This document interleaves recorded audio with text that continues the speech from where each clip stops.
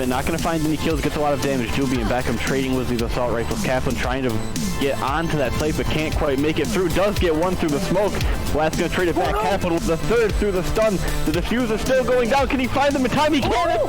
He's for Kaplan!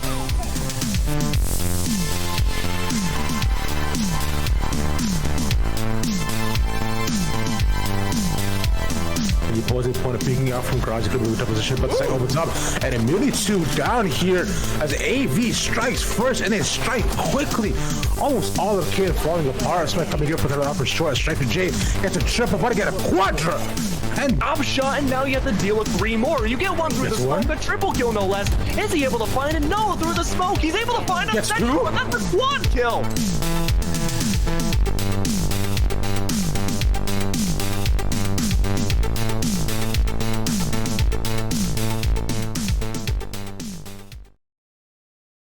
Welcome everybody, here we are on this wonderful Wednesday evening, afternoon, nighttime, morning, whatever time zone you find yourself in. Welcome to the GLG Pit of Valor. Once again, I'm the Doctor, being joined by none other than our producer Vermilion Rose there on my side. They are very still. Think Drax from Guardians of the Galaxy 2. They're just slow enough to be perceived. They're getting to that invisibility state, but don't you worry, we'll get you there one day, buddy. But how you doing today, man? Oh, Doc, that was a very in-depth introduction. I wasn't expecting that, so I kind of sat back down in my chair, had to fight down the blush, but thank you. I wasn't expecting to be here, but I hopped in. Their slot was available. I did some finagling on the spreadsheet, so I slid myself in there into those DMs, and I found myself on the desk by accident, and also producing. Now, as the broadcast manager, did you just slide into your own DMs? Is that, you just said, hey, me, I would really like to cast game 1. Bro, me, perfect idea. Love it. That's why we keep you around to the innovation. Chef's kiss. Get out there, you little scamp. Is that how that conversation went? There wasn't a mirror involved, but there were like the 2 brain cells fighting each other in my brain. One saying yes, one saying yes, and they came to an agreement. So now I'm here. You love to see it, just like you love to see the Pit of Valor on Wednesday evenings. We're live, we're kicking it. We're going to be heading into our first matchup very soon. We're going to be seeing the Complete Apes go up against Zelos here in game number 1. And we are waiting on the map pick. So don't fret, folks. We're not going to Icebox yet. So do keep that in mind. Yeah, fortunately, I don't have a way to put down a null map option. So Icebox, is the meme choice that I like to leave up on the screen. Of course, Zelos, don't know which side just yet. We'll be taking on Complete Apes right now. It is a best of 1. We have 32 teams competing right now. We have Titan, who, if you were watching our, who was it yesterday? Hyperspace Dark qualifiers over the last 2 days, Monday and Tuesday, they absolutely ran through everyone and took down Depth Esports in the grand finals. They secured their spot to the Player Zone Invitational, and they put on a show. I was, of course, behind the scene, of course, making Endless, Strive, and Vincent look good, but I was still watching the game, and it went the full best of 3, and it was wild. Depth are no slouch either. We saw them in the best of 3 on day 1 as well, and they were lights out. They were a great team overall. So to then come in, force a game 3 out of them and win it overall, Titan looking really good there so far. So to have them back here on our Pit of Valor, you love to see it. It means that right off the bat, we're going to have a crazy high quality event ahead of us, but they're all crazy high, right? These teams we get in these events are insane. They're so good, they'll click your head off and they'll not even blink twice about it. Yeah, I am not a good Valorant player.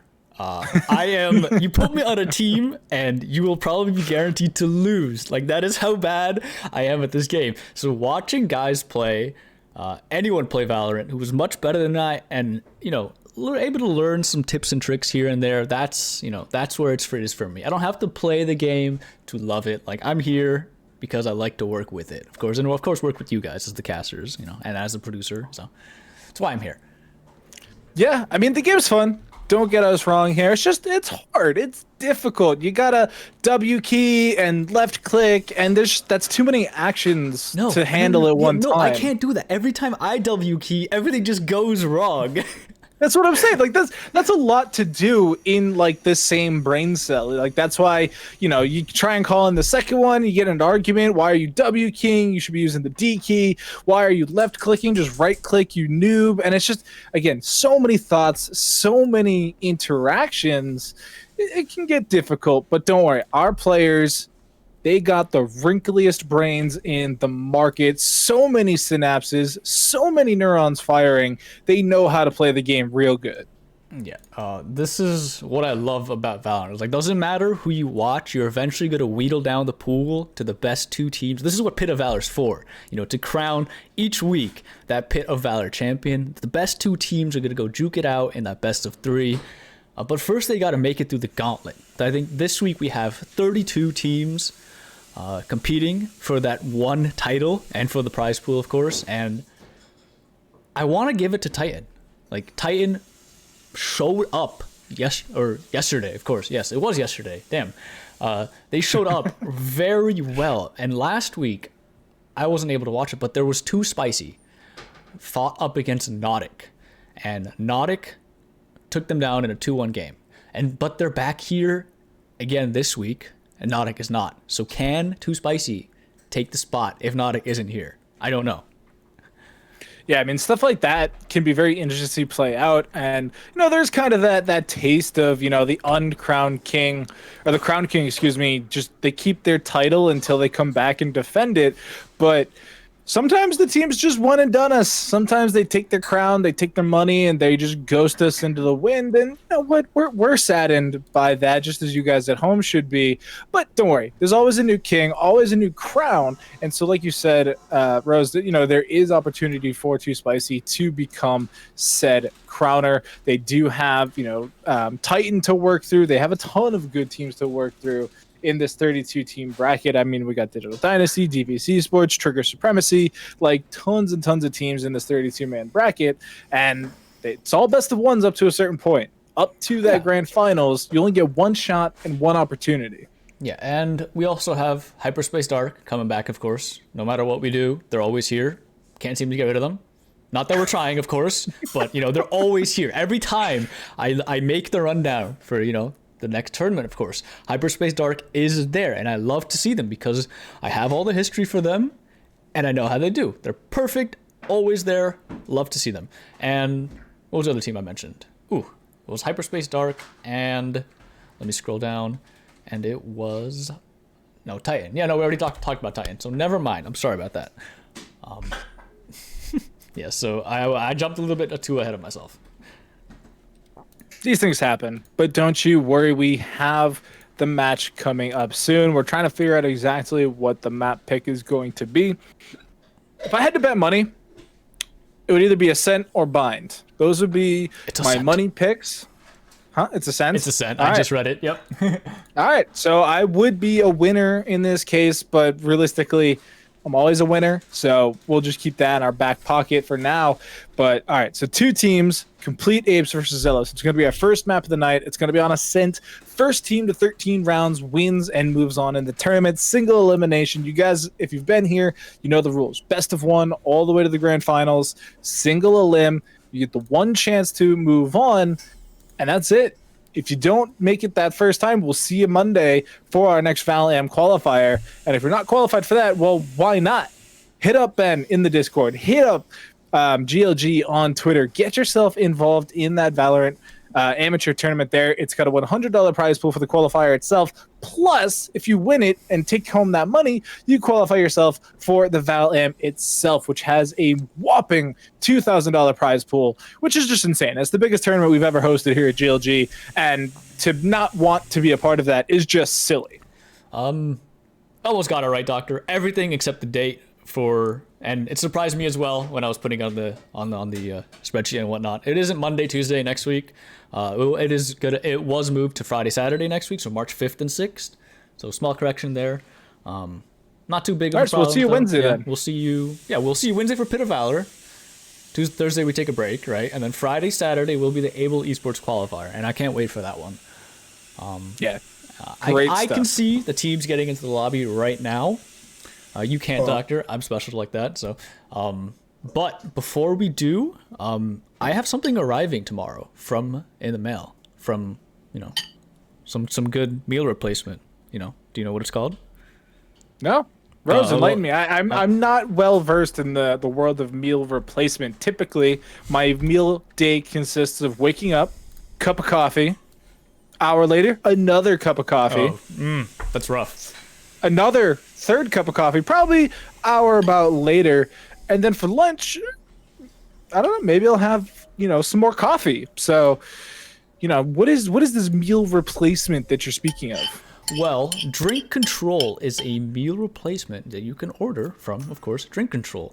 Using our code GLG10, you can get 10% off for yourself. I'm getting one tomorrow, and I'm worried about how long it'll last me, because it'll just go that quickly.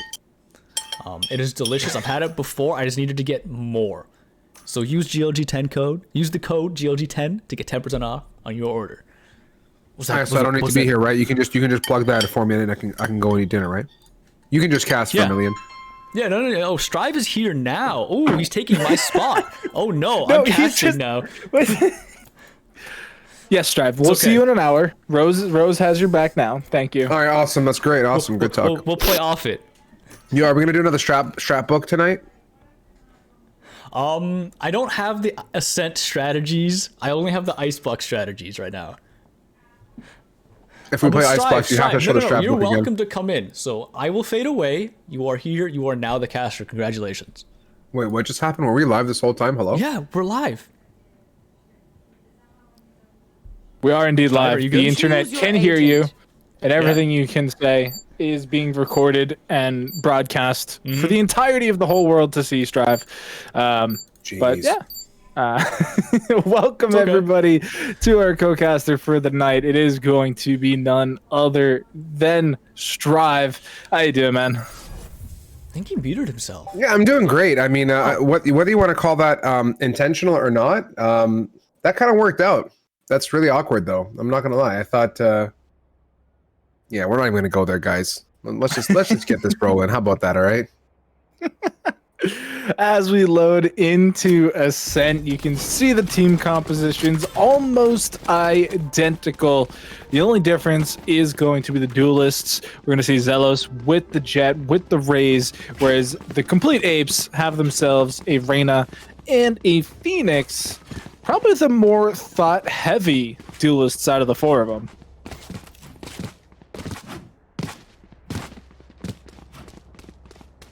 And so we're going to be getting in just a second to the pistol round. The timer ticking down. And Reyna is such an interesting pick because obviously she's been nerfed. She's not as good as she was previously. She still has the same utility. She just has less of it, right? So like there was talk that she was a garbage tier agent now and that people weren't going to be picking her up because it is so, lesser. But as we've seen in the last couple of GLG events, that doesn't seem to be the case. The teams are still willing to, risk it for this duelist. And Kermit picks up the first blood. I am alive, Doctor. I'm here. Good. I'm not very well versed in CPR / resuscitation, so I'm glad that it's not needed at this moment.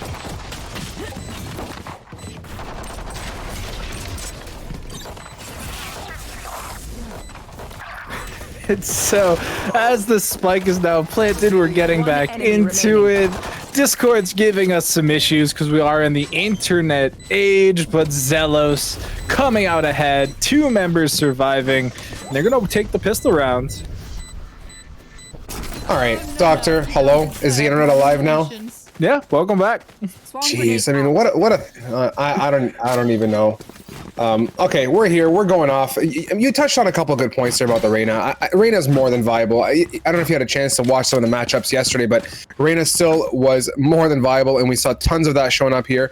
And moving into round 2, I missed the beginning of that first round. I apologize. We were trying to unkerfuffle the internet, but looking like Zelos picked that one up, yeah? Yep. Yeah, I mean, they just kind of overran the retake opportunity. It was a great plant from Apes, but they just weren't able to hold it down. No, they were unable to do it, and just that, a bit of a repeat of history here. They're just chilling in tiles. I don't know what the plan here is with the spike being down, some damage being exchanged, and they're gonna reposition themselves as Fonder responding back and taking out another one in their name, Thing. And just like that, Zelos in a position to secure another round as they're gonna regroup here and pick up that spike, and I'm not sure what their plan is here. I think they're gonna go with the B take here. Yeah, Zelos down to just the one remaining member on the defensive half. They're gonna have to go for a 1v3 retake here on this buy-up, and I don't know if they have it in them. It's just Sova, right? Like, they don't have a ton of damaging utility. We've already even seen them use a shock dart, so it turns out just they get shot in the face. Fonder coming in big, evening it up here for Apes, and just like that, this is a set, man. We cast so much of this yesterday. I feel like this map is honestly a toss-up. You guys got the pleasure of seeing the all-incredible Icebox strat book. They should have one for Ascent, and it just says equal sided. Because that's how Ascent tends to pan out for me. Every match that I've had the pleasure of casting, it's a back and forth debacle here. Mind you, it's only round 3, so let's not get too excited as getting into it. I think Apes is gonna now change the pace and go towards A. Yeah, and I do think that you're right, and that this is the most even map, and I think that's largely why it is the most played map as well. Like, if you did a poll, this is probably the most played map as Neprix does break out onto the site. 2 members down, Zelos in shambles as they lose a third. Oh, not quite. Oh, but the paint can! Oh, he survives! How much HP does he have? Swing and bang! Next to nothing. It's like 4. Producer! How much HP does he have? 1 single HP! Oh, Singular! Man. That's all you need. Single HP in a dream, but unfortunately that time, poor Neprix just got a big unfortunate health situation. And now, geez, pace-wise, I'm liking what they're doing so far. I mean, taking on to A is, for me, my favorite play. I love A site far more than I like B. I just find B to be very confined and tough to get into, Doctor. But so far, Apes has been able to connect a round or 2 to their name, and they're going to change the pace one more time, and these guys are going back and forth. Maybe they're going to take A now. Yeah, this time they do have a bit of a bonus round ahead of them since, you know, Zelos have fully bought up. They're fully equipped now. Whereas we're just seeing some SMGs for the Apes, but as we all know, Apes together strong, they're pretty not together right now. They're pretty spread out, so their power levels are waning as we do get the Empress and the Run It Back both being popped. Spike is now going down on the site, and they're in a great position to hold here. Fonder to send the flash out as well. Empress is active here. Keep your eyes on Fonder. It does not matter though. Zelos is answering big. Can Fonder make things happen here? Getting swung by Baby! Massive Vandal kill, and just like that, Neprix cannot connect the Sheriff and getting absolutely slapped for the defuse. Bit of a toughie there, and worst case scenario, basically, it's not a flawless win there, as Zelos did lose a single member, but being able to carry 4 rifles into your round after that is huge. Your economy loves it. Everybody, the CEO, the CFO, the board of directors, they said, good job, you're saving us a ton of money, do it again, and they can just vibe with it. Apes, they do need a full buy here. Looking at their economy, not so bad. Their CEO took a hit. He could only buy 2 yachts instead of 3, but that's an acceptable loss for some people. So if they win here, they're in really great shape. Looking strong, guns in hand, and this is going to be one of the rounds here we get to witness some good gun action, but it doesn't matter if your Baby's here, has a knife, does not choose to fire. A tap, and a dash, getting away. Good decision. No point in aggressing when you're getting face from tiles and top of mid. Spike is down 2. I like what they're doing here, Doctor. They're playing it slow, working a pick, and Slime is sticking to the game plan. Yeah, it's not going so hot for Zelos so far. They've lost a little bit of control. They know that there are people here on A. They just don't know how many. Now that Slime's gotten the second kill, they can confidently say there is one person here. Now they've seen two, so they know that seems to be the hit. Swing and bang gets one. Here comes the showstopper. It's blind though, and is not going to connect. You already have Netbricks here into Generator, trying to get a shot on. But where's the spike? Fonder has it all the way in the doorway. They killed somebody. How did they kill somebody? This is a repeat of yesterday here, Doctor, where apparently smokes don't exist. So, yeah, that's kind of how that went down. And they just rushed Swang and Bang. Just no escape there. Another round in the books, and that Reyna shot through the smoke was a whole bunch of question marks in the chat for me. But moving ahead, I didn't even see the gun shoot. I was just like, oh, they're running through. I heard the tap, and then just as a tap, Observer went over, and I'm like, okay, yeah, that just happened because he hasn't even gone through the smoke yet. So, taking some notes here, I've been loving how Killjoy sets up and uses the utility. We've seen the Killjoy turret be very viable on Pizza, but you can see Omen there, who's acting as a turret himself, and it's, you know, Killjoy is on B. That's why, for me, B is also a trap, by the way. It's just that alleyway getting in, especially when you got a Killjoy, it's really frustrating because you get alarm botted and then you're just dead, so. It's a lot of damage from that as well, from that Hunter's Fury. It's kind of falling apart, though, if you're looking at the scoreboard. It's back to 3-on-3, and I do like your point. B just feels like a microwave sometimes, and it can be really difficult to get on. And, you know, sometimes you just gotta do it, right? And now that they've killed Griffin, I think that's the call. Just go B, right? Like, you don't know where everybody else is, but you killed the microwave. Yeah, the microwave is long gone here. The B is the play, and that's the beauty of it. Once you get a Killjoy out of the picture, B becomes viable, and it's almost like a Brimstone, but squared, as you have multiple swarms on the ground here. And Thing, let's see if he's looked at the Caprage playbook. Gonna send out the shock dart. Unfortunately, bad timing, but the angle was really beautiful. And this is an opportunity to retake here for Zelos. They're gonna work it slow, but you know, don't dismiss the Killjoy, as they're going to work onto site. Patience is a virtue, but it doesn't matter when you're Fonder coming in from the big flankaroni, Doctor. Woo!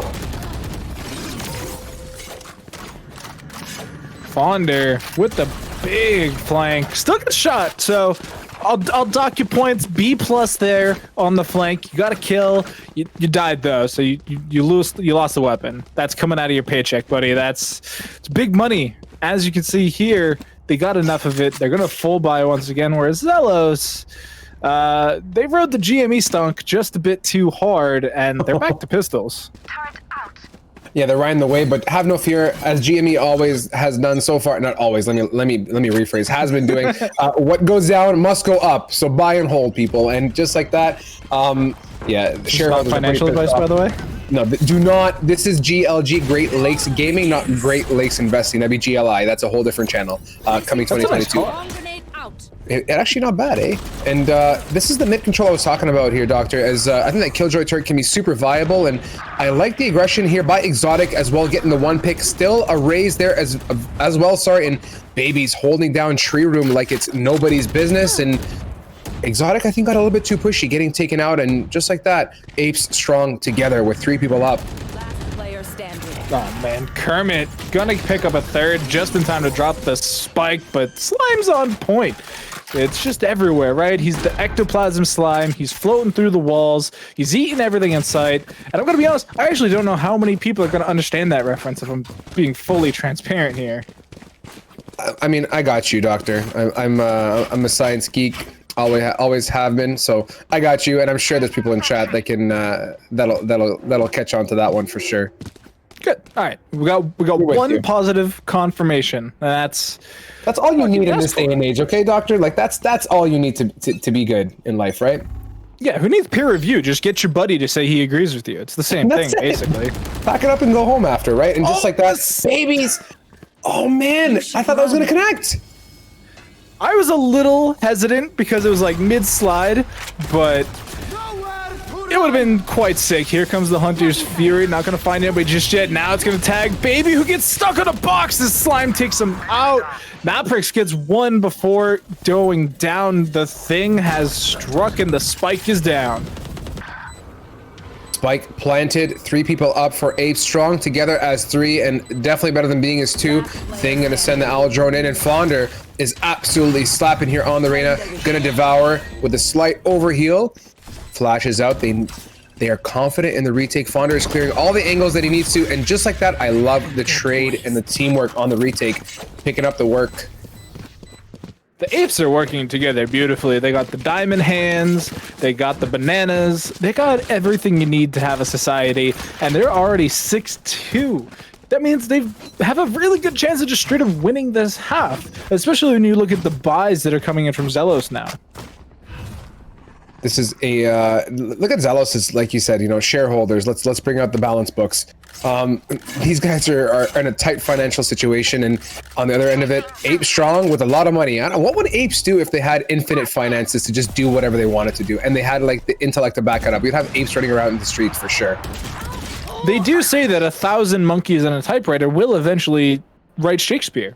Whether that's good or bad is yet to be seen, but I think it's also unethical to just put 1,000 monkeys in a room. I don't think that works. Run it back is popped though, so rooms be damned. Slime just strips their head off. Baby had no chance. No chance at all. And Apes is actually doing tons of work here, but Father has something to say about it. This, remember, Doctor, is eco weaponry. So if Coach Endless was around, he'd say good value indeed. And I like to see eco kills with guns like this because it really sets you up for a strong round after. And let's see if they can retake here as a squad. The lockdown coming out as well as Father is swinging off the lockdown and pushing into sight. They know that Slime is in heaven. He's going to get on it. The lockdown is destroyed. Slime making the right play, and he has little to no HP to his name. Omen now ring around the rosy. Slime connecting and clutching there for the apes. Great clutch there, and it looked really close actually. Father, you know, able to get onto the site, got that wide swing kill, and it was up to the 1v1 up in heaven. Unfortunately for Father, their teammate just couldn't clutch it up in that particular instance, and they were left with so little HP that between the recon dart and just the hard push, we couldn't just stick it. They had to get it to halfway and challenge. And unfortunately for them, Slime is just completely on point. The guy's an animal so far, hit the shot right off the bat, and kind of just clutched up. Slime definitely showing up here as Father and Baby one apiece. A strong round opening here for Zelos now. Up numbers and make that 3 in the books here, and 1 remaining. Slime is the lone wolf on the top of mid, and Baby has something to say with the 3K and the headshot. Absolutely love that skin. I think he's rocking the Reaver, one of my all-time favorites. Super well done here. Zelos waking up nice and quick and cleaning up the apes. That's, yeah, cleaning up the apes. Yeah, don't clean apes. Cleaning up the round, we're gonna go with that one. I mean, apes might like a bath, right? True. Like, you know, you get the sponge bath at the hospital from the nice nurse, and you feel better about whatever situation you're in for a little minute, and then you get filthy again, and they ignore you for the rest of the day. But apes, they need a little bit more upkeep in that sense, and so now they got the Empress, the crown is down, and they're breaking out onto the site. They're getting tons of damage here onto Griffin, but Griffin just steps out and pops Fonder in the face.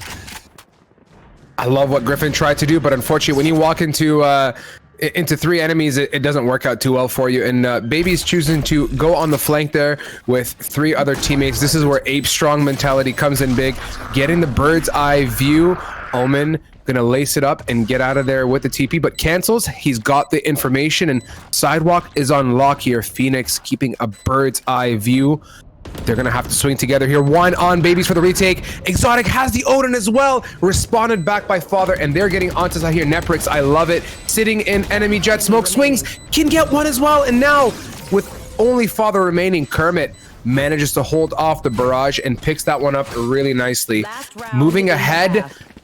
Match point. Oh my, we're not even close to match point. Final round and a half here. We're getting there, but hey, it's still a bit of a ways. Last round and a half here. It is all up to Zelos, so hopefully even it up and get 1 more for the books. Even it up. Get 1 more, at least get 4 rounds, which would be fantastic. 3 rounds for me on the attacker side is tight. Not a lot of breathing room here, Doctor.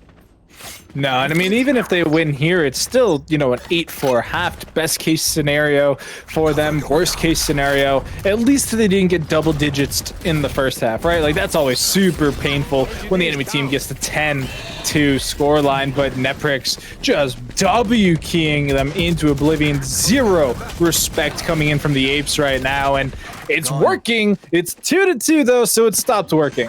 Thing just brought it back. Thing was patient and decided not to go for the trade tactic and swing at the same time, and now he tried to hunch his fury. Good decision here on the last round to be patient and hold it off in hopes of using the Hunter's Fury and swinging with Father. They are able to clean up here and get around for Zelos that much needed fourth round, Doctor. Second half coming up. Let's see if the tides are going to change and the Apes remain strong.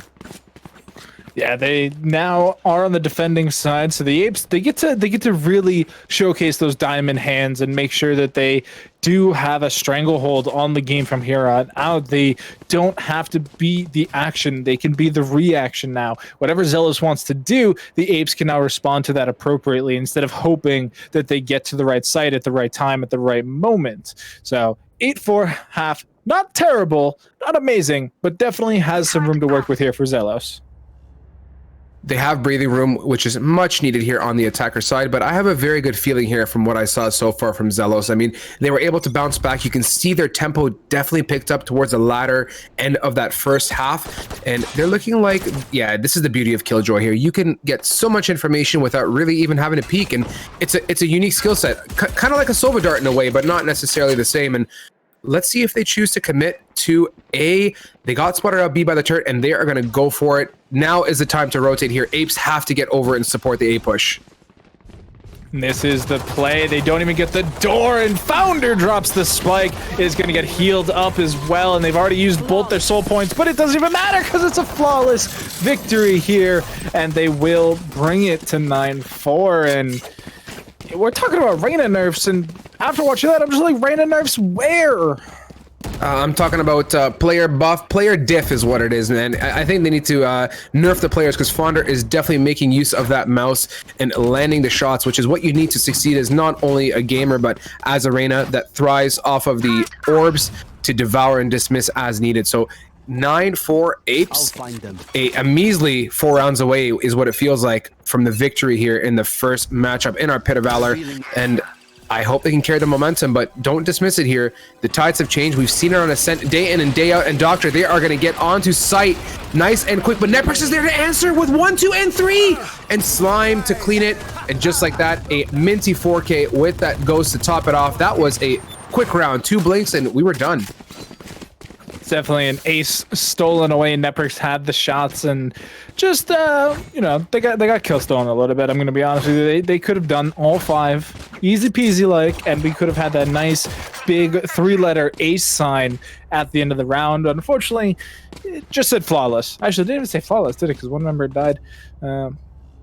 Either way, we do get to double digits now, Strive. It is 10-4 in favor of the Apes, and Netbrix is going hard. Netbrix has no fury. Oh, that was close! How did he get away? That's tragic. 10 HP and a dream is what he's left with.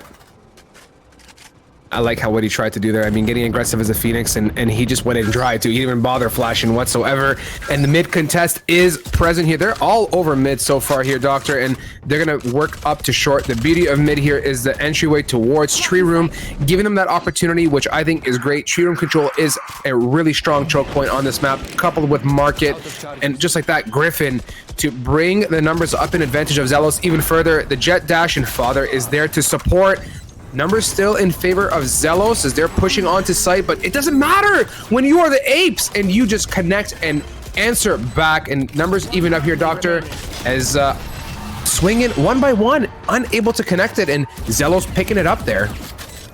That was actually a really strong round from Zelos. I mean, like you said, they got the tree controlled, then they just used that to get onto the A site and get the spike down. And once the spike was down, they had some really nice trade patterns. I mean, they had Father and Baby going in through window, and they were able to take down Slime at that point, which is huge because Slime's been such an animal in the first half. It doesn't quite look it like across the scoreline, but they had a lot of really nice clutch moments in the attacking side. So they bust them down, they get window control, they try and swing, and yeah, Founder gets 2 kills there, but overall making the 2v2 meant that they were able to get that nice crossfire in and defend the spike. And when you swing 1 for 1 like that, you just get double peaked, and it just never works out that way. But Founder already just exploding the entire enemy team. Exploding Fonder, 1, 2, 3, 4. I mean, 2 blinks with a minute 20 left, and this guy doesn't bat an eye, coming in with a nice ace.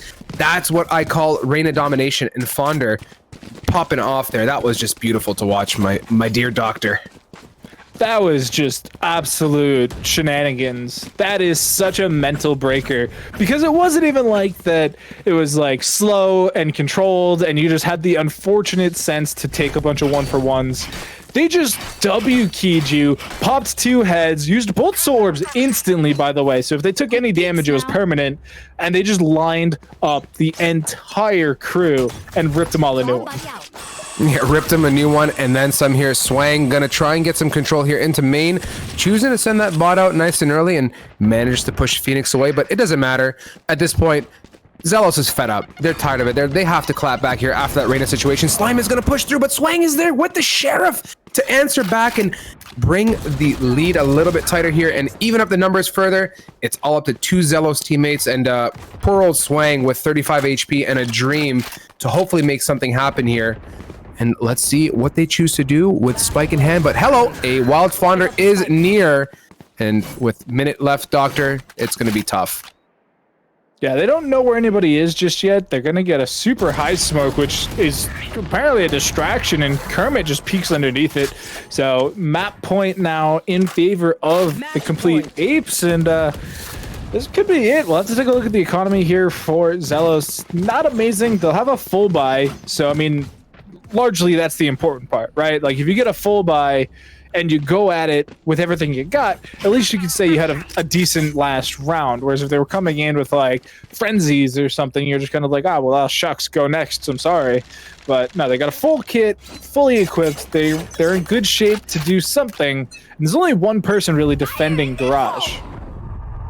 Finances is key. The one thing that grinds my gears is when you go into the last round as a gamer and you just have nothing to your name, but Neprix gonna send it, and he's got to run it back alive, getting one, but getting killed out. I love the connection there, working his mouse like it's nothing, and he's still alive despite popping the runner down from sight, but Father has a thing or two to say about it, and this is the chance for Zelos to hold on tight as that spike is now being planted, and it's down. So we get the Empress popped coming in here from Founder. We've seen them do it before. They've earned a lot of these points in just left clicking. Kermit's going to get down 2 and position 2v3. And the paranoia is huge. Swang still gets a kill out of it, though. Gets a triple kill on top of everything. Throws with the paint can. Weird little bounce works in their favor, and it's a 2v1. Spike is down. It's ticking, and they do get one. Exotic 2K could win the game for them. Here they get the shot. Can they get the defuse? It sounds like a victory. It sounds like victory. It smells like victory. And the Apes, strong and united as 5. Clutch and the round win here. Bringing it nice and big home on our first map, Ascent. Doctor, tell me, what fell apart there for the Apes competition? And what did the Apes do right that really made it that landslide of a win? So Zelos, unfortunately for them, they got shot a lot, and their HP bars were reduced to 0 quite often, which in a game like this, in a game like Valor, a tactical first-person shooter, you need your health above 0 in order to win the round. And so unfortunately for them, it just wasn't something they were able to do quite often, whereas the Apes were amazing in making their opponent's health bar 0. So they were able to get the kills, they were able to get the spikes down, diffused, whatever they needed to do for their objective, and they just came out ahead in largely most aspects of the game. They had great trade patterns, just in really 1vx situations and things like that. So also, they had Founder. Like, Founder just exploded that defender side. Yeah, don't blink twice at Arena, and don't blink twice at Founder here. And definitely someone to keep an eye on as we progress here. I side with everything you've said so far. The aggression, the teamwork, and just the frags. I mean, end of the day, like you said, it's about getting that health bar down to the nice fat 0, and that's what wins you the rounds here, whether that's with a gun and a crosshair or with utility. And I think on the side of the Apes, they use both of those facets just flawlessly. So, guys, ladies and gentlemen, we're going to take a quick break here. Doctor, come back in for some more gaming. Don't go anywhere. Stay tuned. Get a bevy, get a dinner, a little bit of dinner, a snack. Maybe it's getting to that time, at least in Eastern land here. And we'll be back with you shortly.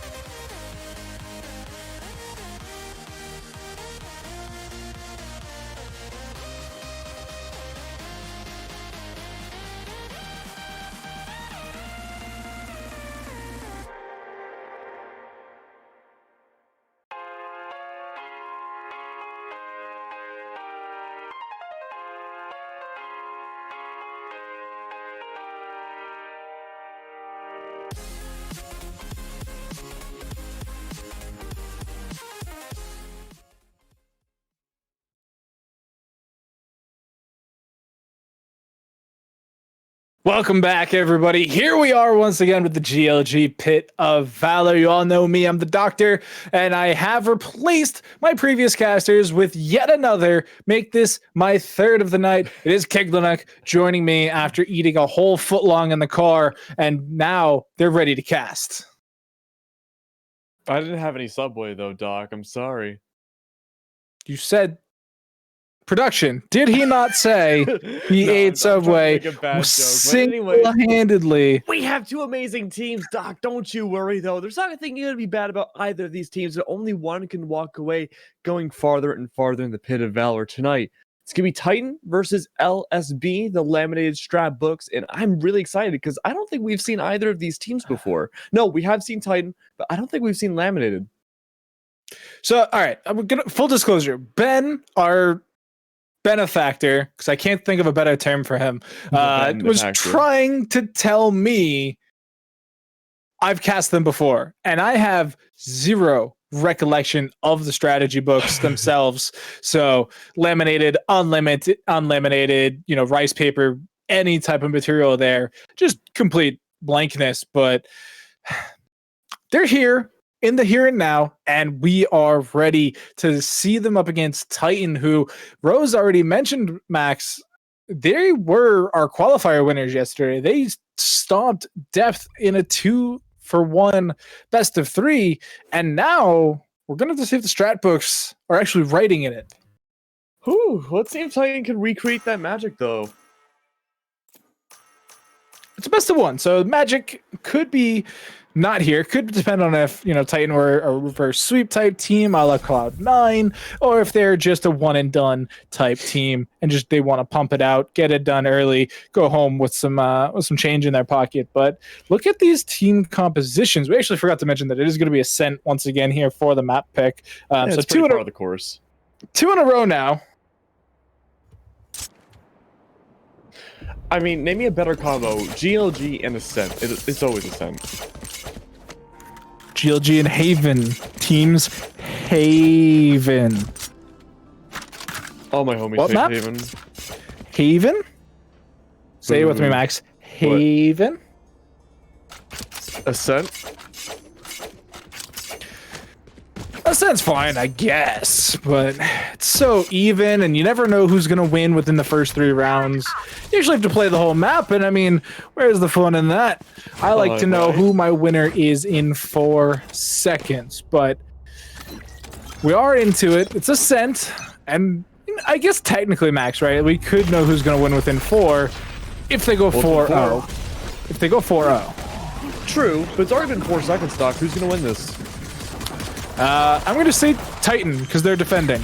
Although the spike is going down with the door shortly after, so I may be wrong on that one. And look at that, though. The positioning already looking really good for the laminated sides. Gonna have to see, though. Look at Gozo up atop here. Only a classic in hand. Alarm bot not gonna be the positioning for B side anymore, but as everyone goes on down, sorry, that sandwich is still stuck inside my throat, but look what's also inside of stucking on B. It's gonna be everywhere. A whole bunch of destruction coming on through, and only 2 left alive on LSB side. It was LSD, but not anymore. Unfortunately, the psychedelics have worn off. LSB found themselves in the middle of the game, the defuse underway, but they take it out on top.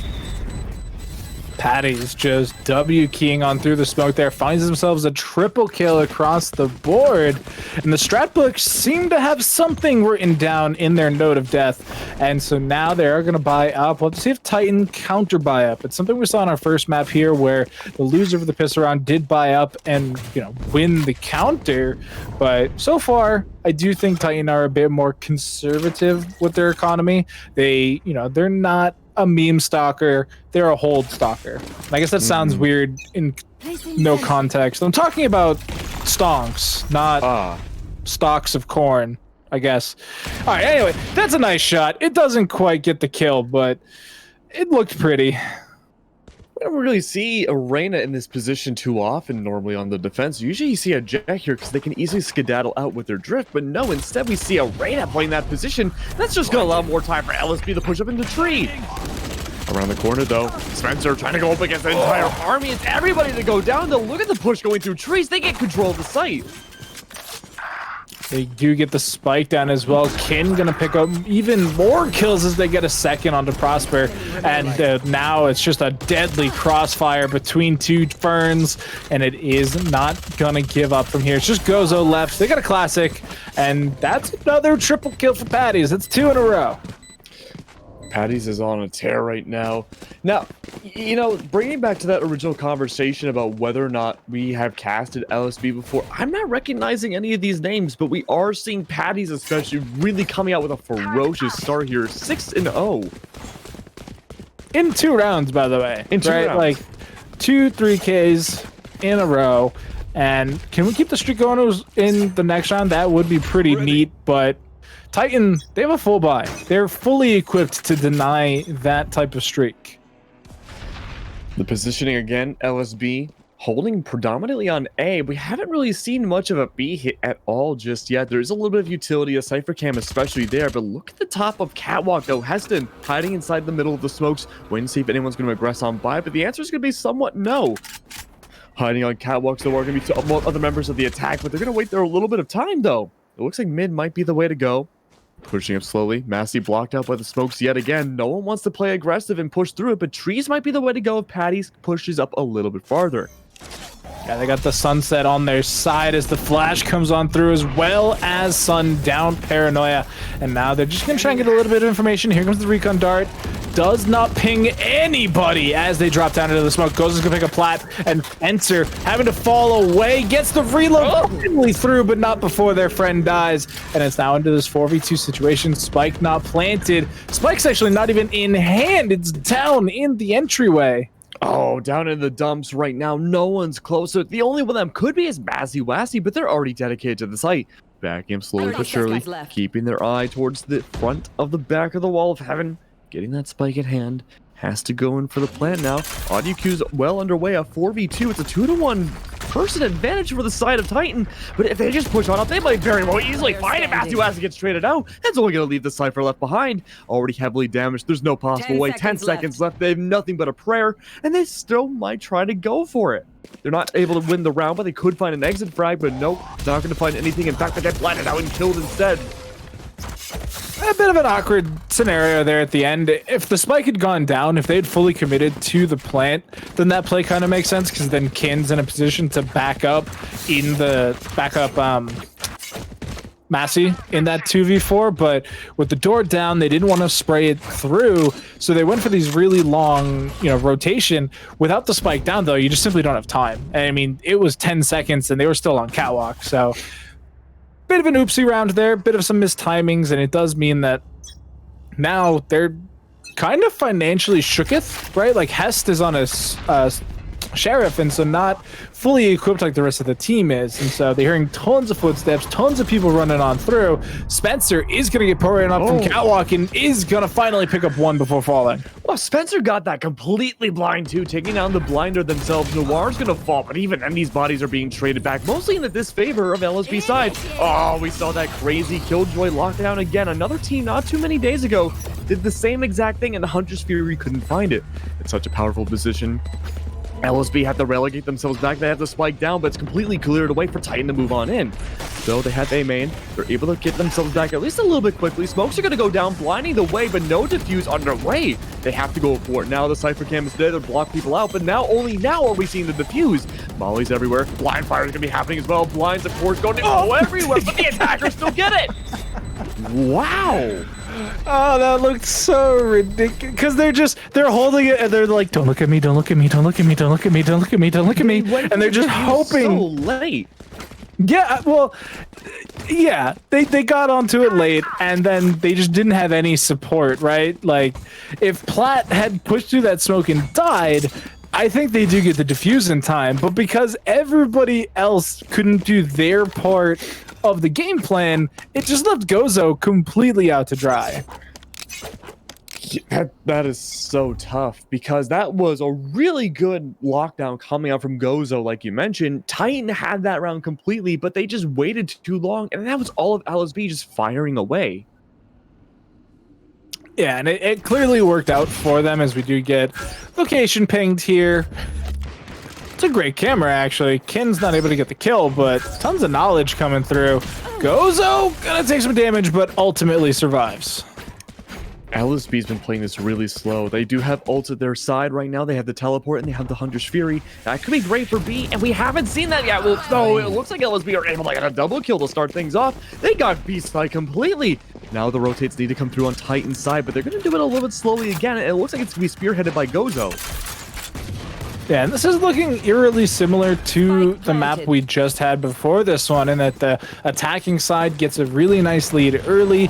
It's looking almost assuredly that they're going to go 4-1 as Kin picks up 4 kills in a row, just absolutely lighting them up, even the flawless victory overall. So again, 4-1 so far, eerily similar to the first map of the night. So we have Kin and Patties to worry about now on LSB side. Really the only one that has shown up so far, at least on the kill feed for Titan, is Gozo. Yeah, and even then it's not lightning in a bottle, right? Yeah, it was like, 1 4K. Yeah, and even now their total score is 6-4, and with the only round win coming in a little while ago. I mean, even the lockdown that they were able to get out of Gozo, they weren't able to secure the round afterwards. But with now 3 ahead, Doc, LSB are looking so good about just being able to rush onto a site. They haven't really been stopped yet, except for a gigantic barrage of fire in one of the first rounds. Looking at Hestevan now. Hiding down at the middle of mid. They're not going to find a whole lot, though. Look how slow LSB's playing. It's a little separated. They're using the Allo drone over at the A site just to make a ton of noise, garner some attention. They're not biting too much, though. They have the 2 Heaven players plus the 1 there in window, whereas Market and, boxes here at B is under control. Or, sorry, boat. But launching smoke. Is it enough? The smoke's going to get replenished. It's a 37-year smoke, so it will expire before my mortgage, or sorry, after my mortgage. But do they actually care? Are they just going to run through it? Here comes the Omen smoke. They might just rush it. Oh, here comes the destruction coming on through the door. Master's gonna fall. The Keymaster finds the Lockmaster, but even then, look at this. All on site, not a lot of contention coming up from the defensive side. They have to push on forwards, but Gozo doesn't have a lockdown in play. They have to use the rest of their utility, but everyone isn't making a lot of ground, except for a single op, though. That's gonna be huge, but now you have to go in super close quarter situations. Not as easy. Pushing up highway now. No nano swarms to speak of on Gozo's side. Able to find some bodies to trade back and forth, and 2 bodies survive. What a mess of a retake there for the side of Titan. Just nothing went their way outside of that op kill from Hest. I mean, we saw the Empress popped as well there on Spencer, and you could see they were trying to set up for a play into Garage to clear that out and get something going there. And what ended up happening was they threw the Leer out, and then it instantly got cloudbursted. So it basically negated their own teammates' utility there, and so at that point we didn't see it live, but you could see it in the kill feed. Spencer lost the 1-for-1 up against Platt there, and it just completely opened up, you know, a can of worms for the rest of the team, because it meant they didn't have garage control, they didn't have button control, and everybody else just got pinched. And now Platt is just boldly walking into no man's land and fragging out. And that's going to be putting everyone on eco round as well. You lose one of your 2 duelists already. Sure, it was an Empress in hand. You're not going to use that on just holding a Sheriff. But now look at this. Everyone on the defense is so spread out. They might be trying to play for a retake again, Doc, but this has not worked for them. Gozo especially is in a good spot compared to the rest. Hiding around the corner. Smoke's coming out from Messi, though. Able to find Gozo instead. Never mind. And that's A-site like it's nothing. Yeah, completely open. Hest does have the knives out, so we'll see if they can get something done, and the answer is not today. It's just down to Prosper Q, and they have the ultimate. They have, you know, they have the Rolling Thunder. I don't think we're going to see it here in this 2v5 situation where they have, a couple sheriffs, but it's there for next time. And actually, this is, Max, this is the first game we've seen double breach ever, I think. We're pretty close to ever. Well, yeah, in GLG, obviously. Asterisk. But, yeah, I mean, that in and of itself is pretty nutty.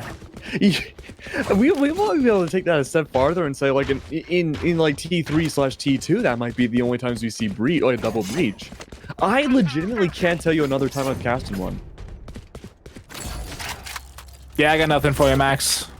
But I also have the memory of a goldfish, so I could have done it like on Saturday and still not had an answer for you. Did you know goldfish have a really crazy memory, though? They can also grow to be like 2 feet wide or big. That part's insane. I do remember the Mythbusters episode where they actually trained a goldfish to do mazes like they would a mouse. That was pretty neat, and, you know, obviously showed they had some sort of brain cells, as we see Patty and Hest trade, rubbing their 2 brain cells together against each other. Ooh, sounds. I wonder if that was supposed to be a shock dart. You know, that's a tough question. That's usually where you put a recon dart, but there was Hestevan right nearby. He knew Hestevan was there. That could have been a really stealthy shot. Regardless, though, it didn't connect. The recon bolt may have told what they already knew about the sniper being nearby, but with that being said, though, at least it gave them a little bit of time to rotate. Patty's, though, holding out to see if anyone's going to rotate Marketplace. The answer is going to be no. The breach and Brimstone going around CT side. They already have control of B, but no plan has gone down just yet. Of course, as I say that, it goes down. Highway may be in the control of the Brimstones, but they have to push on forwards. Now we see the Rolling Thunder, and with that being said, though, that like it's nothing. And the retake needs to be a little bit faster. They're able to make it work. Only one left alive on the actual Boathouse. That Cypher coming in from behind as well. If the Jet can stall things out a little bit more, and they're able to even out the odds. Only one left alive now. Gozo in a 1v1, has control of the site, could go for the defuse, may try to bait it out. Not a lot of health in their possession. Camera's going to come out, though. Going to stall out Gozo a little bit more, but they only have 3 bullets. They can't reload and defuse at the same time. In fact, all the bullets go, but they only need 3 bullets. And they have plenty of time to defuse as well. Everything finally working there for Titan. They get another round win. 5 HP, the separation between winning and losing that round. And, you know, maybe we could have seen a little bit more shenanigans come out there from the Strat Booker, but overall, just an absolutely crazy shot there from Gozo that works out very nicely for them. They finally get a round in their favor. They're able to pick up the operator as well, so that's a big powerhouse they're going to be able to bring into the next round. And the Strat Books, they still have a full buy. It is minus the operator, though. Oh, But you got to keep in mind too, Doc. Look at all the ults that LSB can use. We could see a reverse Rolling Thunder. It could happen in Justice. Not the best Reyna showcase here tonight, as we do also get the Neural Theft coming out. It's been the same push every round from Spencer. Placing swamp grenade.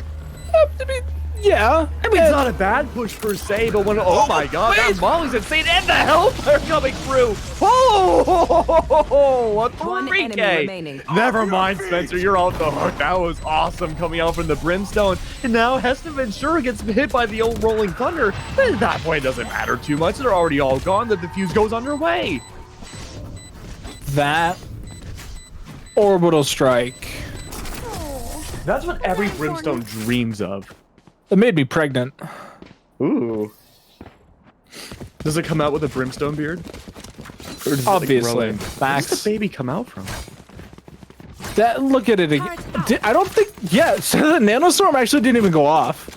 The nanostorm was instantly destroyed as it landed. So that was solely up to that orbital strike. And man, did it clearly worked. And all right, they gets them a third round on the board. It keeps their economy in good shape. They kept multiple members alive, and we're starting to maybe see a break for the strat books. Maybe they don't have as deep of a brain as we thought. You know what the scary thing about that one single nanoswarm is too? I don't think anyone on LSB saw that nanoswarm at all. So sure, you don't have the Hellfire again, but you could throw the same exact nanoswarm and probably get away with it. Yeah, I mean, they broke it on command, but it could still work yet again.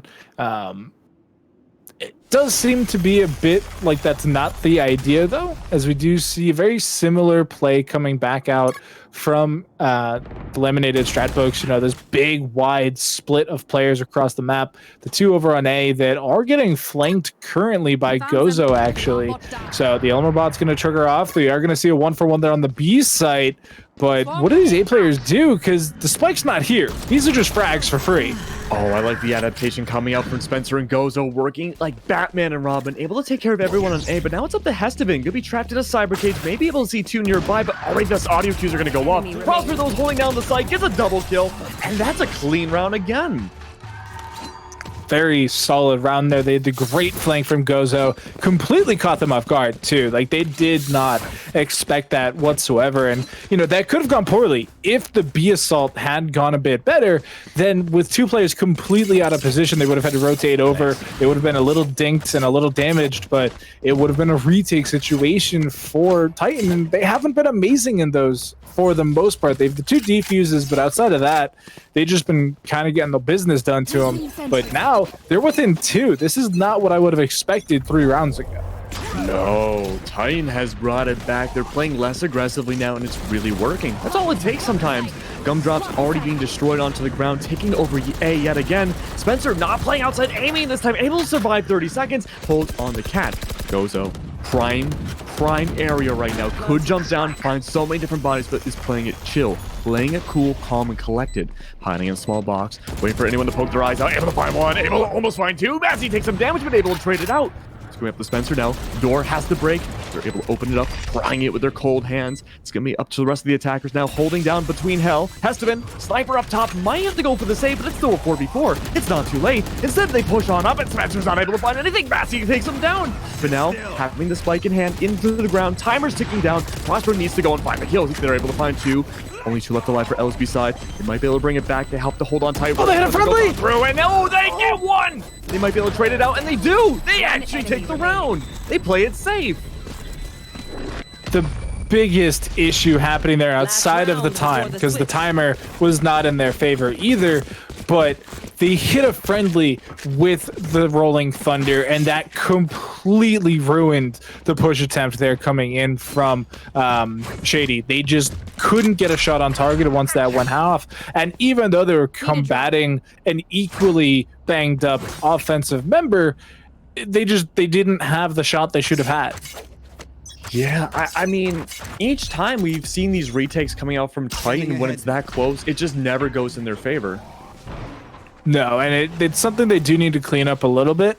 And for now, there's a lot of noise at the A site once again, and it's forcing a rotation. Luckily for Titan, they're not getting hard pushed here onto the B site either, and in fact, they're going to drop the spike, and now they can counter push all day long. They know where the spike is, just make the move. Losing the Brimstone, no Hellfire this time to worry about, but LSB cleaning up the entire kill feed, taking it like a mop to a piece of dirt, it seems. But Titan want to prove that they're more than just dirt. They are strong, fortified mud with only 2 duelists left alive.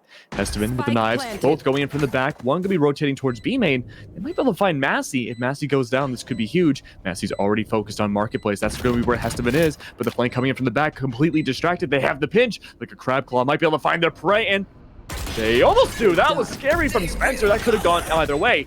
Now it's going to be up to the rest of the 2 left. Bringing things home. They have a Hunter Spear to work with. Not able to find anybody, though. It's a blind fire. Spencer takes down Noir, but there's still a Sova. Sova goes down. That's going to be a 3K. Great play coming in from Spencer. It was a little shaky. I thought for a second they were going to get turned on, but they held strong. They didn't give up the shot, and they were able to get the opening frag there to give them the then Empress. And once that Empress was popped, they were able to close out the last couple of frags pretty, easily. The Hunter's Fury actually kind of backfiring because it only got the 1 tag there onto Jet, and at that point, it's not a kill, and you've now given away your position, and with your teammate losing the 1v1, it means you're completely exposed. So things there working out very nicely for Titan on the defensive side. Now they've made the transition. They're coming at the bomb sites with the attacker side now in their favor, and this has so far been the strongest side of all the teams here tonight. And what makes me worried too, Doc, is that not only do you have Arena with her flashes, but you have a Breach to initiate with the 2 very aggressive duelists too, right? But not only that, you have Brimstone's year-long smokes to work with. Yeah, and so as we do get the Fracture coming out, smoke there into the doorway, we're already seeing some rotations come through. I do think the strat books seem to have a great idea of where it's coming from, and I love that they're pushing the smoke. Hest gets a kill here. Patty trades back, but Spencer in a position to die as Patty picks up a second before falling. They are cleaning up the house, and as soon as we saw it was an advantage, that was brought back pretty close to a 2v1. It got very shaky very quickly, but we do see the strat books able to keep their fingers on point, and they still won. Yeah, very, very dominant round coming out from Stratbooks. This is going to be the first round where they were able to separate at least a little bit of the momentum that Titan has been bringing out. But you mentioned how the attack has been able to really find these aggressions early on and these advantages. LSB, they might be able to bring something back too. They have less utility to work with, but if their positioning is as good as it was in the pistols, they might be able to make these early rounds work for them. Yeah, now that they, can get a little bit of an... Oh no, don't you dare. Noir. If they got that second kill, I would have walked away. That would have just been absolutely insane. Would you be pregnant again? No, because that there is a cooldown on that ability. In case you didn't know, but oh boy, Hest only has 16 HP in a classic. It's not the best look if you're trying to win the round. But look at where Prosper Q is. They were on camera? Yeah, they had to have been on camera. Kin knew where they were. Yeah, that was a strong kill from Kin as well, being able to clear away all of B. It's going to give more leeway to A side, sure, but it looks like they're already prepared for that as well on LSB side. Hesteman's already on site, though, holding down Jenny, but even then, they're surrounded by the enemies. It's no contest. Yeah, I'm not really sure what Hest was doing there, right? Like, they got onto site, great, cool, amazing, but then they just kind of hung out in the corner, and they didn't get any information for their team. They didn't kill anybody. They just let their spike come out onto the site blind, which they then died and dropped the spike. I mean, holding Jenny's not the worst position in the world, right? Because you do have some blind spots from heaven. You do have some from hell down below. But even then, you're facing the completely wrong way. You need to watch heaven still. Yeah, I mean... Unfortunately for them, nobody came to heaven as Massey just goes hyper aggressive. Shady trades out nicely, and Gozo gonna keep fragging on the board. And all right, bit of an odd start. Yeah, destroying the door is kind of odd as well. Gozo pushing forward might be able to find Kin, but Kin's going to relegate himself back on the B. This is a very fragmented push coming out from Titan. And even though they have one extra person on their side, it seems like unless they go maybe mid or even just a full dedication to B, they might have a very rocky round still. They don't have any ults besides Jet's Blade Storm. There's no ults at all on LSB's side, but the utility and recon coming out from that Cypher and Sova, you have to watch out for. Gozo though. Yeah, What's up? They also, I was gonna say, they don't quite know where this camera is either. It's the same one I believe they used the round before, so Kin gonna be able to see that. He's gonna be able to get a ton of information as well. They see 2 on site already. They do finally lose the camera, but that's so much knowledge coming in for the side of the strat books. And where is Kid hiding to? Shockdart's gonna get Gozo a little bit more, but he's able to skate away just a tiny bit. These defenders have to relegate themselves away. I think they have to go for the save, or they're going to push Marketplace. They may still have a chance to bring it back. They have to play it smart. A 2-4, yet again. Able to find some shots on the Prosper Q. Only 18 health, but he's stuck. They close the door on him. He glitches through in death. But even then now, they kind of left him for dead, but at a good cost, though. It's only going to force 2 different ways. One very noisy, one destroying the turret as well. That's still going to have LSV only have 2 different methods approaching. Gozo's holding a very small corner. They're still going to try. They don't want to give up just yet. Gozo's going to find Patty, but what about the last one? The Cypher right around the corner. Gozo might try to go for 2. They're looking at the wrong corner. He gets a triple, but it's too late.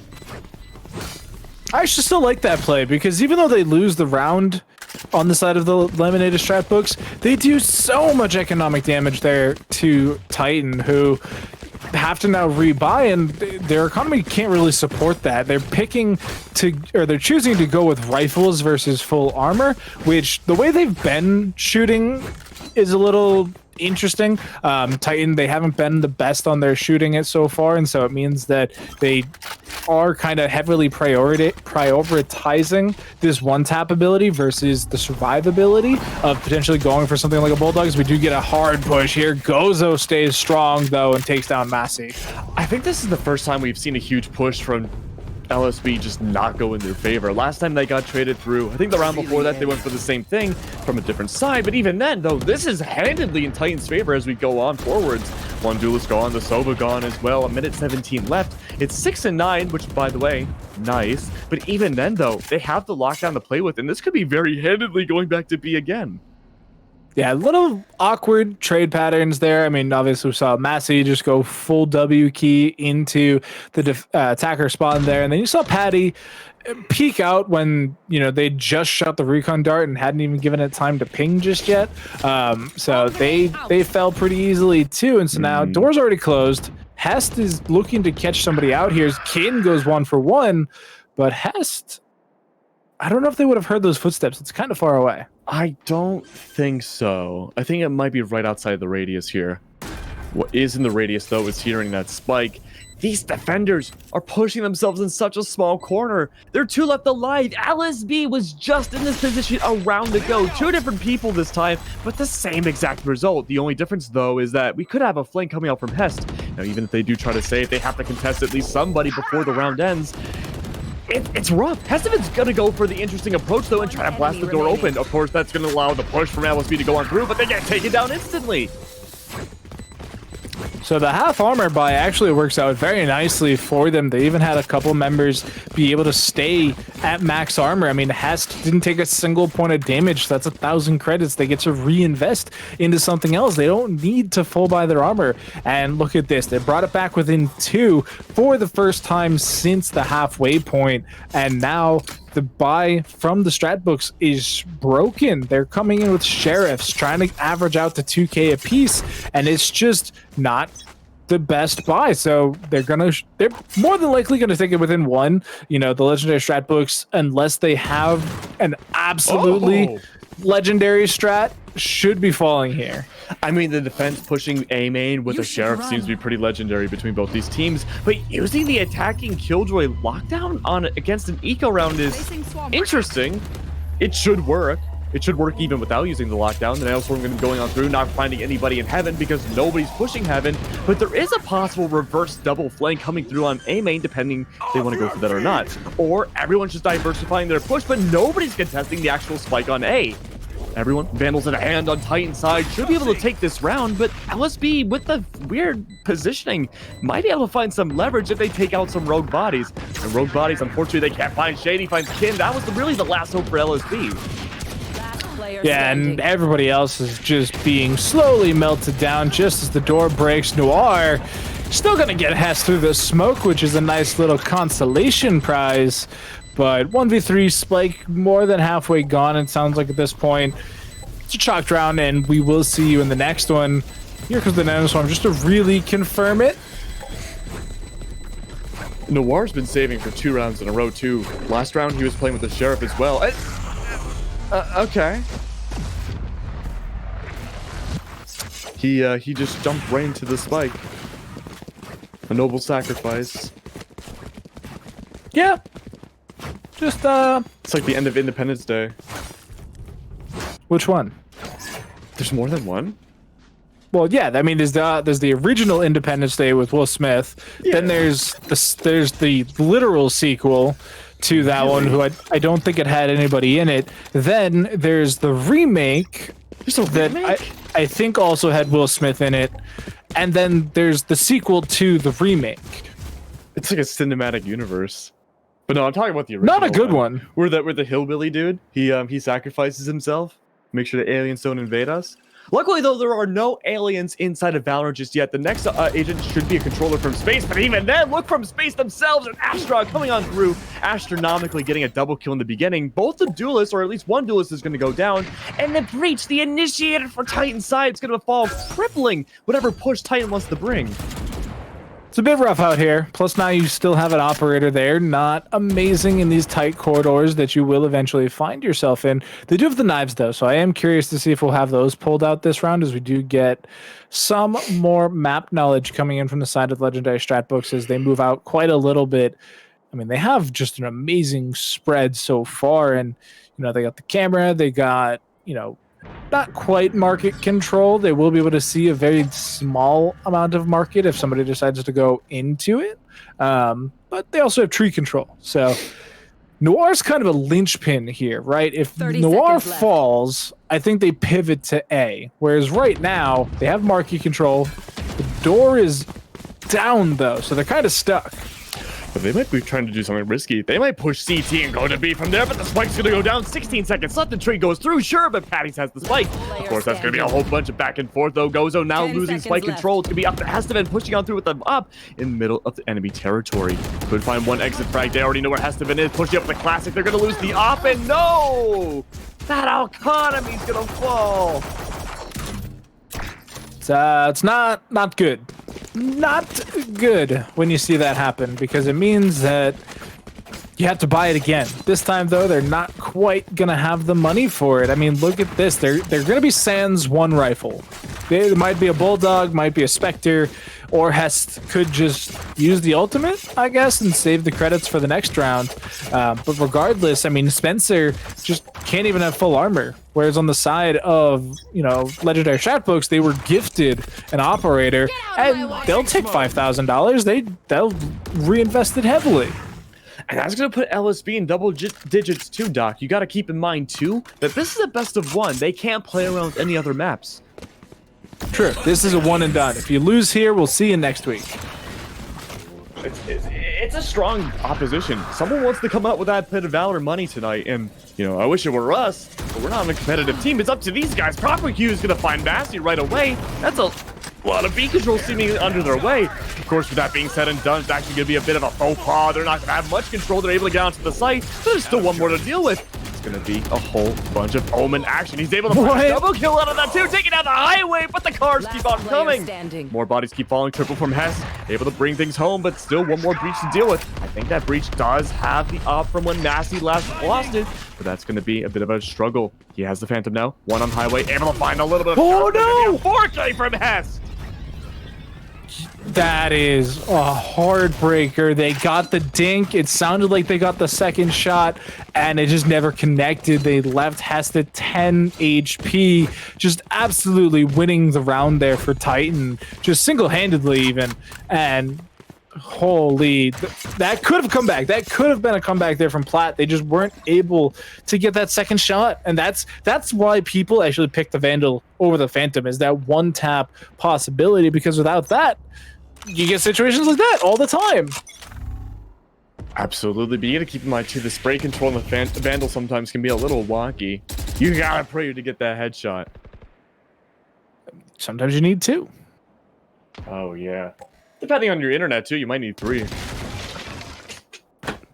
Good old rollback or delay based netcode. Actually, this isn't fighting games, but boy. What do you mean? We can't see Shady go for a wave dash? Listen, if he just walks up and down smashes, then you know we're donezo. But We've seen a few wombo combos.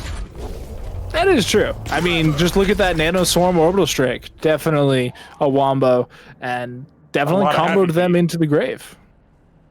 Holy. Let's see what Noir, can he find maybe some sort of crazy wombo combo of his own? He's gonna have to push back a little bit more. Blinded out twice in a row, yet no one's pushing up. Spencer might be able to find the shots, gets traded out instead. Gozo finds one, Prosper finds another. That's gonna be that, having to charge their way onto the site. 3v3 now.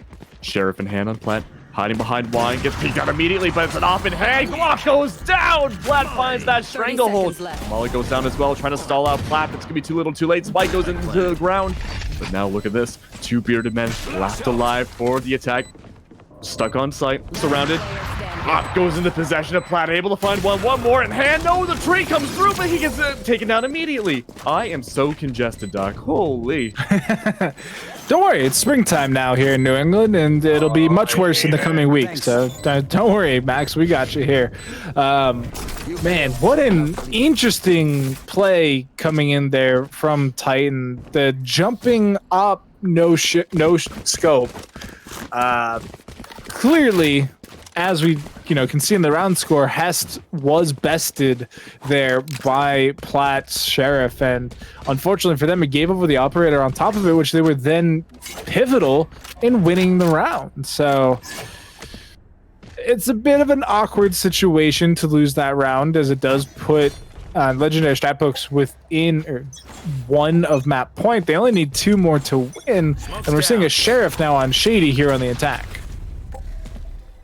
It's a bit of a broken buy, huh? I mean, they got 4 rifles. I mean, it's still. I mean, worse. you have to rely on someone either on your own team or on LSB falling to pick up the rifle. So it is saving some economy, but that means your Brimstone has to play a little slower here. He does have the spike in hand, so maybe it's smart, but he's also on the flank watch too. That is such a huge opening for Titan to take advantage of, or LSB to take advantage of. Exactly, and I do like this play from Titan. They're playing very slow, trying to eat up a lot of utility here. Paranoia, Noir's been holding on to this for a hot minute. They are just waiting for the push to come through, and so far, the Stratbooks, they're holding strong. They are diamond fisting this game right now, and they're waiting, because look at this, the rotations are counter-rotating. You're sending people back to B site, and now the take is on. Here comes the Rolling Thunder. They're under the site already. Noir catches a couple people with that Paranoia, but they're getting flashed like it's spring break here in Tree, and the door goes down, and the spike sure to follow. Good one. But with that being said, though, look at Shady. Still Sheriff in hand. Everyone inside heaven. So many smokes. They can't do a whole lot here, but they're going to keep on trying. Heaven, they push down. They could find one, and that might break the dam of the Titan side. But they have something special up their sleeve on the attack. They have the lockdown from Killjoy surrounding completely. That could time with the spike going down, or it might be too little too late, but the bodies keep on trading. They still have to push on down. No bodies in sight. Everyone looking around as much as they can, but they're all looking at the wrong angles. Shady still with the Sheriff. One, the last one's alive. Oh! Final kill. Shady gets the round-winning kill with the Sheriff. We talked about it, and it came true. Listen, Max, I know you're in the arts, and so I know you know the storyteller's pros, where if you bring something up in the story, you gotta circle back to it. Does Shady have a Sheriff? Yes. If you never bring it up again, who cares if they have a Sheriff or not? This time, though, they brought it full circle and won the round with it. Hey, man, you're leaking our secrets. Listen, it's all scripted, folks. We already know who wins the Pit of Valor, but we're not going to tell you. That's why you got to watch the whole thing. Yeah, I mean, when I found out it was TSM, I was... Oh, crap. Max. So Gozo, anyways, is able to find some catwalk presence. It's only a 1-point differential now. If LSB can win this round, Doc, they're going to be on match point. But look how spread out Titan is. In fact, they're focusing more on B, and predominantly they've had more luck on this site. Yeah, it's been quite a show so far, and so this could potentially be overtime incoming. I mean, it's 10-11. If they both tie at 12, we go to our best of first to two overtime. So it's not best of 3 because it just resets at 2, but either way, Hest is going to get the first blood here in the round. Kin's in a great position, drops the spike even, but I don't know if they saw that. Platt picks up another one as well as Spencer trades out. Still need to get control of B site though. One hiding behind green box. That's gonna be the paramount stake that they find, and they're able to uproot it. Now it's gonna be up to the breach. Does have the rolling thunder. Might be able to find everybody. But he only has a sheriff in hand. Having the knife it open. Well, someone knife it open. He has to push on forward, so he's gonna find a barrage of bullets right in his way. He made no qualms about where he was heading. Nope. Very noisy, that weapon there. Can't exactly silence it. Not an option here in Valorant. You just got to be loud and proud about it. They bust down that door, and unfortunately for them, there was somebody waiting for them. And so now it's tied up 11-11. And you can see the Legendary Strat books, they are consulting the book. They're trying to figure out what they need to do, Max, and do they have something in their pocket? Do they have an ace in the hole? It all comes down to this pretty much. This has been very attacker-sided too, Doc. Neither team really winning a lot of defenses, but that strat book, like you mentioned, they have 4 ults to play with.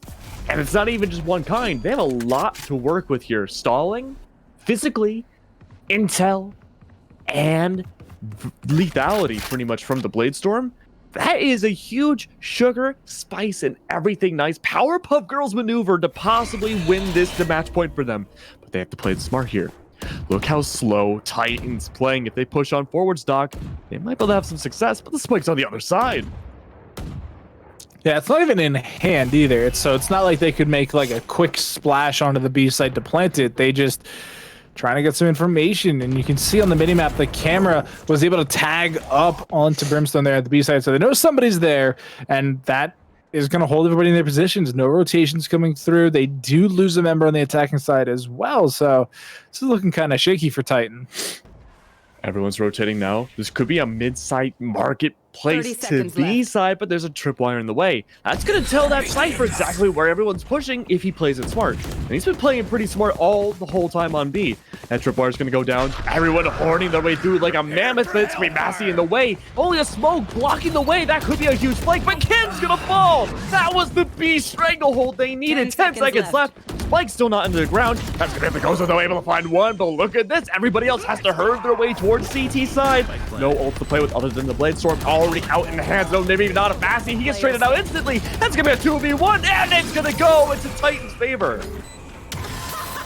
The Empress coming in clutch there, making sure that they had the shots on target. They weren't going to be bested. And what was actually very crucial that not a lot of people might have noticed is Noir tried to teleport into the back of the site to have that extra layer of coverage. And that was when the orbital strike came in, which meant they could not commit to the teleport. Otherwise, they would have died regardless. And so they go for this whole market push, and they end up just losing the shot to Hest, who was still on target. You know, they had to check both corners, so Noir, they looked left first and right was the call, and so they end up falling, and the pincer maneuver once Kin falls down was simply non-existent. Yeah, and those pincer maneuvers have been really hard for both teams here, especially when they're trying to do a semi-eco, but they had rifles. That's no excuse. Yeah, they had a full commitment there, and they should have been able to hit the shots just like that, as Massey just gets run in on, falls 1-for-1, and so it's 4-for-4 still as well. They do have the Hunter's Fury and the Neural Theft on the side of the Legendary Strat book, so you gotta use it at some point. Kin needs to stay alive and either get a kill or have somebody get a kill for them, otherwise it's just wasted points at this point. And the pressure's luckily not on him right now. It's going to be more on Noir. He's hiding in his own Noir. Shadows to the right around the corner. Hesitant finds the small little outline of him. But that's going to be it. Where's the rest of the defense? They're caravanning their way over to A, but it's going to be too little too late. They're making their way to B. One's on the other side of the smoke. Caught out with the iPad in hand. A buggy 20-something rounds in. Able to find Shady. 2 no less. Defied with the Bucky. Holy. But now he's going to trade up a little bit, find that Phantom, pushing on forwards. It's going to be the attacking Killjoy. Platt's going to fall. There goes that clutch, but still bringing it to a 2v2. Hunter Spear going to go on through. Finally, one Frostbreak 2 finds it. This could be overtime. How is this Killjoy going to play it out? They have options, both in heaven. They could go for the plan. 15 seconds. They have to make a maneuver now, and they got planted in a very unorthodox spot. Recon Bolt's not going to find him, but top of heaven, that could be it. We could be going to overtime. They have to find the Cypher. Cypher's not going to go down. He ducks in time, finds it, but it's too late. Overtime, baby. They did it, Max. Legendary strat books pull into the back pages of the book the unknown secrets behind them, and they bring us into our overtime now. It is the first to 2 rules, so you have to win a round on the attacking side and the defending side in order to win the map, and if you can't do that, you go to a second overtime. That's how the rules work. It's how Riot intended. If you got qualms with that, at Play Valorant on Twitter. They'll probably just send a meme back. That's what they've been doing lately. It's good PR, I guess. Like, remember when someone said that Breach was not powerful enough and they needed to buff him, and they sent a picture back of a 80-foot tall Breach on Ascent? That's what we need to see next. It's coming. I mean, the guy's been buffed time and time again. Between him and Viper, I don't really know who's been buffed more. Well, to be fair, Breach is actually playable, as we see there. Prosper Q gets the first blood, and Shady keeps it going with a second. Holy, they're able to hold the fort at least a little bit more, but there's only 2 left alive on the attack. It started up dominant, but they got mowed down pretty quickly. The Spike's going to go into the ground, but there's 3 left alive. The Jet's heavily damaged, but that's going to be up to the other duelists and the Killjoy to work with here. Rolling Thunder, at least the mini one, goes down, going to stall out. The CT push a little bit more, but Noir might have a great position of fighting 3 different bodies. Of course, once you go up, you're able to find the head a little bit more. Noir's going to fall. 1 left alive. He's able to find it. Has the Rolling Thunder. He might bring it out now. And he does! He takes down Highway. Instead, he prioritizes the rifle. What about the left? The left is able to find the shot instead. You look the wrong way, Platt. That was actually a really unfortunate spacing there for the Rolling Thunder, because he knew he had somebody right and somebody left, and you can't get both in one spot with the way the map is set up at that point. So he committed to the right, thinking that they were closer than they were. Unfortunately for him, the Rolling Thunder completely knocked them all the way away behind the wall there, and so they weren't able to get the 1-for-1 kill there. And had that gone down, it would have been just Gozo versus Platt, and that's totally doable for Platt. That's a shot you can actually take, which they did take, and unfortunately for them, they do fall. So now we see Titan in the lead for the first time since right before overtime, and if they close out here, if they can clutch up on this attacking side, they'll win the map. Titan's been pretty good on the attack too. LSB though Titan did win the defense, and that's the harder side for both of these teams. It's gonna be up to that Wondrous Giraffe up top to see whether or not they can do it again though. Kin is hiding right around the corner. I don't think that Recon Bolt or whatever that was is gonna spot him out, but the Cyber Cages are in full effect. Blinding out, using as much utility as humanly possible. Massey caught off guard. It's gonna be up to Kin though. Coming in from the sidelines, is able to find a double from it, but no, a triple! Kin just absolutely keeping them in the game. The spike is being planted in full view of the doorway. Luckily, there was still a brim smoke there, so it is going to be this 2v3 for the game. For the entire map, comes down to this. If we're going to a second overtime, we'll go to a second overtime. But if it is done and dusted here, it's up to Titan. The 2 remaining members have to get something done. Gozo unlocking the ultimate. Spencer gets a triple kill. The Empress is popped, and can they get the 4th? No! Noir shuts him down, so it's a 1-for-1. Gozo peeks and can't get it! And that is second overtime now incoming. Oh, second of how many though, Doc? Because we have seen 2 defensive rounds now, and that's how it always goes at GLG, right? Every team wins their attacking rounds, barely wins the defense, then suddenly when overtime comes around, everyone on the attack plays overly cautious, and now everyone wins the defense. It's a never-ending cycle. Yeah, I mean, when it comes down to potentially losing your team the map, you do want to be a little bit cautious about it. And we're starting to see some of these players really turn up, right? Like Kin getting a bunch of huge kills there for the team to try and even be relevant. And then you saw Spencer for the first time all map, it seemed like, actually being productive and, you know, picking up that 3K with the Empress and almost single-handedly winning the map for the team. But now we're heading into the second overtime. It's 13-13 and the A site is under siege. They're already in and through the window and through the door. This scoreline's getting about as bloated as I am with all these allergies. Look at Massey, though, down below in hell. It's going to be blocked away on top of having another Reyna to worry about. No one's able to find these shots, though.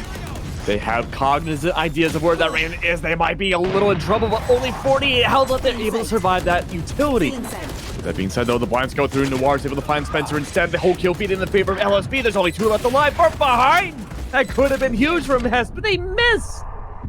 And they try to dash to safety, but it just simply doesn't work. Noir still putting up big numbers, and it's a 1v3 max. Oh, Shady. Shady's trying to do it alone. He's trying to be a one-man army. 70 health in a dream. Has no idea where anyone else is. 2 are hiding in hell, and they find him around the corner. That's going to be 13-14. Get out of my way. I don't know if they had fully completed the reload there, unfortunately, because you saw the animation come through, and I just don't think it was completed when they peaked, and so they do get popped in the face. That's 14-13. Legendary Strat Books taking the lead back away from Titan, and so now that they're on the defense, they just gotta hold strong, right? No operators this time on either side. Nobody's invested into it. They're just 5 rifles with full armor.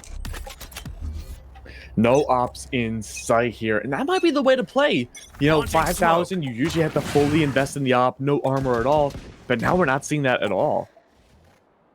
Yeah, it's a bit of a buy-up in that case because it does take so much of your team's overall economy that if you don't get anything done with it, it's just a complete wash, and you need to just sacrifice that because it's so critical. But here Noir getting tons of damage down without taking much back, even got a first frag and takes Gozo down to almost nothing. And Titan says screw the spike too. The only one close to it's Gozo. They have to pick it up and go with at least one side or another, maybe even mid if they so feel inclined. But the defense on LSB seems to be really strong here. They have an ever omnipresent presence around just about every single site. I'm especially worried about Kin. The camera placement, the double tripwire. Even if there's more bodies on A, that might be the way to go. Yeah, because you just got to outshoot them at that point, and you can see them getting quite aggressive here. The spike's been picked up. Massey is actually in an amazing flank position if this doesn't get overly checked, but how can you check that without going too deep left is the question. And so now we're seeing the take happen. Smokes are coming out. Hest is going to get fully paranoid. Cloudburst comes out. Look at Noir! Gonna push on through, gets a second, even pushes for a third! There's only one left alive. It's Gozo. One person in a dream, a 1v4. Shady couldn't do it before. What makes Gozo able to? They get it. Massey gets it. And that's going to be LSB taking down the Titans. Hey, Stratbooks, why aren't you in the Valam? Clearly you can do it. Like, just absolute nuttiness coming out there. They were ahead for a large portion of that map. And so it does seem right for them to come out as the total victors there. Secondary overtime completed, 15-13, the final scoreline there, and they move on to the next round. They do very handedly. It was a close matchup for a while, but towards the very end, on that overtime, they seem to have a much better idea of what to do. Yeah, and they wish-washed a little bit, right? Like, we saw a couple odd plays from both sides in the overtime. Like you mentioned, both teams seemingly a little overcautious to potentially lose the game at that point. And it just came up to the last, couple rounds there. The Strat Books, they got aggressive. They got their groove back. And turns out that's what they needed to win. Absolutely, Doc. And it has been great to see both teams play. Unfortunately, Titan, we're not going to see them for a little bit longer. We'll have to wait for another week to see them play. But LSB, I can't wait to see more of them tonight on the Pit of Valor. But we are going to be going to a small break as we get things set up on our end. Don't go anywhere, though, and get some drink control.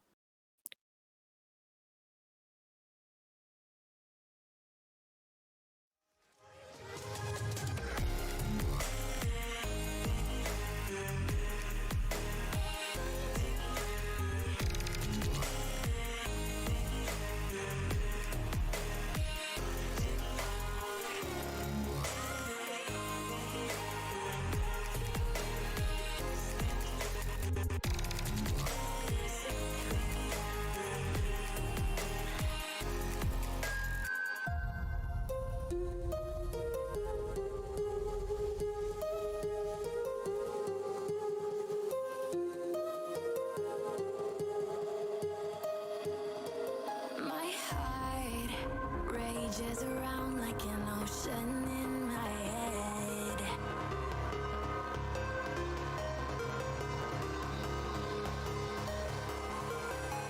I can almost feel you walking in the distance, but I know that it's not reality.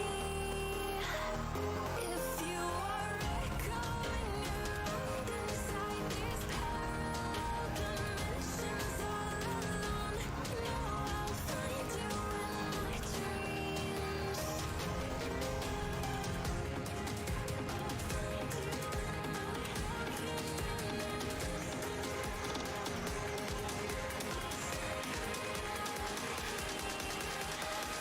you in my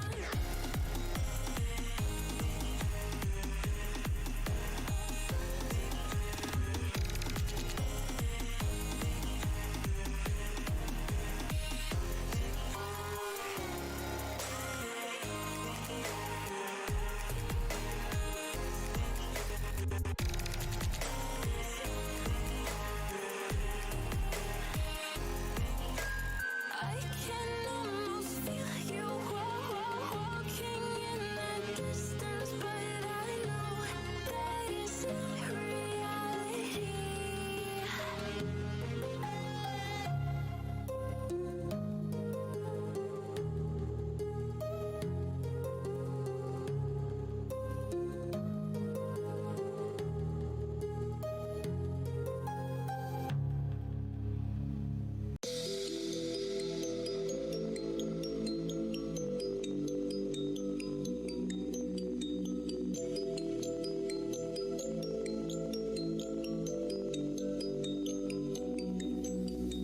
I just wanna feel free, and I just wanna be me. Yeah, I just wanna go so crazy. Yeah, I just wanna be a freak. Yeah, I just wanna rise to the top.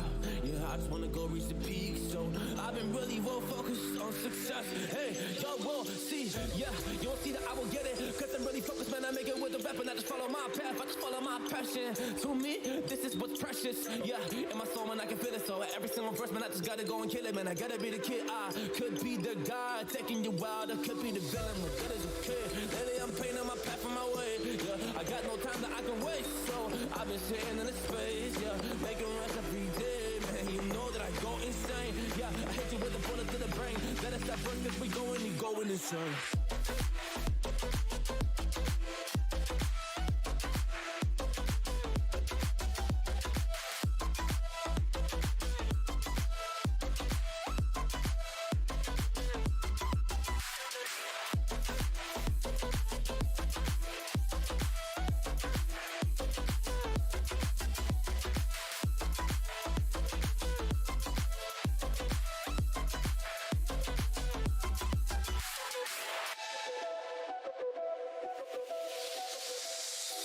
You don't know what I'm gonna do.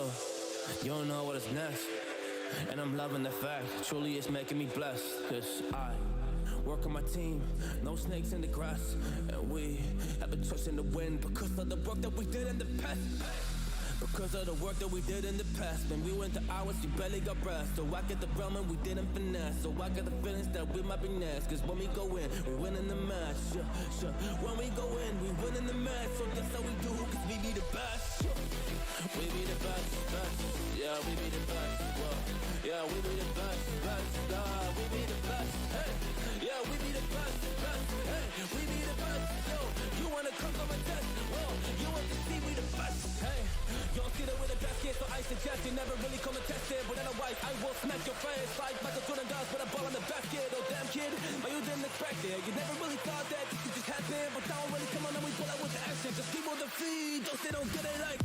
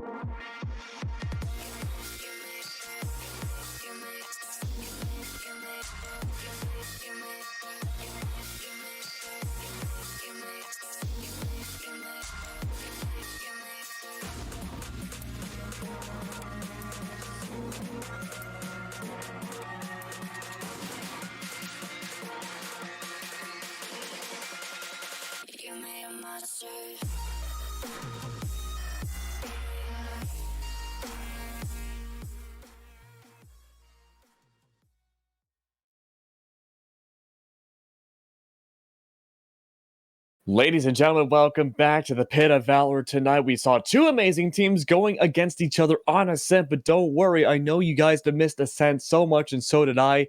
That's why we're returning to it yet again. My name is Keg, and I'm joined by the amazing Strive. What's up, Strive? How you doing? How's it going, man? I think, Keg, this would be the first time you and I get the pleasure to do some casting, so I am looking forward to this. And I got the pleasure of watching you guys take a nice game into overtime, so this is going to be nice, as I think we're going to do a little rinse and repeat on Ascent. Very true. I'm wondering, though, if we're going to see two breaches go back and forth again. It's not very often where we get to see that at GLG, and something tells me we're probably not going to see that again for a while.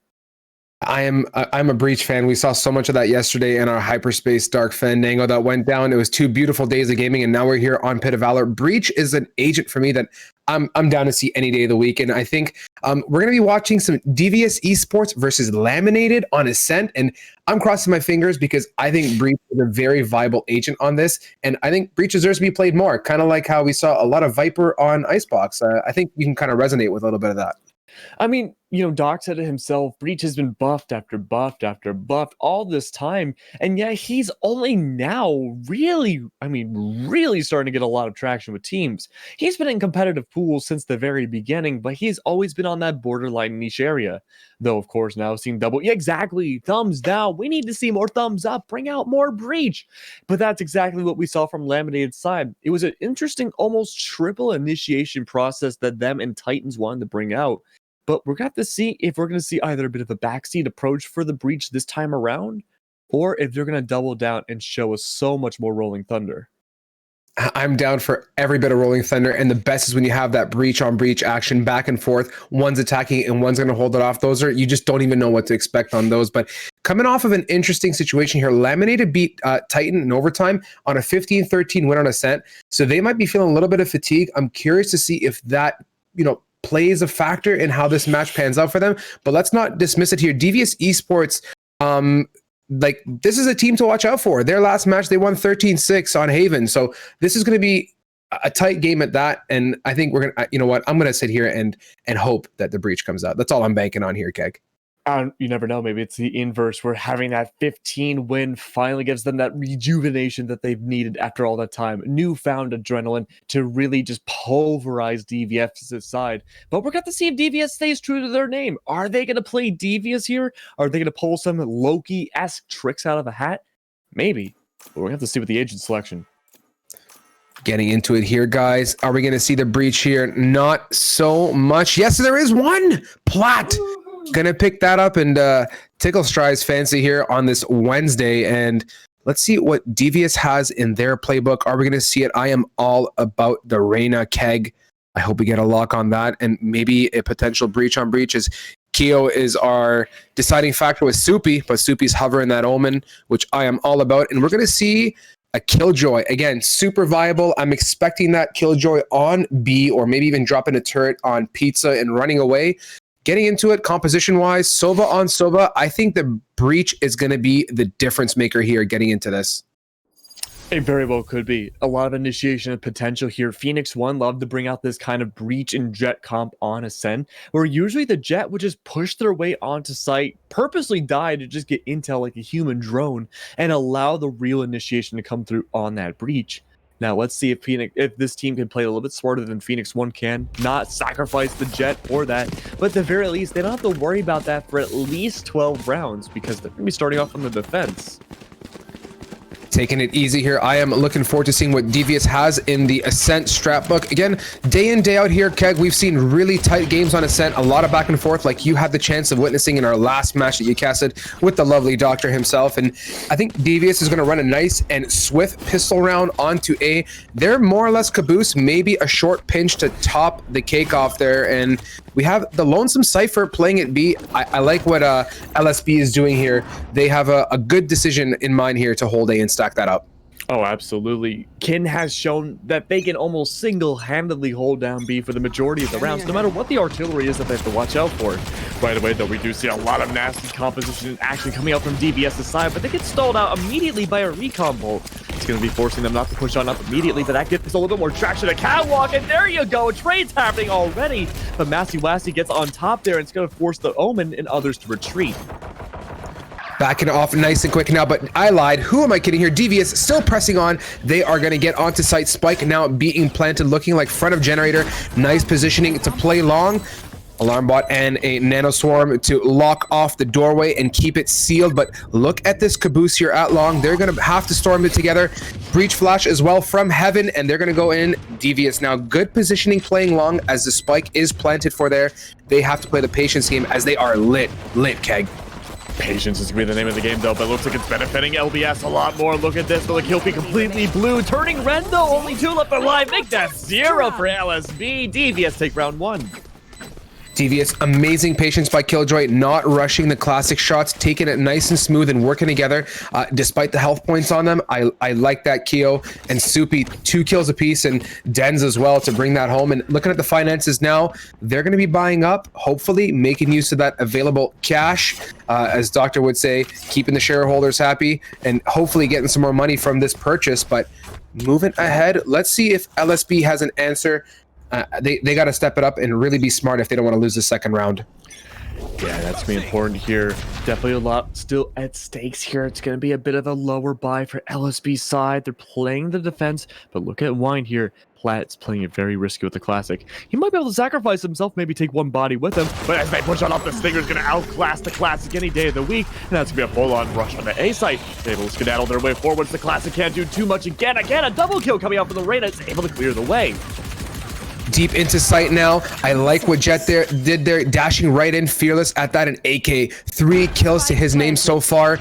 Lurking, about to be met with a little bit of Massey Wassey resistance here in heaven. Can he connect with the Stinger? Yes, he can with the 4. He is lurking for that ace. Keg gonna come around, check his corners, and he's about to be met with the ace onto Kin. I love it.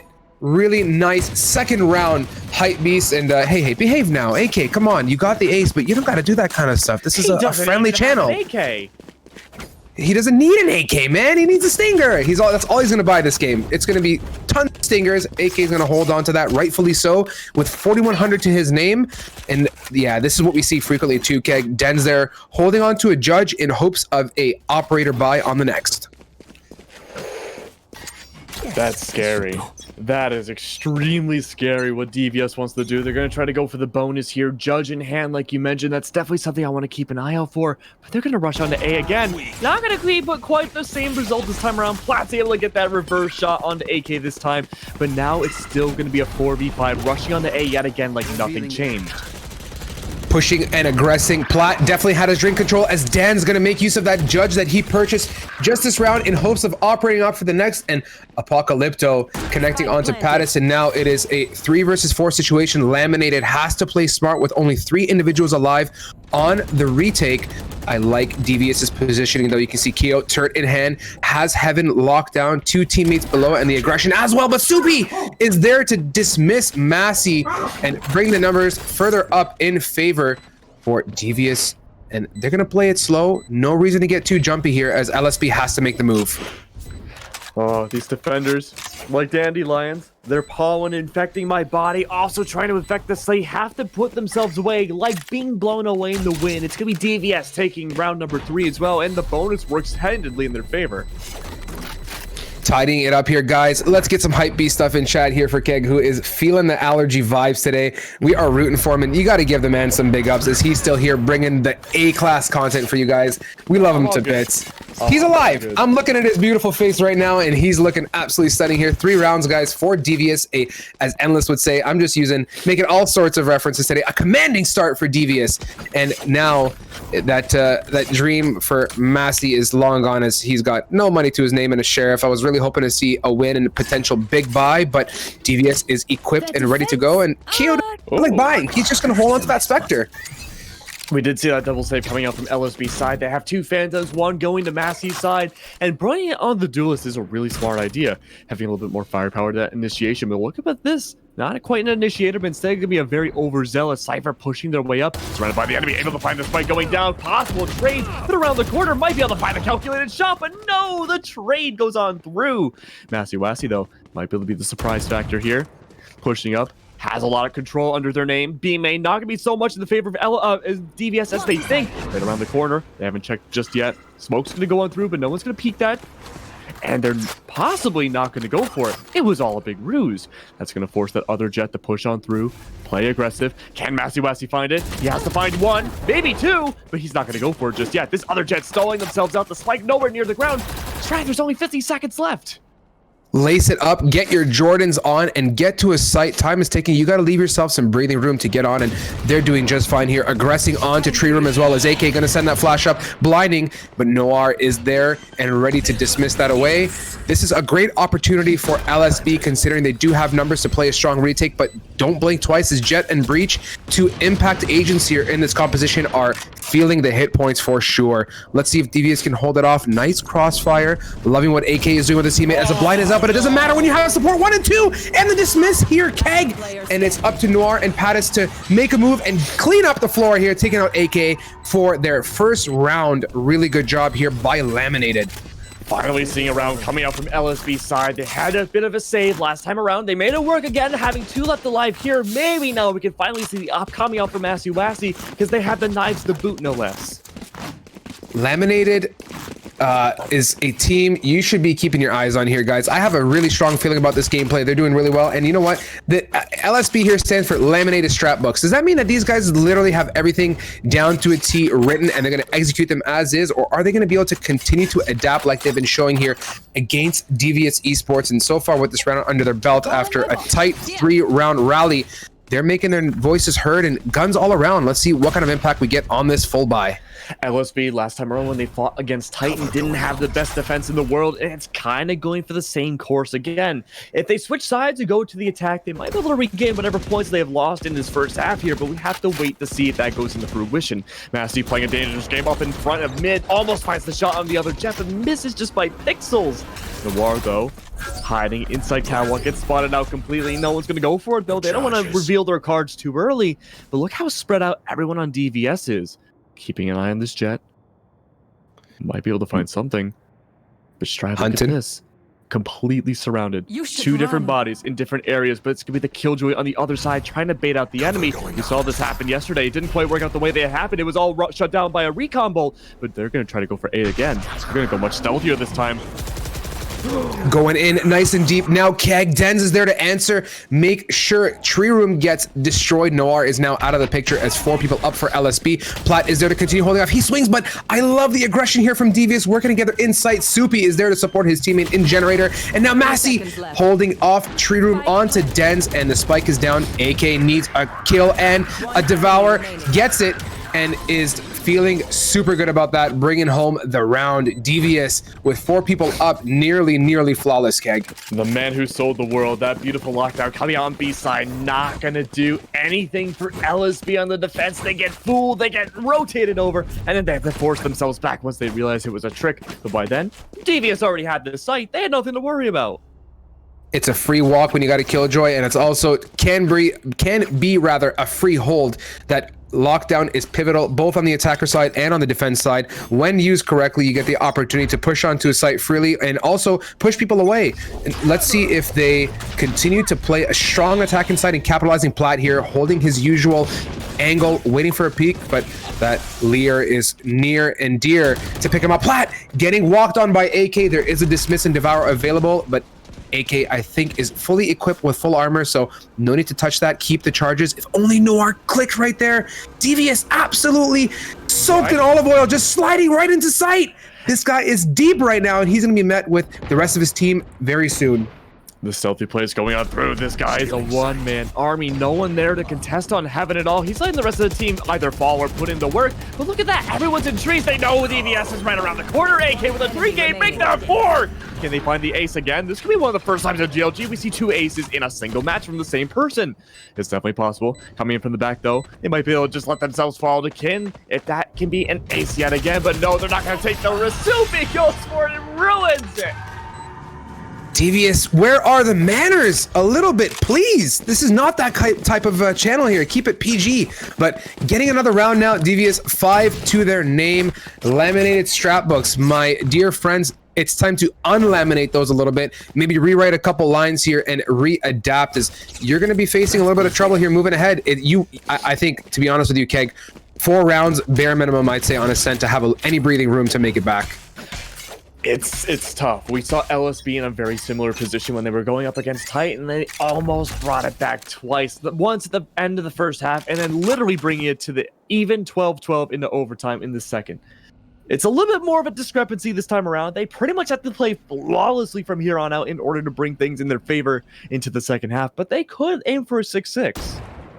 6-6 is more than possible. I'm all about that, and they need it, to be quite frank with you. Given the firepower coming out of Devious in this first half so far, with 5 rounds to their name, you can't blink your eye twice at that. That is a force to be reckoned with, as Massey is supported here by Pattis, keeping pizza on lock. Always keep your pizza on lock, because I'm going to come steal it. Otherwise, Soupy, lurking, keeping it honest and not getting too aggressive, just trying to get some early information. And he's going to try and collapse from market, I think, as they set up for the dart and execute onto B here. No lockdown, but there is a Hunter's Fury and a Owl Drone available. Gonna get the early information. Cypher gonna shoot that out. Are we gonna see the Hunter's Fury? Yes, it is. Keg, it's coming out wild as Cypher is in the wildfire. Taking the hit. Kid is out of the equation. And Den's with the operator pushing onwards and forwards. And they're pushing right into sight with 5 people alive. A fantastic display of what you gotta do to take over B-side on the attack. They're blinding out everybody. Massey holding the side of Marketplace, but from behind is gonna be Soupy. He gets out of there before Massey can do anything about it. Surrounded by the enemies, falls, of course, immediately. Rolling Thunder might be in the hands of Plat, but there's no chance. AK gets it home. Bad manner, call it what you want. These guys deliver rounds. They absolutely lay the spanking so far onto laminated strap books. And 6-1 lead here, Keg. Your dream of 6-6 is still viable, but looking at the current situation across the board, full guns versus what's going to be a strong save here for laminated. They got to play smart and buy up. This round might be a bit of a wash, and Denz is just absolutely keeping that $5,000 investment near and dear. These force-ups haven't been working, Strive. They have to go for the Sheriffs yet again. The only person who's been able to make Sheriff kills really work has been Plat, and he's only gotten 1 the entirety of the game. Brutal situation. I mean, Plat still trying to contribute, not doing too sharp on the scoreboard here, as they are freely walking into sight, rather. This is like a repeat of history. When are they going to learn? An AK! Unbelievable. Gonna devour, overheal as well to his name, and they're all over sight. Spike planted, 5 people up. How much better can this get for Devious? Oh, this is looking so good. Denz and AK have been stranglehold. This has been no contest. Another 3K comes through. Noir, what do you do at this point? There's not much. It's all down to this. AK could be able to make this yet another 4K, and they're almost able to, but twice in a row now, Soupy steals it away from AK. At this point, take your pick of number between 2 and 5 and put that in front of AK's A and remove the A. Wow, that was a lengthy way of saying the guy knows how to go off here. 17 and 3, 7,800 to his name, absolutely showing up, going massive. 7-1 for Devious so far.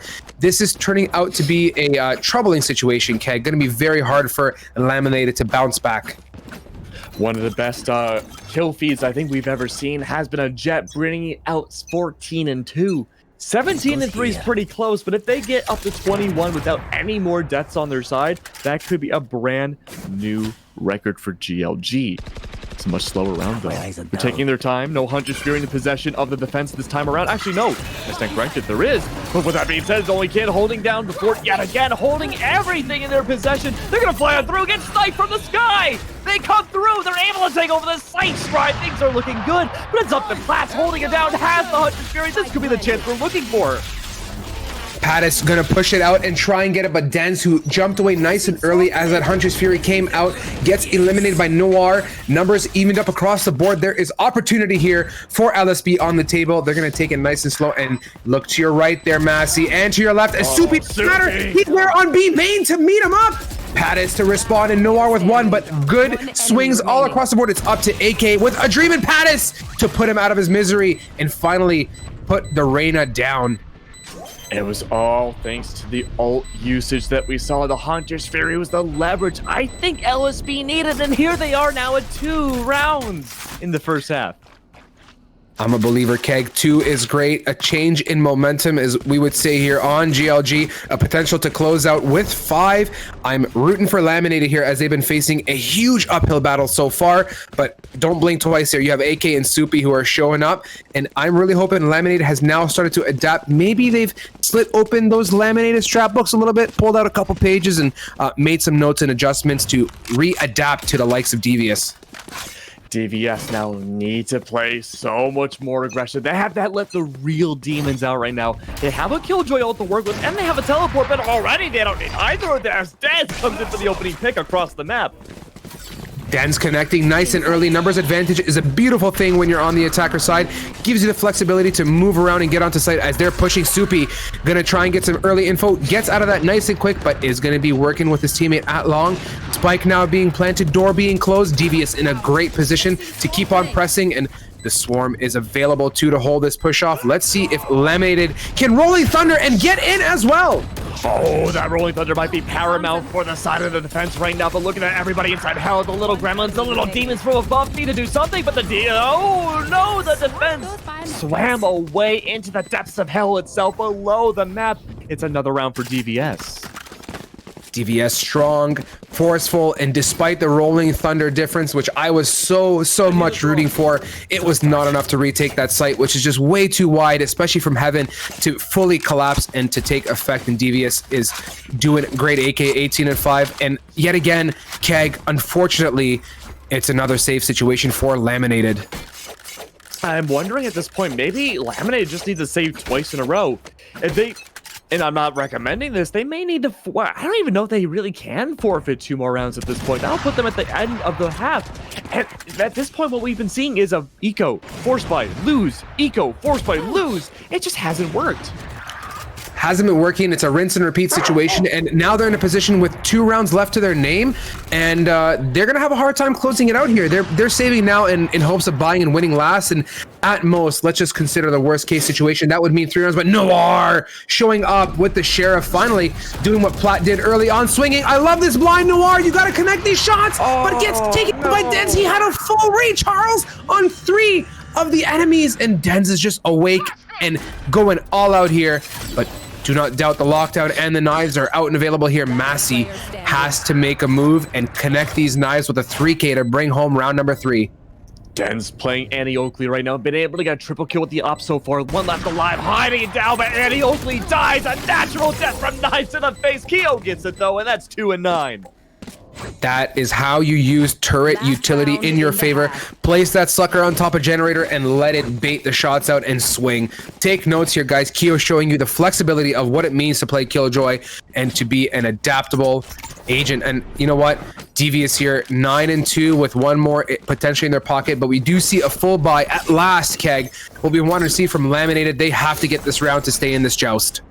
Oh, and this joust might be a fierce one. The Dark Knight, the big burly one coming on through, a giant, I don't even know, the jouster in hand. Might be able to barrel through the chest of LSB if they're not playing careful enough. The attacking lockdown coming into play. It's going to be a full-on B-rush. There's not a lot just yet. In fact, there's no defenders on the actual site. They're playing a full retake. Is that the smart play? I think they don't have too much of a choice here as this lockdown's going to get them onto site nice and clean. And now it is retake time for Laminate with 5 people in the advantage. But Apocalypto going to even that out real quick one time, taking out Noir, an impact player that we've seen so far. And they're going to have to push in. I love this stack on site. Pat is going to spam and take out AK through the box. He doesn't even need to see the guy. And numbers still even. Keo to connect as well. And is this a round here, Keg, for Laminated? It's happy few right now. 1 left alive for LSB side. Make that 0. It's going to be another DVS, putting themselves in the double digits as we go to the second half. Double dig half is a great way to end it off on a positive foot as well. Moving in here, now it's time for Laminated to wake up and hopefully show that they've taken some notes from Devious in this first half. We're going to see what type of methodology they choose here. Are they going to go with the passive first round and play cautiously given their delta here and the difference that they're lacking? Or are they going to go with the full aggression, put it all on the table, and execute a fast site take? There's only so many options LSB has right now. They've been predominantly great on the attack here, but they may have squandered too many of those defensive rounds. They have 2 under their belt. Not only do they have to double the points they have, that's being generous, Strive. They have to get 5 times as many now, and they have to start things off with a pistol. Pistol is tough. You got to win this round here, especially if you're Laminated, as they are choosing to go with the heavy aggression onto A side, dashing in. They got to close that door, and that is a good choice given Pistols and the firepower to break that open. There is a cager as well to make some noise to hear them getting close to it, but look at all the swings coming out. Noir, little to no HP, 19 to his name, as they're going to continue pushing on, and 2 lit omens on the table here. The turret now is out. You got to be careful. They destroy it nice and quick. Pushing across AK, dismiss. Keo as well, and numbers are in favor of Devious. Another round, potentially Apocalypto, and just like that, Keg! No! Oh, 11-2. This is not the LSV we saw before. Strive, I know it was a while ago, but remember what you said before the match started, that maybe some of that overextension, almost 15 rounds of them winning on that last map, maybe that got to them. Maybe, and it's unfortunate to see how this is panning out. It's breaking my heart, Keg. I can't sit here and say that I'm okay casting a situation like this with 11-2. We love good matchups, and this is just an unfortunate situation for Laminated to be in. But you know what? I'm not going to shake my tail feathers too quickly here. It's 11-2. There's still rounds on the table to be picked up. It's all up to LSB to capitalize. Call me Kiki D and Elton John, because don't go breaking my heart, but I'm fucking able to find Dens instead. Holy! They're going aggressive again. Soupy doesn't even know what to do at this point. Do you push or do you die like a dog? But Bled says double kill with the Bucky once again. And he's done that twice now in this game. But here's the thing though, Strive. There's only 3 left on the defense. No ults in the possession. No utility really to speak of. And everyone on the attack has presence on site. They're all over at Pattis, lining up that nice dart to hopefully clear heaven. No contact yet, but I do like the usage of the utility. As we saw Capraj yesterday, who was my star champion on that Sova, pushing into sight now. 2 people up for DVS, but it doesn't matter here. Apocalypto, and at last, we see Laminated is showing up here for us, Keg, getting round number 3, picking up some guns here, scrounging and scavenging for their own likes, and hopefully they can carry this on and change it up, give themselves some more rounds to breathe with. I mean, look how spaced out these LSB rounds, right? I'm not a patternologist. I failed patternology school. But look at this. On the green side, that's DVS. 3, lose. 4, lose. 4, lose. That means DVS is slated to win the next 4 rounds in a row. But they only need 2 more to win this best of 1. Can they take it to the end with 2 away? Like you said, Keg, you can smell victory at this point, being double digits and double ones at that. You must be feeling pretty good about yourself. And looking like LSB now, gonna open up their strap book, take it easy and let it breathe, get a little drink control in them, guys, and vibe as they're gonna try and scope out the situation here and see what Devious has in store for them. And can they open up a nice and early pick given the firepower they've acquired? What firepower, right? I mean, they have some, They have to go up against Bucky's here. Now, normally that's not saying a lot, but Bucky's have been pretty strong on Ascent today, and a Share's possibly too. Noir finds one with the Spectre, but he gets traded out. No, he doesn't. He's able to find the Imposter instead. They were looking pretty sus, but he's able to make it work, but the Bucky comes through, almost a double, but skirts out of the way too early. Control the site once again, 2 left alive on DVS's side. They're playing the underdog yet again, but they have so many points to play with. Even if it's one eco round, it's no big deal. But they want to make sure they can at least alleviate the cost as much as possible. Take some bodies off the board. You don't need to win the round, but just kill, and then some. Get the value out of them. And right now, with 4 people up, they are maybe going to hunt here for some kills. Good decision all across the board. Meeting Apocalypto! Time, I love it. There, Keg, the patience. He lines up the headshot and just presses mouse 1 like it's nobody's business. I mean, that was just some controlled marksmanship coming out, and almost seeing it again from Keo doing it with the classic, no less. That was a Sheriff at a classic, evening things out 2v2. It's too late for the spike, but they put in the damage economically against LSB. Now, all 3 of those different people who did not manage to survive the round have to buy up again, and given how things have looked economically for last LSB up until now, Strive, that could break the team.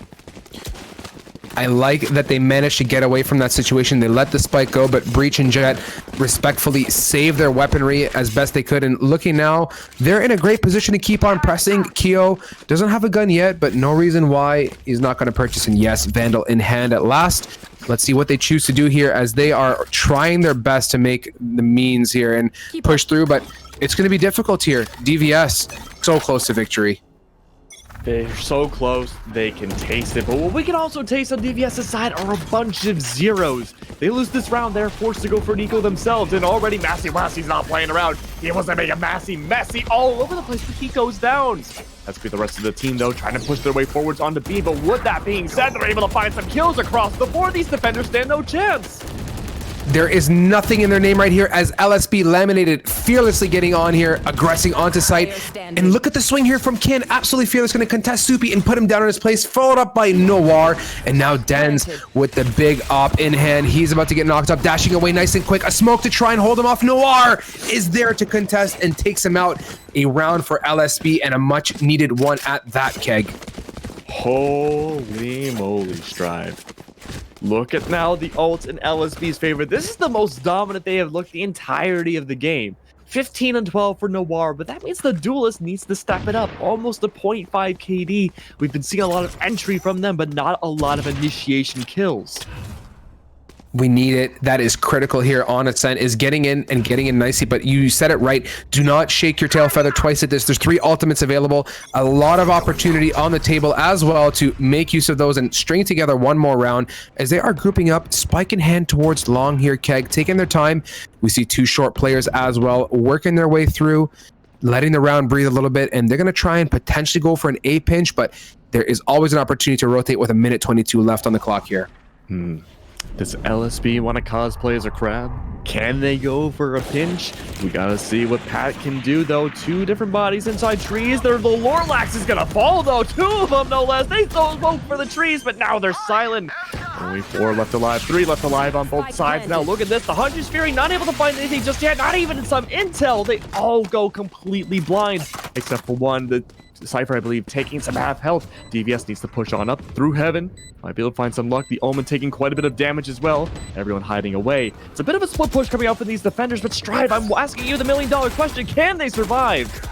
They can survive, and they are surviving, getting onto site, and just like that, Keg, DVS, all up to Apocalypto here on Sova, going to take his time nice and slowly, clear his corners, getting that nice lineup crosshair placement on fleek here, tapping it, holding it. Is he going to go for the half? Kin sees him, gets him off that spike. Really good job jiggling it, but he still gets him! And he's going to get this, I think, Keg, with... Oh, man. That is tough. Don't worry. Beautiful patience coming out from Apocalypto. There's a reason why they call him that, because he's always the last survivor. Everyone else in the world dead, except for him. But now, potentially facing up against match point in, well, for LSB, series point for them in the best of 1 at Pit of Valor this week. They have 5 ults to play with. And this is something we haven't seen from them, Strive. They need to use their ults. They have to use them or lose them, and especially now, guys. You have a rolling thunder! You have not only you have so many things. Forget the Rolling Thunder. You have Hunter's Fury. You have knives. You have teleports. There's so much util and so much opportunity beyond just weaponry here, Kagan. They're going for it, and they're going to use just what you prescribe to them, giving them a taste of their own medicine, getting onto site now, pushing onto A and pushing them back respectfully. It is now up to DVS to get on there and retake. Let's see if they can make this happen and bring home the win. Spike planted. Oh, but that's going to be a bit of a shutout from AK, already being detected by the Cypher Trap. You're going to use the Empress, trying to stall things out a little bit more. They know exactly who's around the corner, but AK still able to find one. Well, that's going to fall. Is this really the time to take those aggressive fights? You still have all of those ults to play with. Use them! This could be your last chance, especially if AK, Darth Vader right now up against a bunch of Rebels is able to find another one, but no! A Rebel finally gets a rogue shot, taking one down. The Neural Threat comes into play. 2v2, Daz is able to find yet another. Can the knives find that final one? But no, the Hunter's Fury almost there, gets the defuse out of nowhere! Cleaning it up, Keg. That Neural Theft was the one I had complete faith, but it was not enough to hold off the likes of Devious Esports. Bringing it home here, Keg, in a what I would consider a stomp of a game, 13-5 on Ascent. That was a tough one to watch. It was tough. LSB, they were so strong up against Titan, especially on the attack. Maybe had they started off on attack in the very first half here, they may have stood a better chance. But those defensive rounds really compounded on them physically, economically, and dare I say, maybe even mentally. A little bit. It's definitely tough to lose with such a big delta, especially in a 13-5. And, you know, Pit of Valor is an opportunity to show up, show what you're made of, and keep rallying back. The beauty of this, guys, it's a free entry. You're always welcome back week after week, and it's a chance to flex your muscles and learn. That's the beauty of Valor. And, you know, we were talking with Endless yesterday about this. Valor has done some beautiful things when it comes to the community and in terms of growing it. And GLG and Pit of Valor is an opportunity for you to keep growing with your team. And that was tough, man. I got to say, I am loving what AK did. Definitely showing up with the 5K and the 4K nice and early as well. And that tree room control onto B, I think, was absolutely stunning and sealed the deal for them day in, day out. I just can't wait to see more from both teams here. It's so hard to choose favorites. I loved how both of them played so well, but it's just these defensive rounds are breaking teams so quickly, Strive.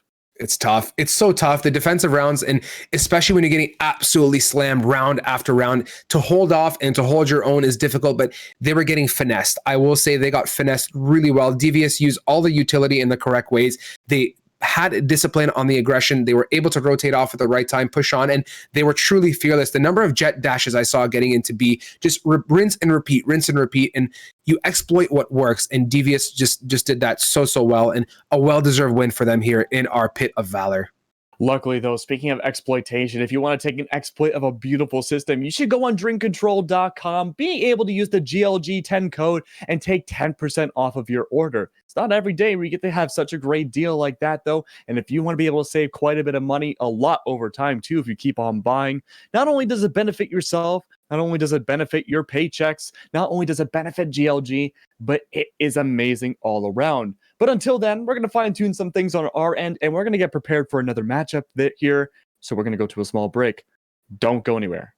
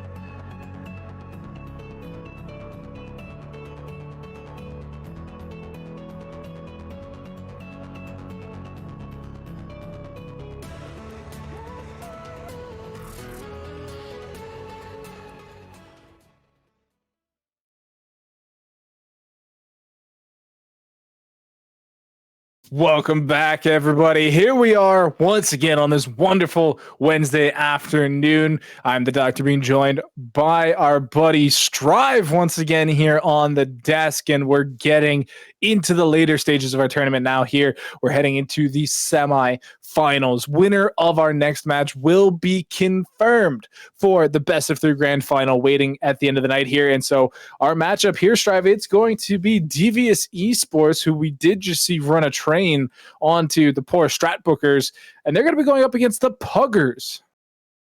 I'm looking forward to this matchup here, getting into it, and we have confirmation. We're going to be getting a little bit of a fresh map here, Doctor. Some classic Haven. A stunning map. I love it. I'm all about the 3-site situation. This, for me, is going to be a really good match to cast, and it's something different. We've seen Ascent so much, and yesterday we got the blessing of Icebox. I really hope the rest of you guys get a chance to hit some Icebox, and you know what, maybe Vermilion Rose, who was so generous to start off this cast with us and, you know, stand in the beginning here and support, had an awesome strat book. Maybe we'll get another look at that for those that missed it yesterday, but getting into it here, Doctor, thoughts on Haven, and given the momentum Devious is coming off of, I mean, don't shake it off here. Puggers beat Hyperspace Dark in their last matchup, so they're probably feeling pretty good about this, getting into this matchup. Yeah, I mean, that is a good win in and of itself. And I mean, heading into Haven, I think I like Haven a lot. I do think the triple site is very deadly and can be very fun to play around with, especially when we start getting like those really intricate strats coming out, like when you do like the beta A rushes and things like that. It can be very, you know, thought out and very methodical. A lot of the times we do just kind of default to A or C hits, but it's got some depth, and we're still waiting to fully explore some of that. But overall, I think it's a great map. We are going to be having Puggers on the defense first of all, which means it is going to be Devious being able to really execute the game plan that they want. They're going to be on the attacking side. They can be the proactive ones here. They can. The attacking side on Haven is a great opportunity. It's often a little bit difficult to hold off the likes of the attackers. Given the 3 sites, a lot of opportunity, and you pointed out something really great as well, regarding the more intricate strats, using the links respectively, C and A link. Or it's a great opportunity to take on B, and allows you to pinch onto C even and decide to go on A, albeit it tends to be a little bit unorthodox to see those types of plays. But looking at Devious's rundown, we're seeing a little bit of a rinse and repeat. Keo opting in for the Cypher versus the Killjoy, but we still have Big Boss, AK, and Soupy sticking with their guns on their Raven, what am I saying? Hello, Reyna and Omen picks respectively. So this is going to be interesting. I have an eye on AK here, Doc. I think it's going to be a really nice matchup. Yeah, I mean, they're also pretty identical comps. I mean, they're trading a Reyna for a Raze, which is probably going to be the choice a lot of teams have to be making now that the nerfs have come through, right? Like Reyna, she's not as strong as she once was. She's still incredibly strong, but when you're thinking about, ease of execution and things like that, do you want this fly-by-wire, feast or famine agent, or do you want something like the Raze that can be kind of plug and play? There's always going to be a paint can available. The blast packs, they're always relevant. Plus the Boomba just gets you so much clearance into these sites, and the Leer, it's not the same. It's not the same equivalent. I'm with you. I'll side on that. I love the kit here, and Karus, a familiar name, a zero marksman gamer, is going to be playing that Raze. Keep an eye on that here. And looking so far here, Doctor, starting it off nice and smooth. Shift keys are mashed into the keyboard as they're walking up long here, and going to press onwards and explode on the quick A pinch. Yeah, definitely going to be activating the sticky keys any minute now. You do get a recon dart. Leer and Cloudbursts aplenty as they break out onto the side. Flames is going to get some good damage down, but is going to have some congestion here up in the heaven spot. Does get taken down to 73 HP, but still alive. So it's going to be a 5-for-5 retake situation, surprising enough. Pushing inwards and onwards, anti-fiber for 1, and AK is fully awake. Flames, patient beaver he is from heaven. Gonna take out AK, their lead fragger, but Soupy has something to say about that. And just like that, Devious storming on site, keeping it locked down after planting that spike and retaking that for themselves. 1 round for the likes of Devious. Pretty crazy situation there as well. I mean, you saw Flames surviving the initial onslaught there and had this amazing position up in heaven, was able to get the one frag, but then they opted into jumping down, and what we saw there, they were dropped down to 2 HP. They had Tarani there peeking into hell position, and they lost that trade. Now that Flames was stuck between the hell player and the A ramp player, and there was no chance you're surviving that on 2 HP, even on a pistol. It was just tragic situation there, and so now they're gonna have to do it again, and this time they're not in heaven, and they got a shorty. So not amazing here. It's going to be tricky, but don't doubt the shorty. The shorty can definitely make an impact here. Flames choosing to sit inside of his cage, missing both of those shorty charges respectively, and Keo now to answer back and take him out, making him pay the price as well, and they're pushing in Shock Dart here from Tyranny. He's going to drop down fearlessly and gets absolutely slapped here by Soupy, who's ready to respond. Dr. Spike is now down, and they're going to hold this off yet again.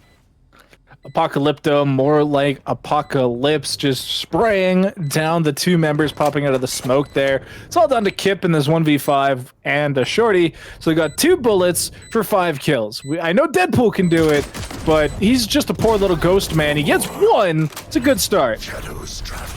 1 with 4 to go. 1 tap as well. Can he get a second? No, shooting to the right of Kip.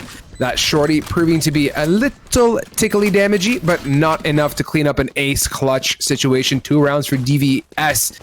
Feeling good, Puggers. No need to panic just yet, but look at the guns now. The saving has paid off, and they're going to be battling back, hopefully, and getting this round with the big artillery. Yeah, they're gonna be in a tough spot. If they do lose here, they'll have the 3rd round loss bonus, which is not terrible by any means. We'll have to see what type of buy they would be able to slap together with that, but you know, we see on the side of DVS, they're going for a bit of a bonus round. They're sticking with these SMGs. They didn't lose anybody last round, so there's no real reason for them to overinvest here. And plus, if they keep attacking this A site, those SMGs are amazing. These tight corners, these really low ranges can get, you know, some really good work done. And here comes the execution. Cloudburst throughout. Paranoia hits as well. Keo takes first blood, but Fiber takes one back, gets a second, can't quite get the 3rd. Pushing onwards here. Doctor getting onto site. DVS now gonna plant that spike. Cypher doing the deed, but gets taken out by Sova from heaven. Paint can and a vacuum cleaner to hopefully open it up, and that gets destroyed. Not too much action otherwise. Here's the dart to get Tyranny into sight as well with his teammate. Shock Dart into the smoke. Can he find some contact? But Apocalypto has something to say about it.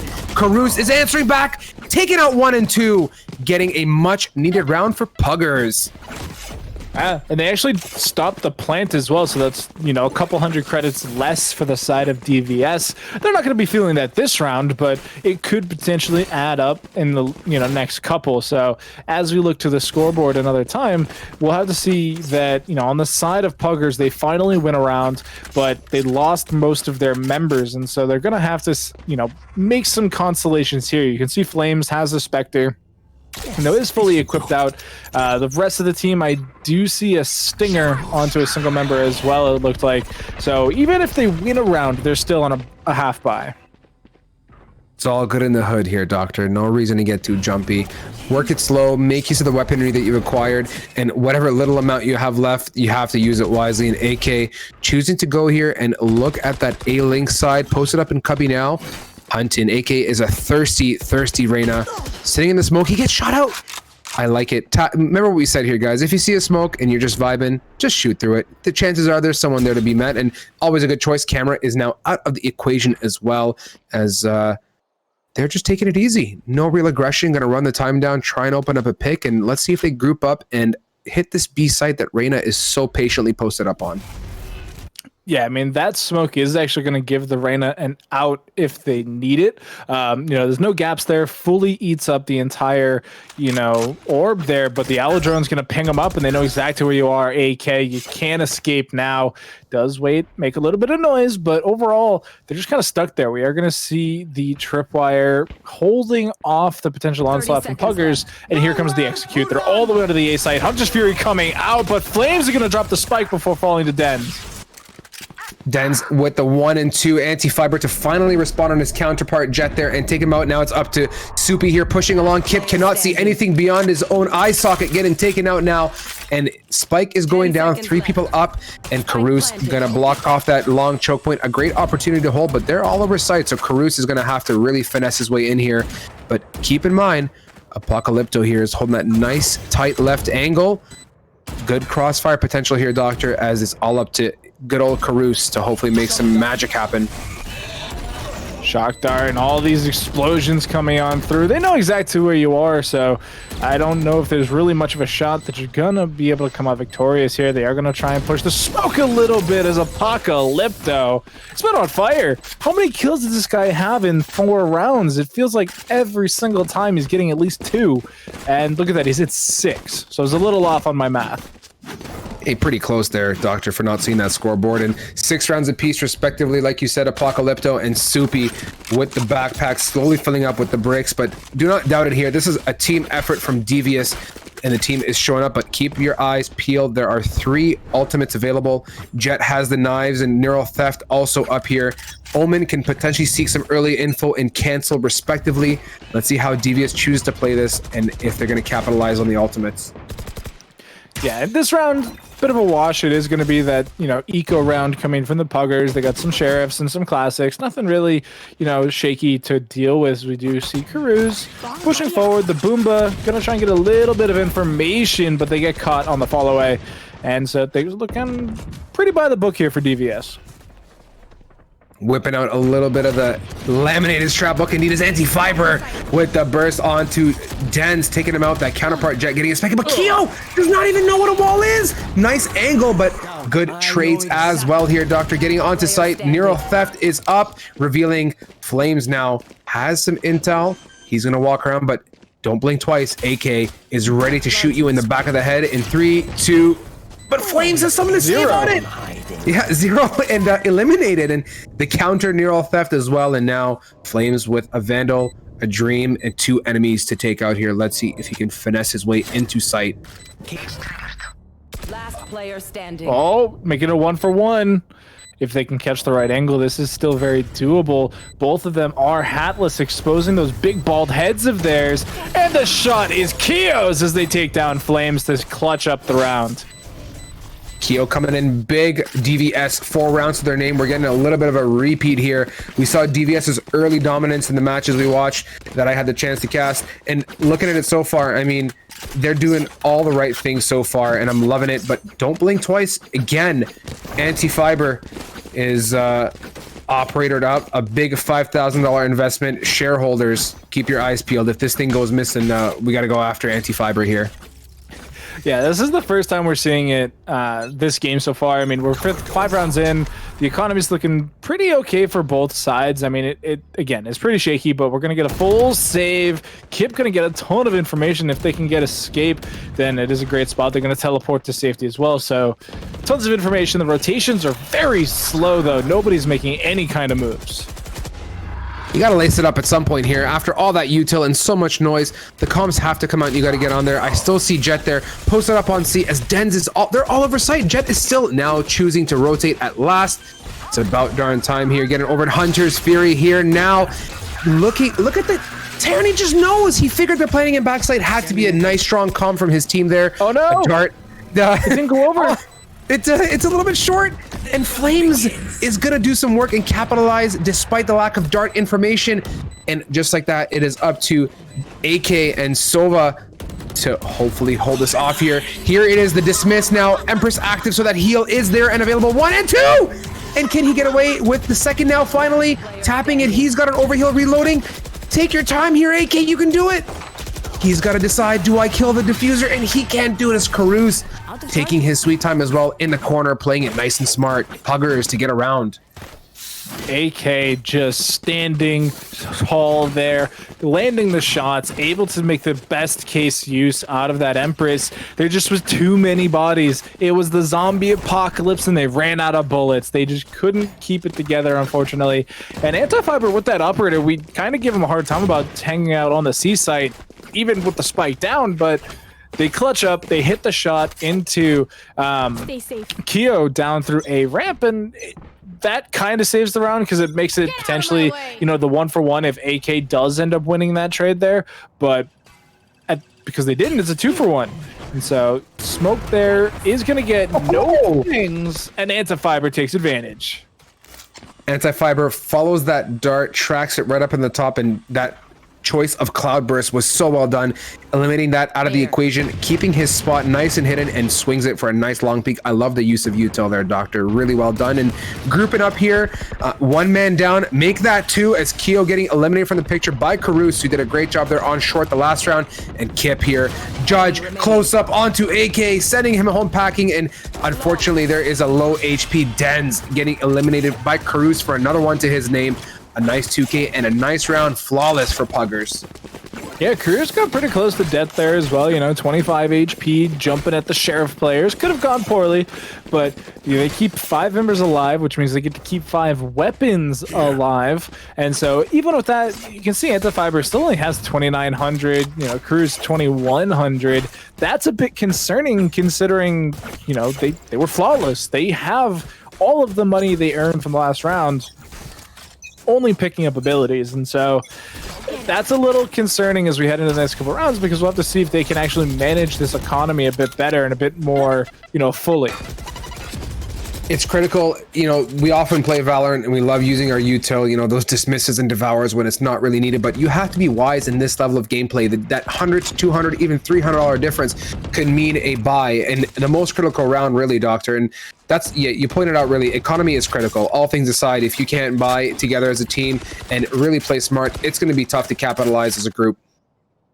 Yeah, and so because of that, we are seeing a bit of a slower push coming in. DVS feeling a little bit of the pressure. You know, they did kind of get beat up these last couple rounds, and so now they've taken their time. The execute's coming in, Showstopper procced and just completely shut down. AK rips them apart, and the spike should be going down for free. Spike down, Soupy gonna slap that sucker in there, and now they're gonna hold off here, choosing to go for some long hold action. Great choice, sending one body out there. Dens, the slippery operator, posted up on the box, gonna go rejoin his teammate with that operator. Great choice here.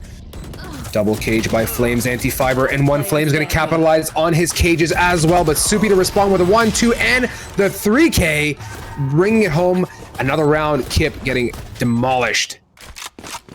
Bit of an awkward round there for Puggers. They couldn't really get too much gription back onto the site once it was lost, and it was lost fairly easily because of how far deep into the site they were holding.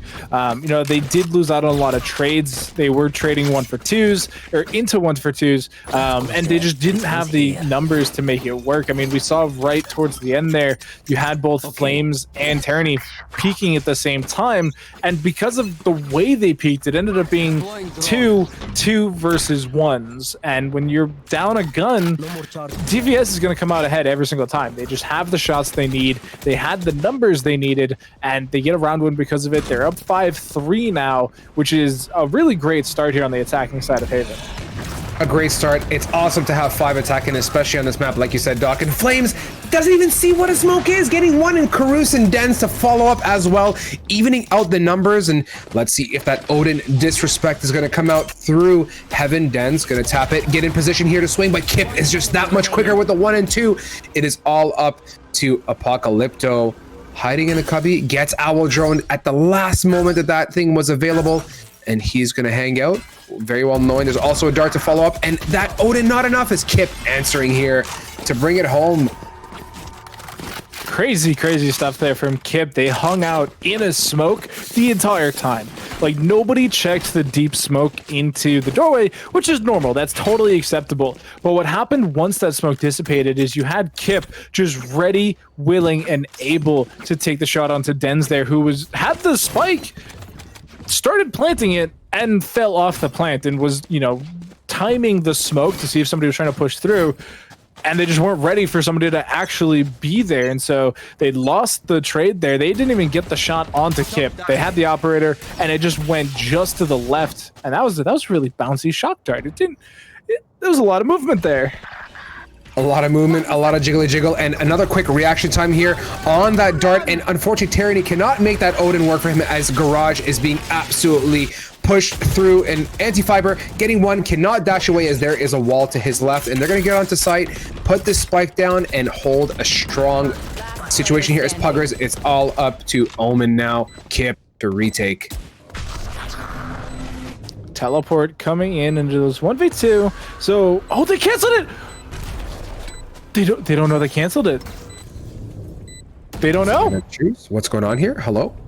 Oh, that's actually super big brain. It was the super late cancel, and Soupy gets a 4K. That was possibly last second cancel. That's the only thing I can think of. Yeah, that's crazy. That's something. Jeez. Soupy played it well though. I like the decision to get up close on site there, play underneath that smoke around the corner.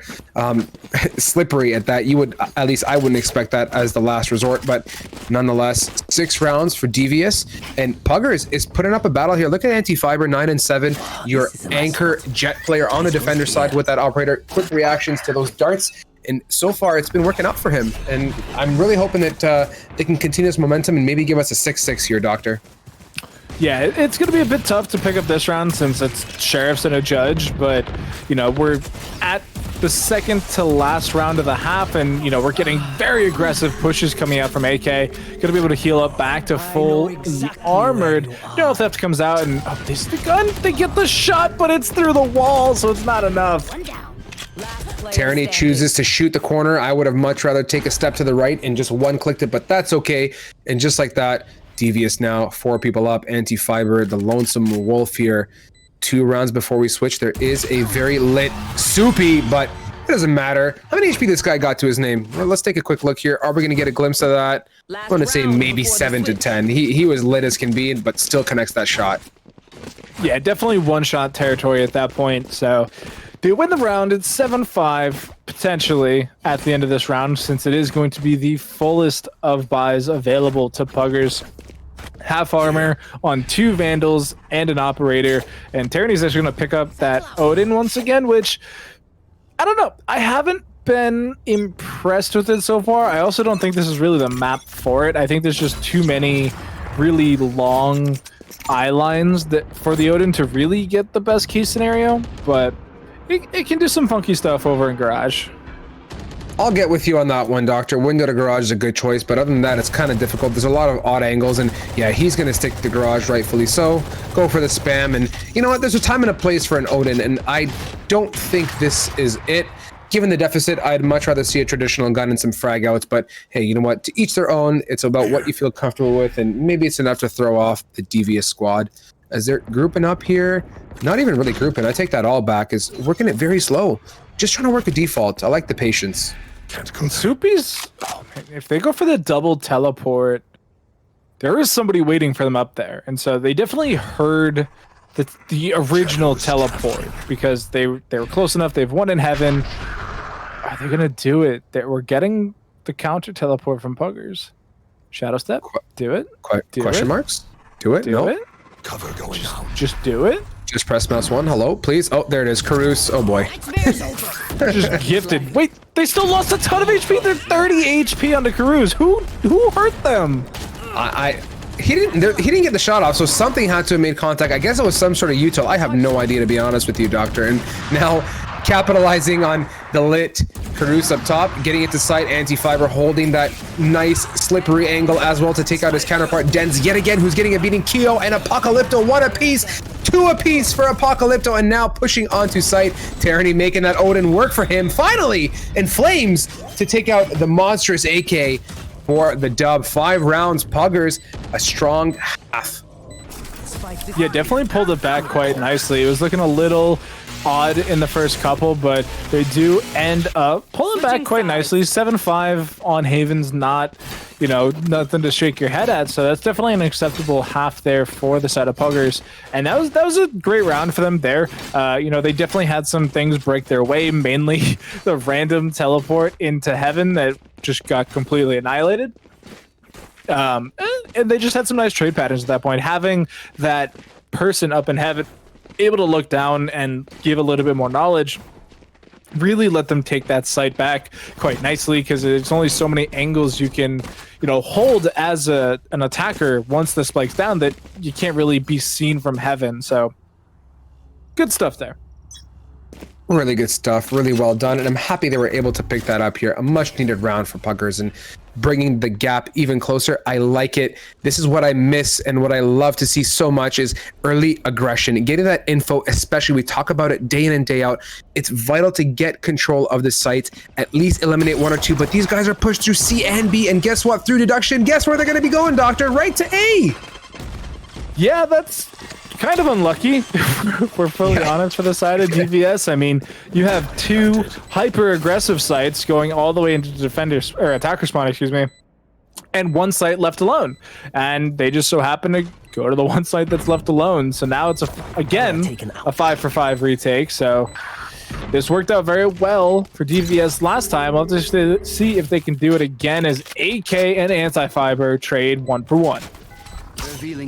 Evening up the numbers, 4 up a piece here, and it's all about the retake at this point as DVS needs to make a move. The spike is taking flames and Kip 1 apiece. Soupy, answering back, and just like that, it's all up to the lonesome Omen, played by Soupy there, and getting swung every which way, getting taken out for a beautiful aggressive round from Puggers, getting onto site, planning and holding.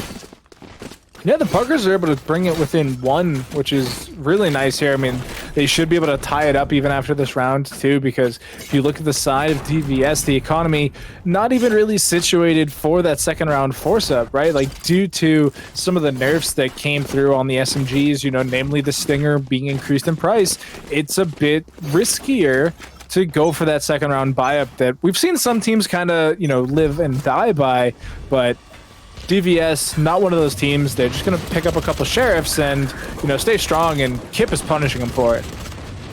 Kip is doing all the right things. Spectre Carouse as well to back up his teammate there, making quick work of DVS. Anti-Fiber 2 to his name. Look at this push right into a link. Now Carouse going to use that satchel jump across. 1 on the side of the wall, 1 on the floor. I love it. I love the use of that util. Carouse has definitely done that 1 or 2 other times.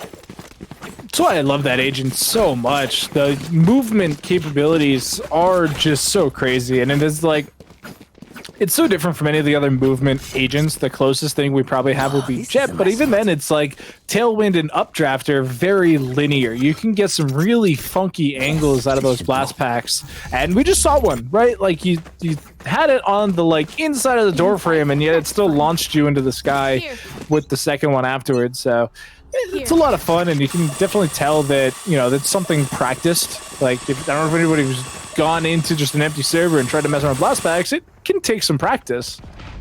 It does. It's a learning curve, understanding where to place it, how far ahead to be, and when to actually trigger it as well, especially for the second satchel like we saw. But Carouse has definitely been finessing that. Cam for Keo as well, making good use of that to get Kip spotted.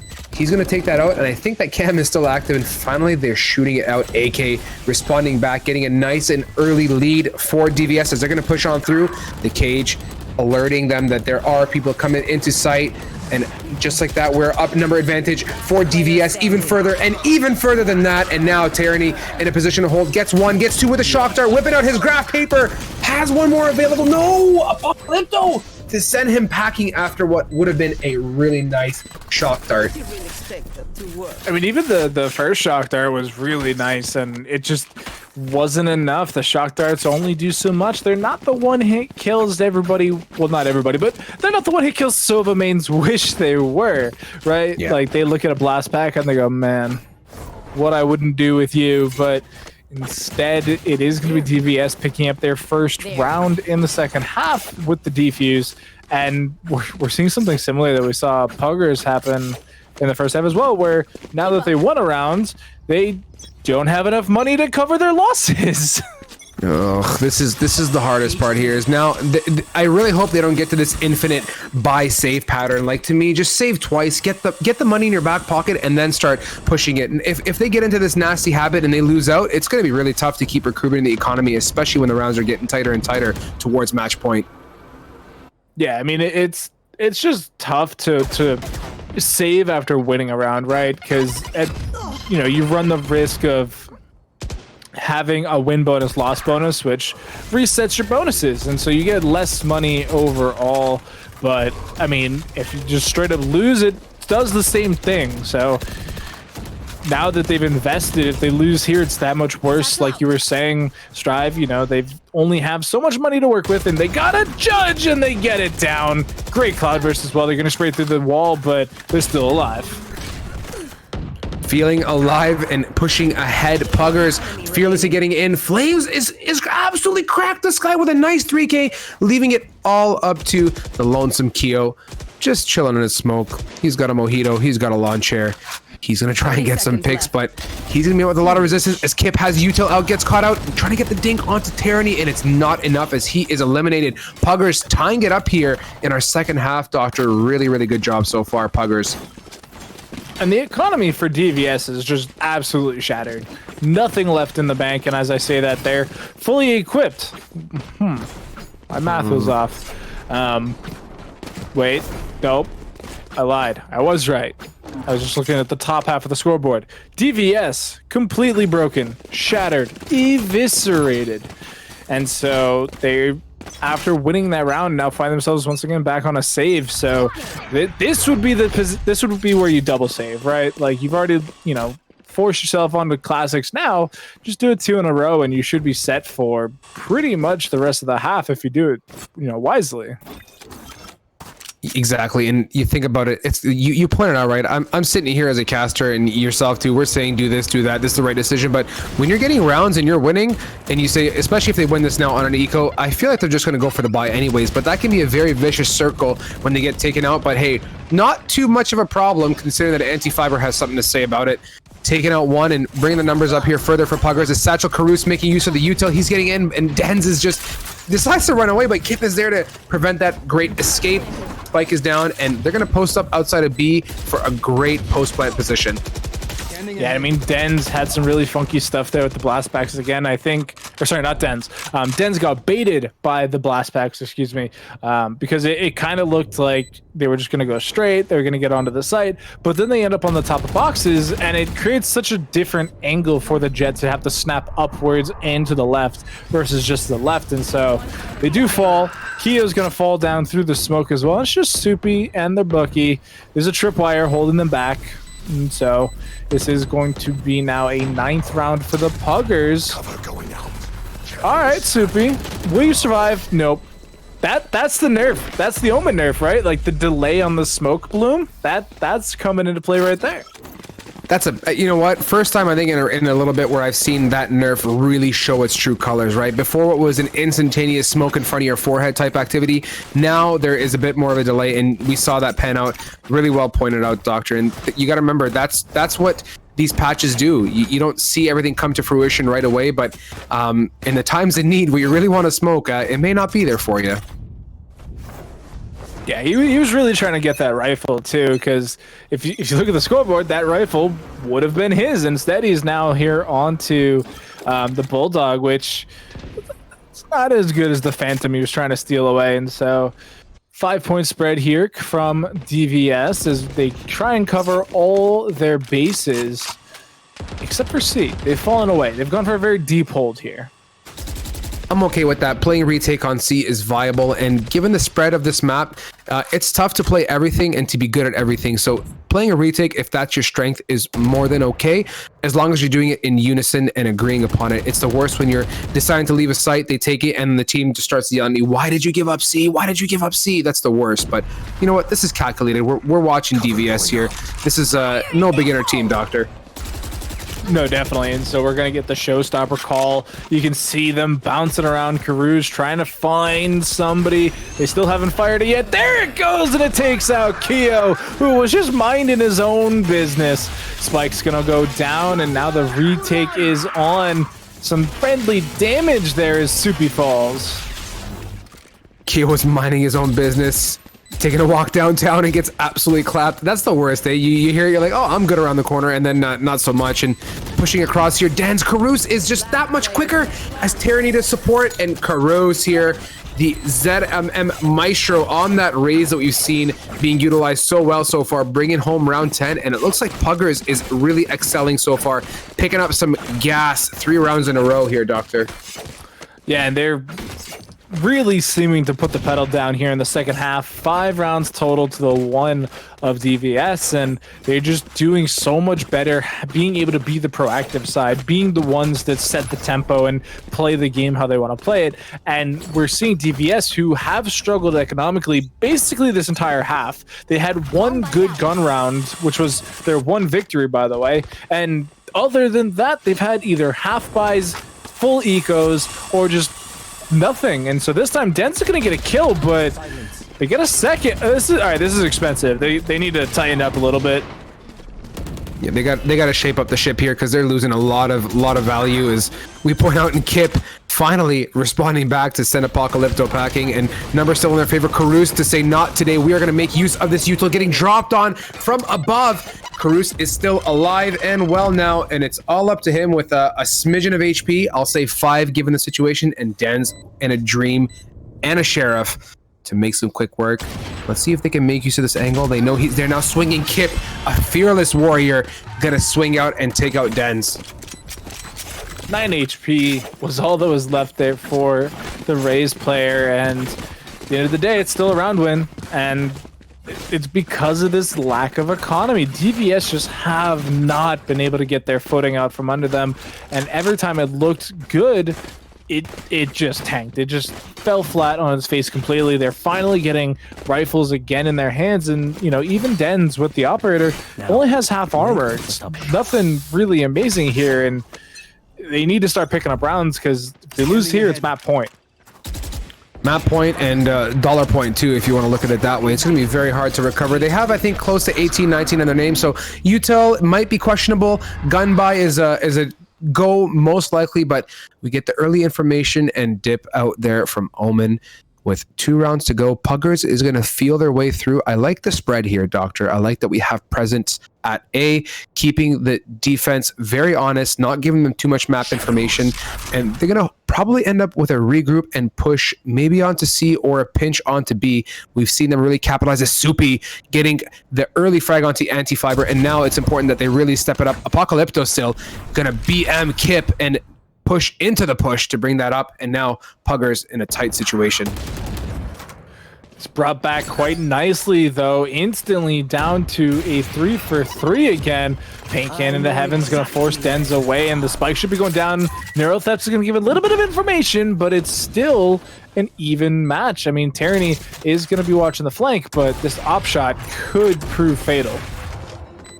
Let's see if the operator can show up here out of heaven, connect some kills, much needed kills on a 3v3 retake. They have the Paranoia is out as well, getting onto site. Den's waking up there onto Tyranny out of heaven, and it is up to Cypher posted up. Flames has responses, 2 responses and 3 responses total for this round, and a 4th response onto Keo to bring home the clutch. Yes, sir, you can nod your head because you earned that. Match point. Why is the operator the first one into the site? Like, they had complete heaven control. Why is Den's giving up that position when you have 2 riflers coming in from connector? It just... small things like that, like look right, like you're seeing in the minimap here, or in the picture-in-picture, they get the kill and then they hop into the dead middle of the site, and they get shot front, they get shot in the back, they die, and it forces that 2v2 situation instead of the potential 3v2 that could have been traded nicely. But they have the knives now, their economy's in shambles.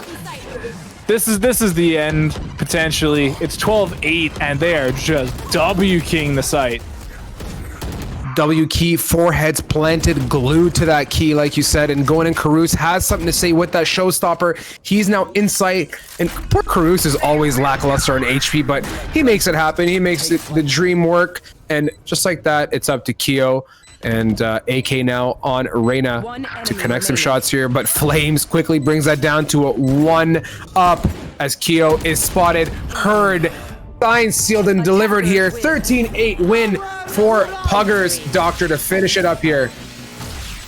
Yeah, they just cleaned up that second half. I mean, we were looking at a 7-5 half in favor of DVS, and then they just started winning. They took round after round after round, and DVS just never had the credits to play with. I mean, time and again, they were on half and broken buys. And, you know, if they just listened to you, Strive, and gone for a double save, they may have been able to cure some of those ailments and, you know, been in a better position. It's tough. Like you think about it, right? In retrospect, I'm saying, you know, we're saying as a group, double save and go from there. But in their minds, they're thinking it's the right decision. Had you just double saved, you'd have built a better economy, got a snowball building and rolling down a hill to potentially keep you well fed as the match goes on. And it could have been a whole different game. And this is what we said. It's great. I mean, I appreciate the desire to frag out, but that economic discipline is the fundamental of any esports game, or any first-person shooter, rather, is knowing how to use the money effectively. And that's, I think, to me, one of the biggest crutches here for DVS in this loss. It was tough to see, and I really think they could have made a much bigger impact had they had the finances to back it up.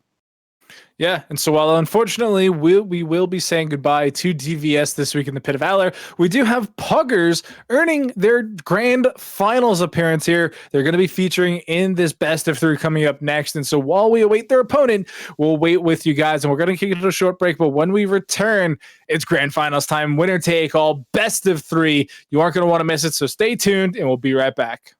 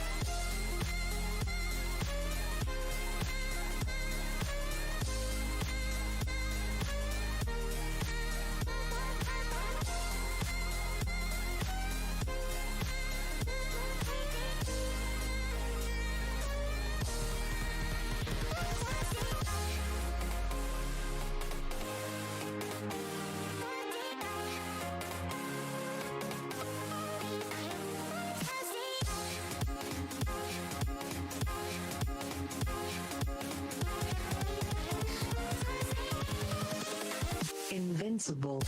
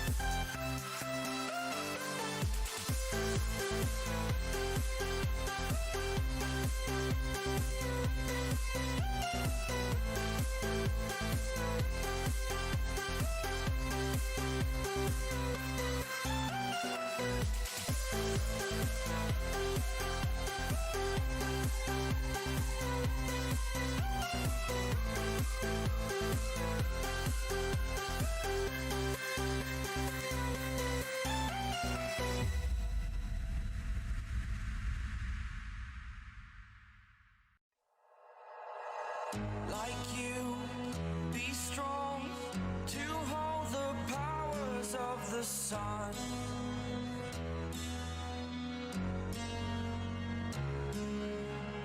To dream, believe in strength. Now I'm the only one, only one.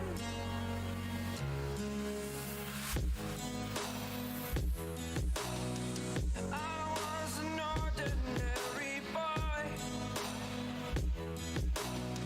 until I broke the rules. My life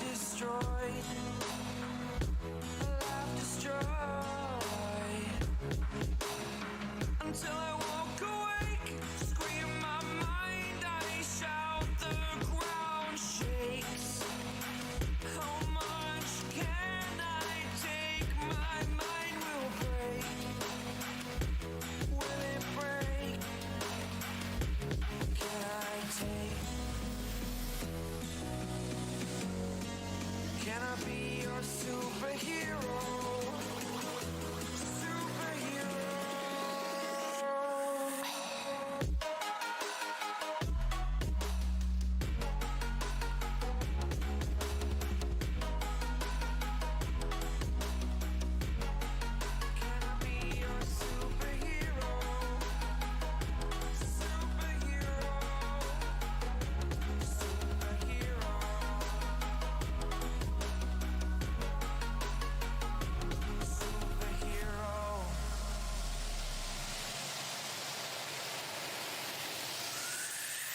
Fly away.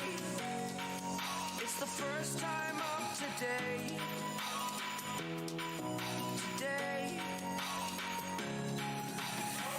To dream, believe. You are the strength, you're all I need.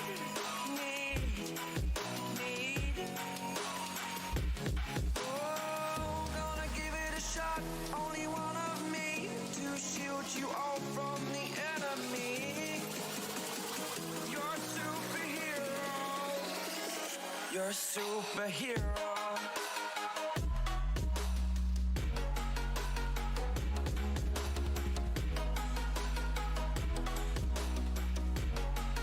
Can I be your superhero? Superhero. Superhero. Superhero. Can I be your superhero?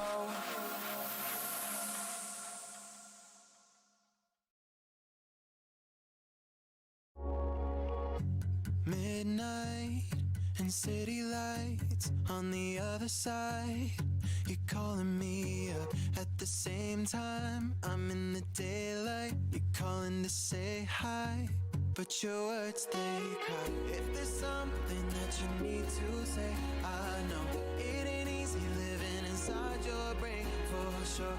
You keep telling me that it's all okay, but I know, yeah, your silence speaks so loud.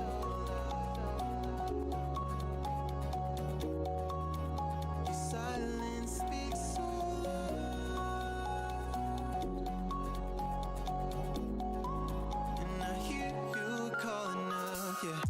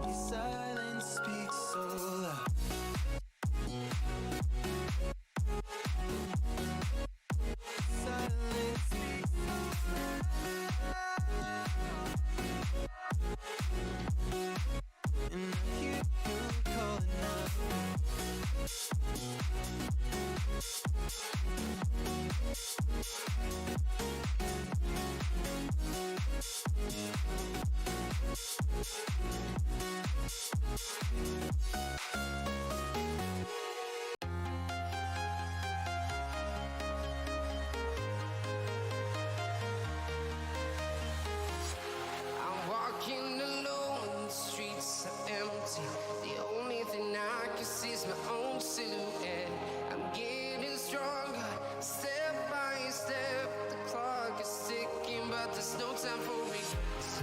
I've been flying from town to town, from London to Taiwan. I've been all around the globe trying to protect your soul. We are heroes tonight. We will fly above the sky. We are heroes tonight. Yeah. We are heroes tonight. We will fly above the sky. We are heroes tonight. Yeah.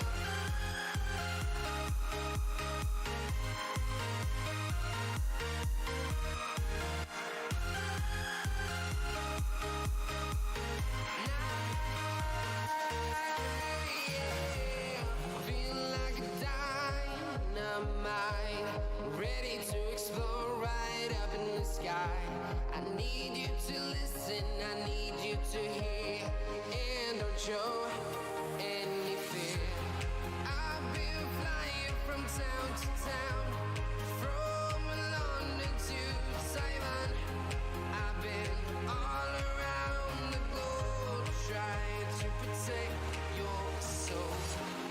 We are heroes tonight. We will fly above the sky. We are heroes tonight. Yeah. We are heroes tonight. We will fly above the sky. We are heroes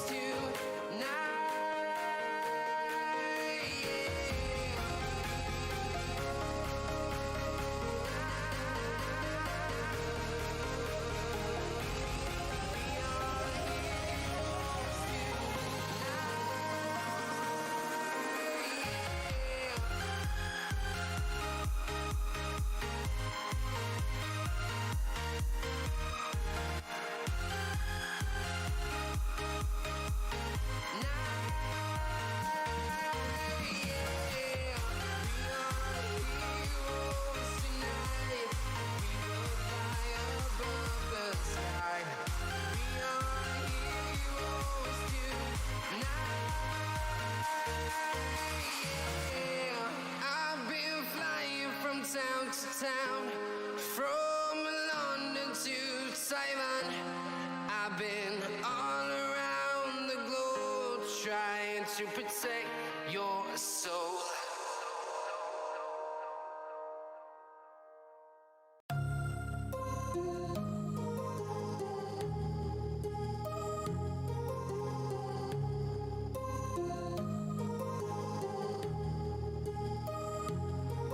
My heart rages around like an ocean in my head because there are so many things that I left unsaid.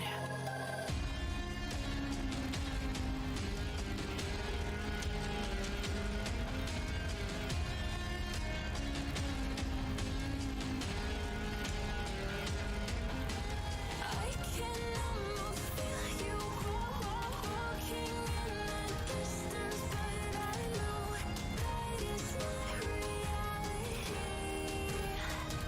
If you are echoing around inside these parallel dimensions all alone, know I'll find you in my dreams.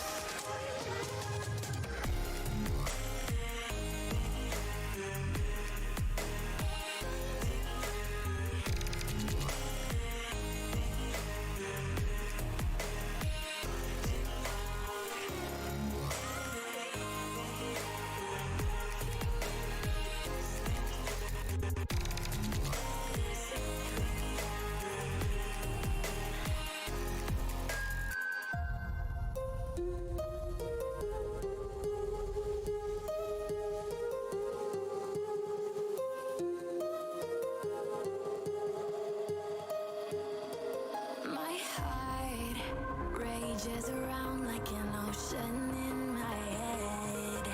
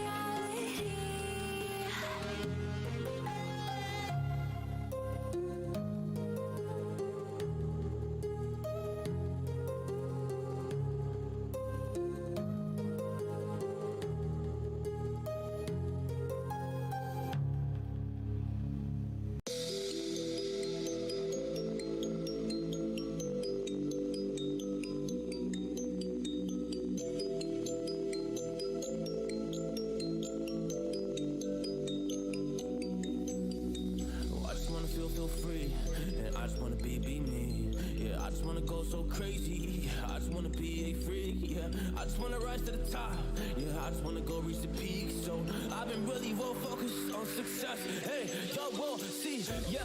You don't see that I will get it, cause I'm really focused, man. I make it with the rap and I just follow my path. I just follow my passion. To me, this is what's precious, yeah. In my soul, man, I can feel it. So every single verse, man, I just gotta go and kill it, man. I gotta be the kid. I could be the guy taking you wild. I could be the villain, but good as a kid. Lately, I'm painting my path on my way, yeah. I got no time that I can waste, so I've been sitting in the space, yeah. Making rest every day, man. You know that I go insane, yeah. I hit you with a bullet to the brain. Let us stop first if we going, you going insane.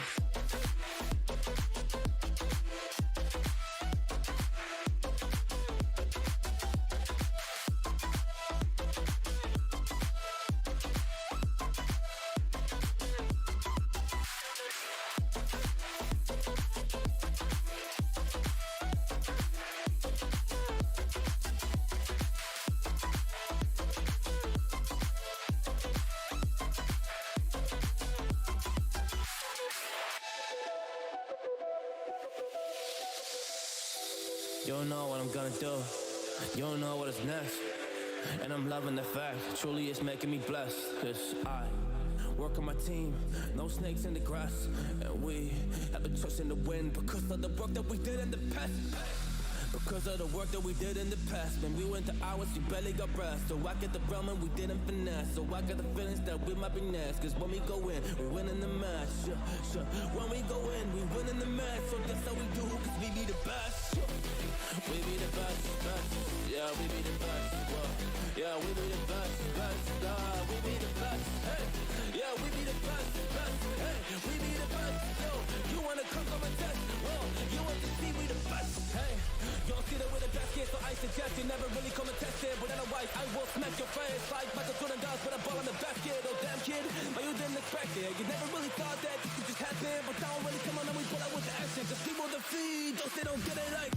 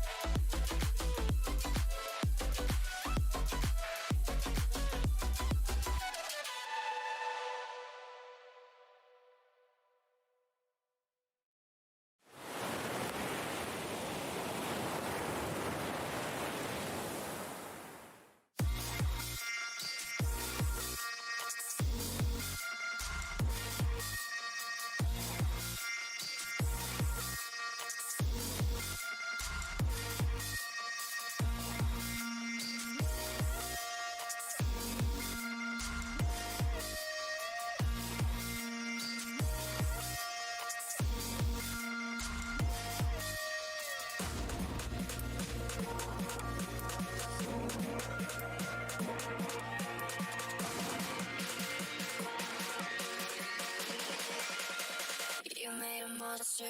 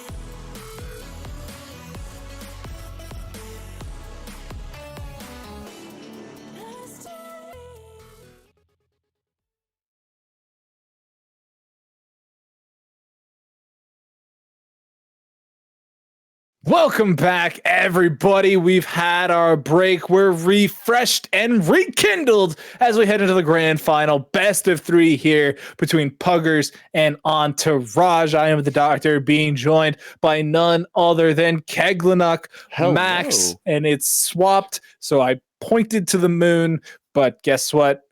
GameStop will be meeting us there, Max, and we have a grand finals ahead of us. Doc, I have lost so much money in the last few months because of GameStop. But at least on the bright side, though, we are in the grand finals. You're completely right. We have so much amazingness on our way. But here's the big kicker, right? It's not a cent right away. In fact, it won't be a cent at all. And we do have more common maps, but map number 1's a bit of an outlier. I mean, that's definitely true. And for those of you keeping track at home, you have to know what we're talking about. It's split. Nope, just kidding. It's actually going to be Icebox first map here tonight. Bit of a difference, Max. Typically, that's safe for map number 3. Yeah, even then, we just never see Icebox get to that map number 3 spot. It's usually a 2-0 by the time we're in those best of 3s. And this is definitely the first time you and I have casted Icebox together. And this is probably the second time ever in GLG I've casted Icebox in general. I've casted a handful of times. By handful, I mean literally I can count them on, one hand. And literally every single time it's been a 13-0. Like, no cap, no shenanigans, literally every single time 13-0. But is that attacker favored more or less, or defender favored in the beginning? I actually don't remember it. I think it's 12-0 attack, and then they just win the pistol. So then we have to really see who starts on the attack. Well, we already know. It's not Puggers. It's Entourage on the attack. Yes. Oh, I mean, they've been on an absolute tear this week. This could be huge for them if they can start out on the attack. But, the agent composition, we talk about this a lot too with Icebox. It is so different compared to every other map in the game. There's a lot of strong arguments saying that you don't really need smokes on Icebox. Yeah, I can definitely see that argument. Just because there's so much verticality, you can get around with just a lot of movement. But I mean, some of the better movement character, Jet, does also have smoke. So, I mean, it sometimes kind of comes in as a 2-in-1. So, we are going to be heading into this map shortly. As we've already said, it is going to be Entourage on the attack. And as we head into this match, guys, I do want to remind everybody that we do currently have that giveaway going on. You can go ahead, type !giveaway in the chat. All you got to do is follow the link there to the GLG Twitter, like, retweet, and comment on the post there, and you will be entered to win the new Cosmic skin on the Valorant server, which is that fancy knife, which is also a fan one. Oh man, I love fans like those. I wasn't sure about the Celestial collection when it first came out, but it's really warmed up to me. Yeah, there's a lot of really interesting skin lines that have come out that sound shaky and then end up looking really amazing. Like all of those weird little sunset ones, like the Snow Village and things like that, those actually come out much better than I ever really think they do. The only one that I think fall flat for me is the anime package. That one just swing and a miss. Go next. Yeah, I'm surprised nobody's mentioned that yet either. Like everyone's saying how much they love the anime collection. I'm just like, well, maybe it's because I'm not a big anime watcher, but it's like I don't know. It doesn't do it for me. It's just kind of static. Yeah, I mean, as an avid anime fan, it just doesn't look very anime to me. Full stop. I think Call of Duty, for all its issues, has much more animated anime skins. What are your thoughts on Neon Genesis Evangelion? This is gonna get some ire from those of you at home. Never seen it. Ever. Oh no. It was before my time. Oh come on. It was before all of our times. It's still good. You gotta I don't know. Watch it. I've never seen it. The oldest anime I think I've ever watched was Inuyasha. I've never seen that. Well, luckily though, maybe our giveaway winner for the Celestial skin can correct you and tell you how good Neon Genesis is, because it is just amazing. One of these days. I think the biggest issue for me though was that it was never on like a convenient streaming service. That's true. It's on Netflix now. Now it is, yeah. So, but like I still have 2 weeks of Jujutsu Kaisen to watch. I have 2 weeks of Attack on Titan to watch. Technically I already know how that story goes because I read the manga, but it's still great to see it live on, the television. But you know what's funny? What? I just started watching the first 2 episodes of Jujutsu. I can't say it. I don't know how to say it today. Kaisen? Yeah, I saw the first 2 episodes today. That's so good. Can we talk about how someone here doesn't have a name? What's going on with that? That's so weird. That's an odd one, right? That's bizarre. Fire Force, also another really good one. All right, so since it's glitched, if I could get that name typed out in chat real quick. But as we see Flames being paint canned into oblivion as Vatreon gonna take his head straight off. Tyranny gonna pick up one as well. They're trying to get onto the site to defuse that spike, but the kills are coming in hot and heavy. Oh, Kiruz, I didn't even realize just found a new team. They were LFT for a little while, but now they found themselves a new home. Last one alive, Entourage still having 2. It's gonna be the 2 duelists left. They're hiding behind green box. Could be up to a single Kiruz, but it's not enough. Jump and pop goes the weasel. 3K comes out. Nice little stuff there. And if you missed yesterday's GLG stream and you missed Rose's strat book for Icebox, you throw up a wall and you plant the spike. That's all there is to it. That'll win you the map 13-0 every single time. It's like playing tic-tac-toe, right? Once you learn the strat to tic-tac-toe, as long as either you go first or your opponent doesn't know the strat, you win every single time. Okay, so it looks like the glitched out person is Tillo? Tillo. So the compositions for both of these teams are really weird too, because we're starting to see a lot more Viper play inside of here. Less Omen, or maybe Omen. It's like and or Viper. And then we also see a lot of Killjoy, but we're just not seeing either of them. In fact, there will be some skirmishes inside the kitchen, but it's the Anti-Fiber that comes out on top. The plant's going to go down on B as well, and that's going to be a huge predominance for the attacking team. They've stalled everybody out with those slow orbs. Yeah, plus the wall's now up, so they have to try and break through that with not the best weaponry. but they're going to be able to get something down. Tillo's going to fall to Antifiber, picking up their second kill so far. That wall is deadly, but Antifiber is deadlier as Karuz closes out the round as well. Beautiful work coming out there. Another first defuse coming out. Entourage weren't able to do it, but they go for B almost every single time. Early on, too, when Icebox first came into the competitive pool, Doc, we saw almost always attacking teams go for B, no matter what. But it's not going to be 13-0. Yeah, that's a first, but hey, you know what? The curse has to be broken every now and then, or it's just the exception that proves the rule. Either or, but there's a lot that happens in this map overall, and you know, it's just really interesting to see how the teams decide to, you know, play back and forth. And I think that we are going to start seeing more and more tech for this map come out. I know that traditionally in GLG we do a lot of best of ones, but you know, a lot of best of threes are on the horizon, both here and everywhere else. So, you know, as those continue and we start hitting best of fives and things like that, then you know, these ice block maps, these you know, split maps are just going to become more and more prevalent. I think so too, and especially with the more niche agents of the game being really heavily used on Icebox. We mentioned before, Xset has been really good about bringing out Viper. There's no Viper here. There's no Killjoy to watch the flanks, but there is at the very least the Sage, which we don't see as often. She's starting to make that comeback, but the walls, this is her best map for it. Oh man, and already double kill on A. That was so cool. And not only that, they were able to get one earlier on too. I mean, that was the other jet as well. But still, these knives have been absolutely huge here. huge ding. Ooh. What's gonna happen though, Doc? Another knife potentially coming through? No. They're trying. They only have 2 left though.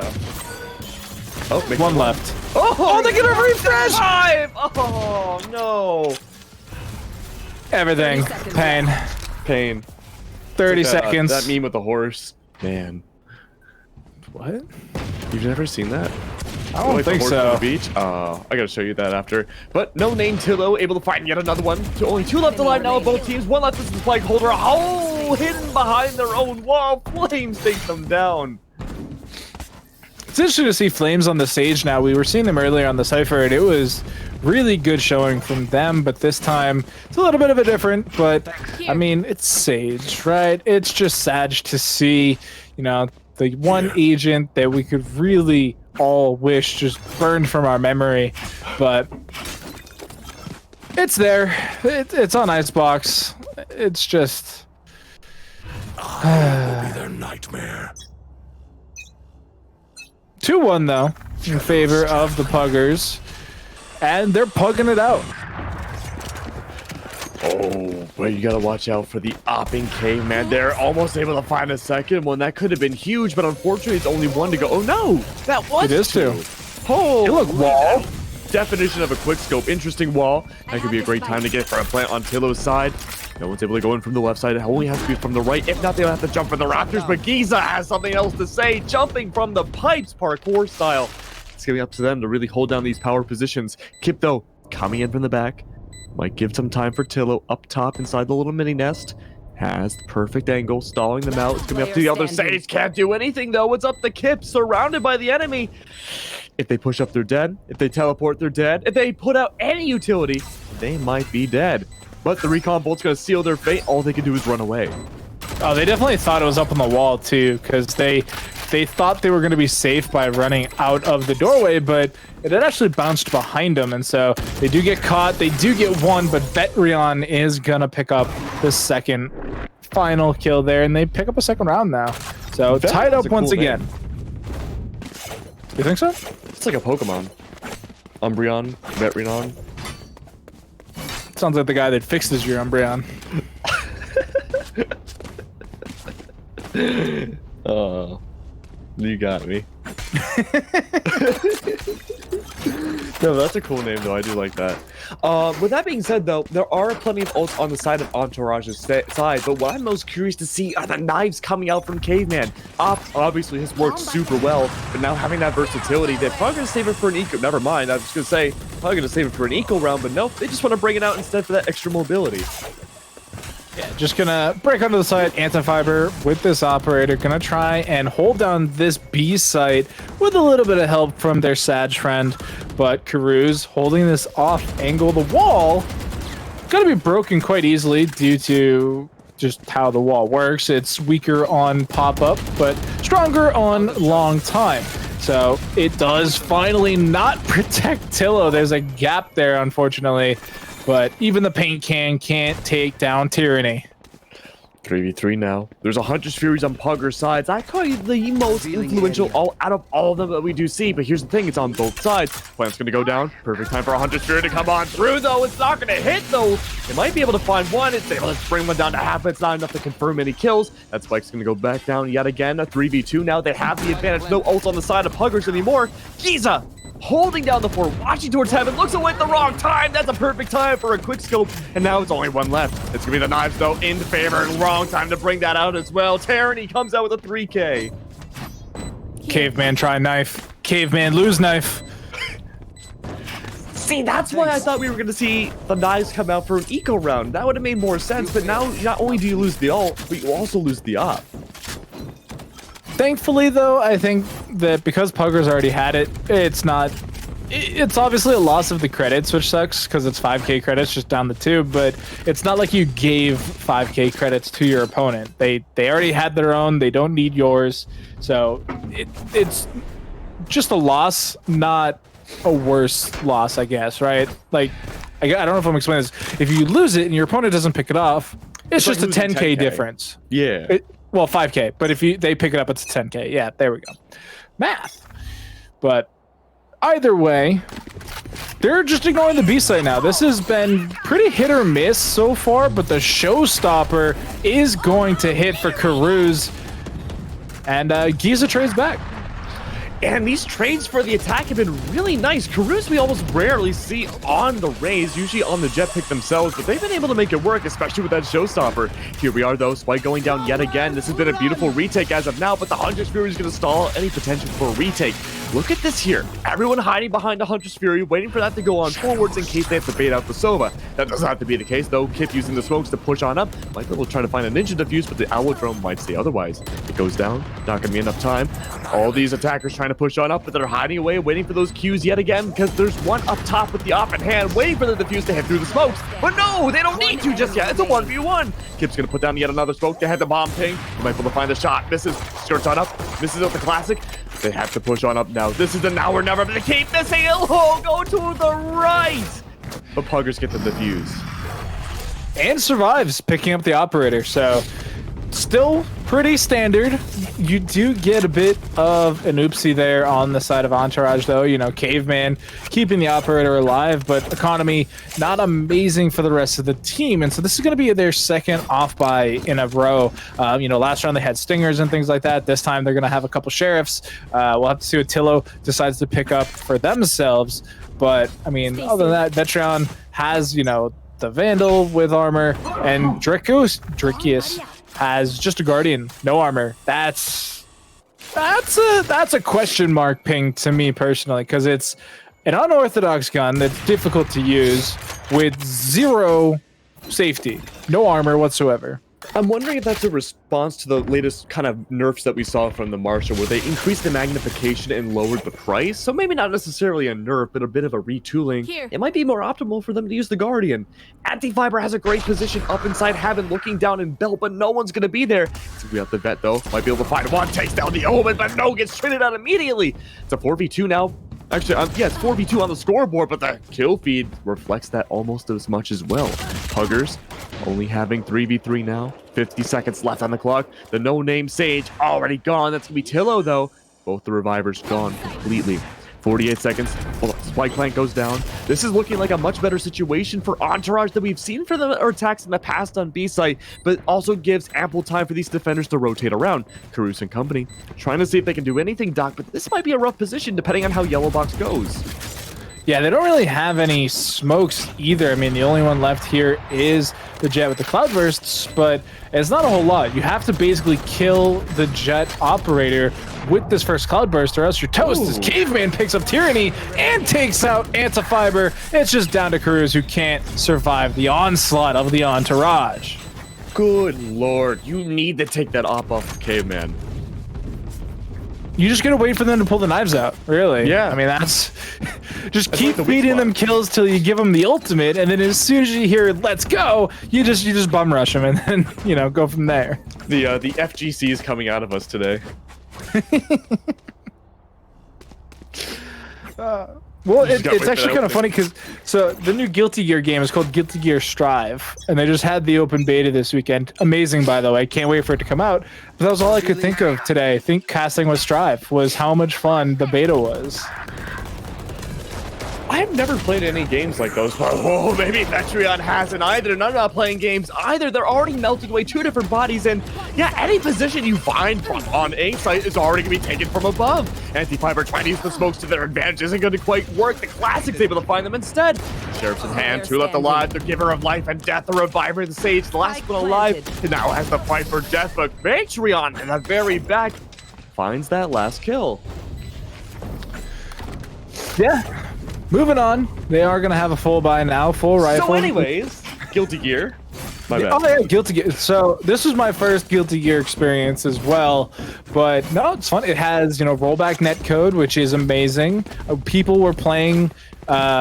People in Boston were playing people from Japan with no lag whatsoever, which it sounds mythical, right? Like, can you imagine trying to play like EU Valorant from like where you live, Max? It'd be dreadful. You'd have a horrible time.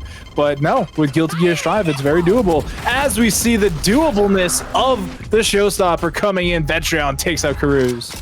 Taking a lot of liberties out of Flight's YouTube channel, apparently. And just being able to double blast pack everywhere. It's going to be a bunch of weird kills coming up from this Guardian and Vandal. Holy, a bunch of people trapped inside. The Hunter's Fury might be able to stall things through, but even then, it's not going to find any damage.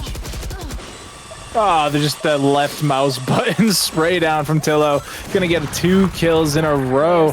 Kippo, the only one left alive, is gonna take down Vetreon, but it's still a 2v1. They've done this before. Can they do it again? The answer is no, as Tillo picks up 4. That was crazy from the Sage, just holding themselves back. Everyone else on Entourage played that really aggressively. What's crazy to me is Drakius actually had the Guardian too, and they teleported aggressively up onto that little catwalk area and was still able to take out Antifiber with the operator. Just 2-tapped him right in the face, which is just odd. You don't typically see the Guardian ever work out for anybody, but when it works, it's kind of nice. Oh, it used to be an actual sniper. Remember before they buffed it or nerfed it, like way back when the beta dropped? Yeah, it was pretty nutty. I mean, that's also nutty. Holding up top, not going to find too much, though. It's going to be the Sheriff that puts in work, but Drakius says otherwise. We're returning back to B site, and Giza and everybody have a great position to maybe plant on default. Wall, plant, wall, plant, wall, plant, wall, plant. God. You unleashed a Pandora's box. It's bind all over again. Thank God this agent doesn't exist 9 times out of 10 as Giza wins the shootout. Wins another one, 3 on the board, looking for a 4th, but it's all down to just poor old Sage, and it's Sage on Sage action to close out the round.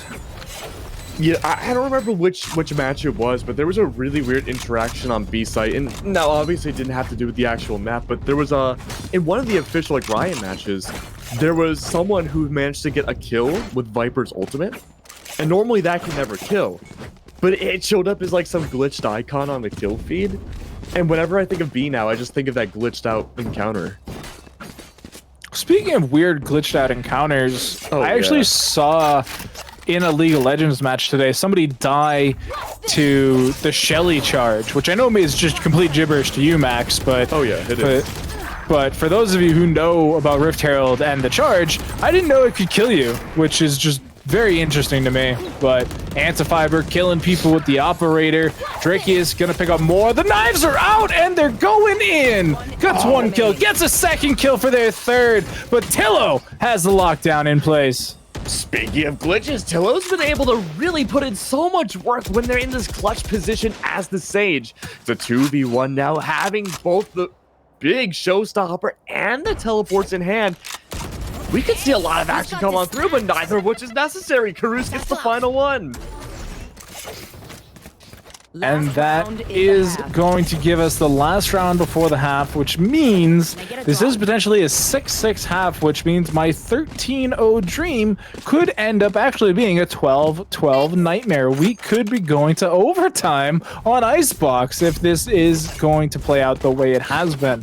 But for now, it's still 6-5. Puggers, they still need to win a round to bring it halfway, but I mean, if they have Antifiber just unleashed, it's definitely doable. Well, one cool thing about this Icebox match is that the pushes have been really linear, but they've been really aggressive. Wait, why did the paint can explode outside the wall? That's a good question, but the 100 Fury's not going to do that weird interaction, though. It's able to find some action. Karus is going to fall. There's no showstopper for this half. Unless we could potentially see a revive coming out from the other Sage. That seems to be unlikely. Antifiber blinded out completely. They have to hold the back line, but look from above. It's Death! Death stalks you in every turn! There's Death! And it's now just down to one more. Kib has to bring it all back. Can they bring it 6-6? It seems unlikely because there's a sniper around the corner. First of all, that shot from Antifiber, nuts. Just the snap up to the little catwalk, catching him in the face, nutty. But the tracking on that Hunter's Fury was next level. There was so much like distance gained with those blast packs, and like he was so far away. It's not like he's hearing these blast packs. He just looked based on the one frame of illumination that he had to follow it on the way through and gets the final shot on target for the kill. And like you said, Max, that removing the showstopper is huge. That's a big ultimate to just not have access to. That could have been quite literally a showstopper for the attack that round. That could have turned everything around and we could have seen a 6-6 half. That is a crazy recall bolt. That takes out the entire attack, I think. But holy, that is going to be really nice recon coming through. Anybody on B side would have been detected, but the plant's already going to go down on default. The wall plant. It melts away. That wall didn't stand a chance. Holy. Back and forth's happening nonstop, right? Look at the positioning from Caveman. Many op in hands as well. Might be able to find that track. He doesn't find the shot from above. I thought they did for a second. But look at this here. One coming in from kitchen, trying to find the snipe. Maybe a flank going above, but no, overrun completely. There's no chance for this defense. And it all started with that recon dart. And, you know, you mentioned it first, but I was going to say it's actually crazy that, like, these players have Sova darts. Like, you know, when this map first came out and the first couple times we saw it on stream, we basically saw just 4 duelist compositions with like a brimstone. Like that was everybody's composition for this map. Now they're going for these Sage Sova comps. You know, they're making use of these recon darts to get the most information possible. And yeah, we're memeing the wall plant, but like if it works, it works. Like there's not much you can do about that. If, you know, you're gonna use it, you might as well, you know, use something that works. And one thing, too, is the Sage Wall Tube as well has been amazing. Now, look at that takeover as well. This is Ocean's 11. What? Patillo, double kill with the frenzy, stalling it down. They do get picked off eventually, but look how rugged it looks on Pugger's side. They only have one left. It's up the flame, spike in hand, blow up on it maybe, but it's still a 2v1. So much intel, so much volatility coming out from Entourage's side, too. Flames is going to struggle so much so that they get killed doing it, sure. It's a 3K, but if they can bring it home, they might have to run all the way to A. They decided to pick up the Vandal, though. If they rotate around the corner, it's going to be a little bit of a rope action coming out from Entourage's jet, though. We have to see if this is going to work. They jump the wall. Flames has no idea. Perfect timing for the jet. They get all the way around, pick up the Spectre, no less. And all they have to do is turn a corner, and they do! They find them! That's pretty tragic for the side of the Puggers. I mean, you won the pistol, things were looking good, you had some money in your back pocket, and you just got bullied into giving it up for lunch money. And now, looking at the economy of Entourage, they're living the high life. They got 5 rifles, full armor. Caveman even has 3,800 in the bank still, so just fully loaded in that, you know, vehicle there, and they're looking to keep that going. Whereas poor Puggers, they're on 5 sheriffs. Yeah, I mean, of all maps, I feel like 5 sheriffs on Icebox isn't the worst thing in the world, but they have to be really aggressive about it. And losing Flames, the clutch master of these attacks so far in the beginning, that's not a good start. Yeah, and as they're just pushing on through, there's not a whole lot of things that you can do with the sheriffs in these tight corridors. You can try and get some kills. We might get one here with the shock dart, and we do indeed, but that may be the only casualty here, as it is a 4 versus 2 now, and the spike's not anywhere near a sight. No, and the spike carrier too, 1 hit away. That Raze, we got to go back to that Raze and see if they find that final kit. Oh, they fell away. Oh, they did. You're right. But no, Vetrion's still in a good position, though. Anyone that pushes by that Sova can't rotate anymore. Pushing through on Belt. Yeah, you're stalled out completely. Sheriff in hand might be able to pick up a Vandal. Maybe of that one Sova that fell. But that's still way in the backside of A. You have to go all the way through. At that point, you might as well plant. 30 seconds left. It's tough. Vetrion has the prime position. All it takes is literally half a bullet coming out from that barrel. And yeah, of course, it's field day. That was kind of close. Oh yeah, that whole, what was that? Let's see, 10 plus 5, 15 damage taken down. So, you know, it's life or death. We've seen a couple times now tonight people surviving with sub 10 HP, so... You know, maybe if you should get tagged up with a sheriff, then things will change. But it's rifle time, Max. Puggers finally saved up their pennies. They broke open the piggy bank, and they bought themselves some shiny new Vandals. Unfortunately, they couldn't quite afford the big shiny helmet that went with their armor, so they're just sitting on half their Karuz and Tyranny.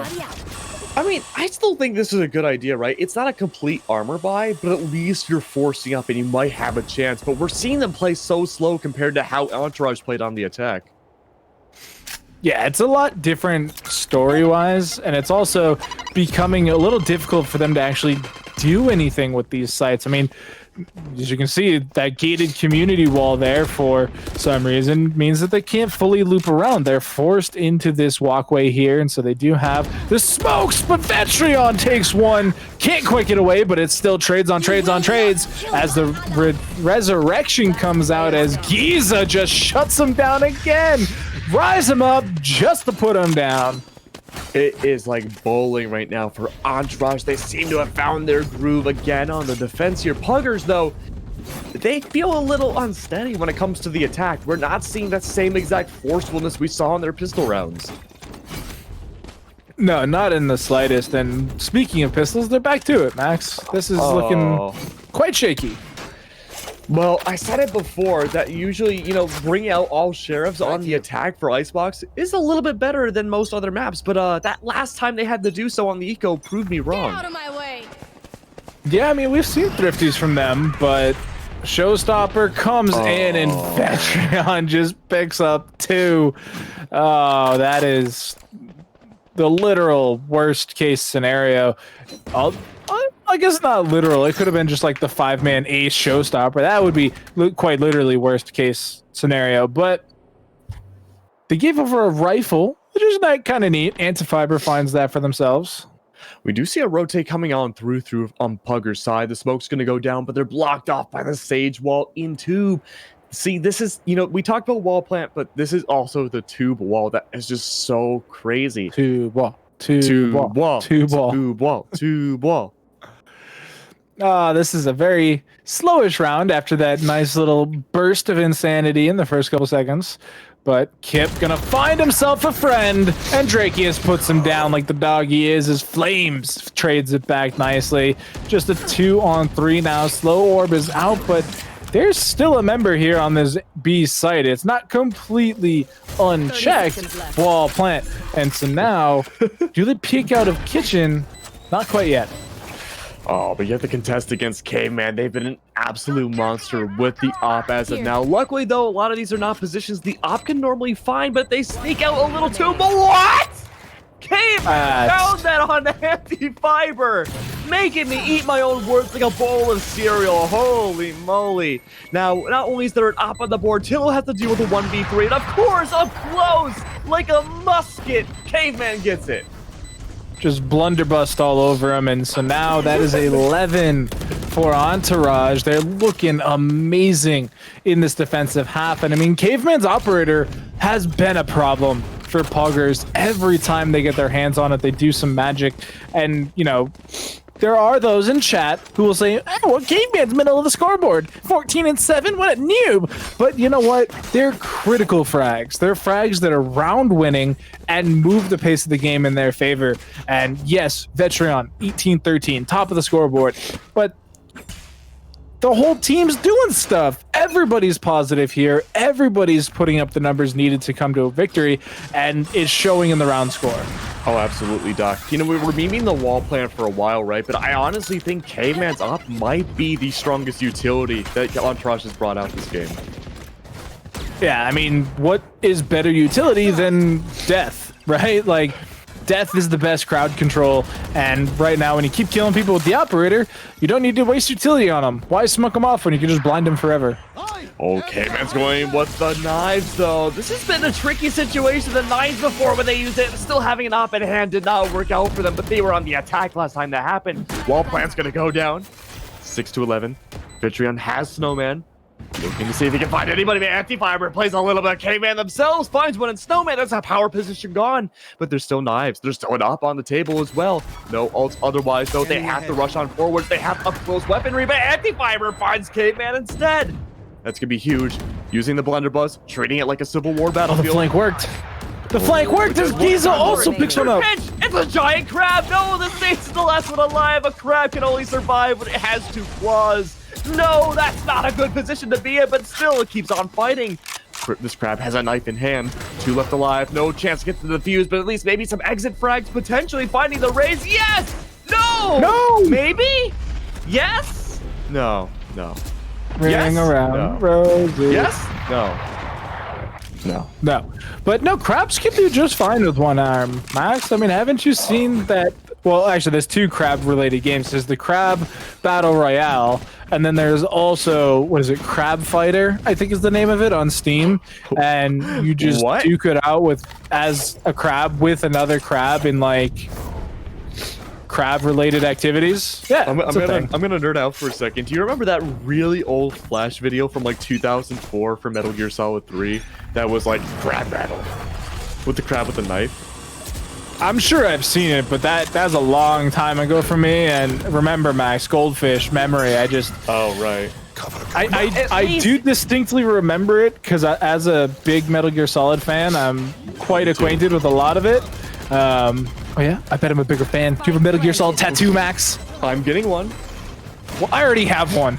Oh, lucky you. Well, at the very least, Doc, you're lucky or cute. You are the snack that smiles bright, but the same can't really be said for Puggers when they go for the plant. They're able to get it down this time. They have Snowman control, but Caveman has it up. Almost able to find it from the sky, but no! It's going to be a whole different story. Entourage have something different to say here, an absolute meltdown, but they still get the fuse. Yeah, not enough to just spray on through the smoke there, but again, Entourage on this defending side have been so strong. I mean, look at these rounds. It's 5-2 here in the second half. And I mean, yes, they came in already winning, but to then continue winning is that much better. And the fact that it all started on the second round is very critical to the problems we've been seeing out of the Puggers on attack, is that they just don't really have the economy to be contesting a lot of these situations. Yeah, that's completely true, too. They're always going in as these underdogs here, and losing Anti-Fiber in the beginning and having to expend the revive doing so, they were already losing one in the means of getting a revive. You're losing now on this player economy so quickly. Enemy remaining. Yeah, and it's just getting worse and worse and worse and worse until the game ends. As we do see the final frag come out, Entourage are going to take it 13-17. And now I hope you guys liked, commented, and subscribed. Sorry, liked, commented, and retweeted the giveaway post there on the GLG Twitter, because that is going to be coming up in just a second. But Max, back to the game. 13-7 final score on map number 1. Granted, icebox, so asterisk, but do you think this is going to carry on into the next map? It's really hard to say just because of that asterisk stock. I mean, Icebox is a competitive map. All maps in Valor are competitive, but we have just seen so little of Icebox. And granted, we have seen so little of these teams in GLG consistently as of now that it's really hard to say if this one win was not necessarily a fluke, but we have to see what they can do on more familiar maps. And what map is more familiar than Haven? This could be a huge turnaround now for Puggers. Bind is definitely a little bit, just a little bit more familiar. But no, I mean, Haven is another big map where the attackers can really take control of it because of the way they work, right? Like you have so much more agency on Haven. You can go A, B, or C. You can go B to A. You can go B to C. You can go garage to B or B to C, garage to C, A to C, even on the longest of routes. Maybe if you're feeling adventurous, go to a C to a B to an A, and then just keep doing that until your opponent is so mixed up they don't know where to go. Absolutely. Luckily, though, we do know where one thing is going to go. It's going to be the giveaway winner for the Valorant skin we were hyping up in the pre-show before we went to Icebox. You ready for the drum roll? My hair's a mess right now. Wait. Ready? Yeah. All right. I might struggle to pronounce their name. I'm not going to lie to you. It is Ogre. The former manager of the Roosters team was able to win the skin, so that's going to be really cool. Yeah, congratulations Congrats. to them. The Ogre coming up clutch in the random number generator there. So congratulations, my man, or my woman, or my friend, or Max save me. My Valorantian. Yeah. Valorant. My Radianite. You spend them? Congratulations to they're the gonna be Ogre spending for stuff. winning the Celestial skin. Let us move away from this failed experiment of a conversation I've been attempting to have with you, Max. And let's get back to things we actually might know how to talk about. Valorant. It's a strong Heading into mic. map number 2. It's a strong ask, I know. But Haven. It's 3 maps. And looking back to Icebox, the Puggers struggled on attack, whereas that is where they should potentially have the best opportunity on Haven. You're right, and that's what I'm most afraid of, because Haven, like Icebox, is a very attacker-centric map. Now, by default, a lot of these attack FPS games are always going to naturally be defender-sided most of the time, but given that it's 3 different bomb sites, you have to be strong on the attack here. You have to force out these slower rotates from the defensive side, and if Puggers are going to show up like they did on Icebox, they're going to struggle, and it's going to be a 2-0 for Entourage. That's what it comes down to. Yeah, and if I remember correctly, Puggers are actually on the defensive side first. So Entourage... No, that's backwards, because the 2 and 3 are the opposite of map 1. So it is going to be Puggers attacking first, so they will have that opportunity to grab the momentum first and foremost, carry that into the second half of the map, and hopefully be able to get something going for themselves. Now, it is Haven, so I do imagine we're going to be done with the Sage for tonight. Just nobody else is going to play her. Wall plant, no longer a feature, but that does still leave a lot of agents on the table. I mean, we have Yoru available, Sky available, agents Rim. we've never even seen before available. Whereas I have to imagine we're going to see Omen, we're going to see Jet, and Raze. So, probably a Sova.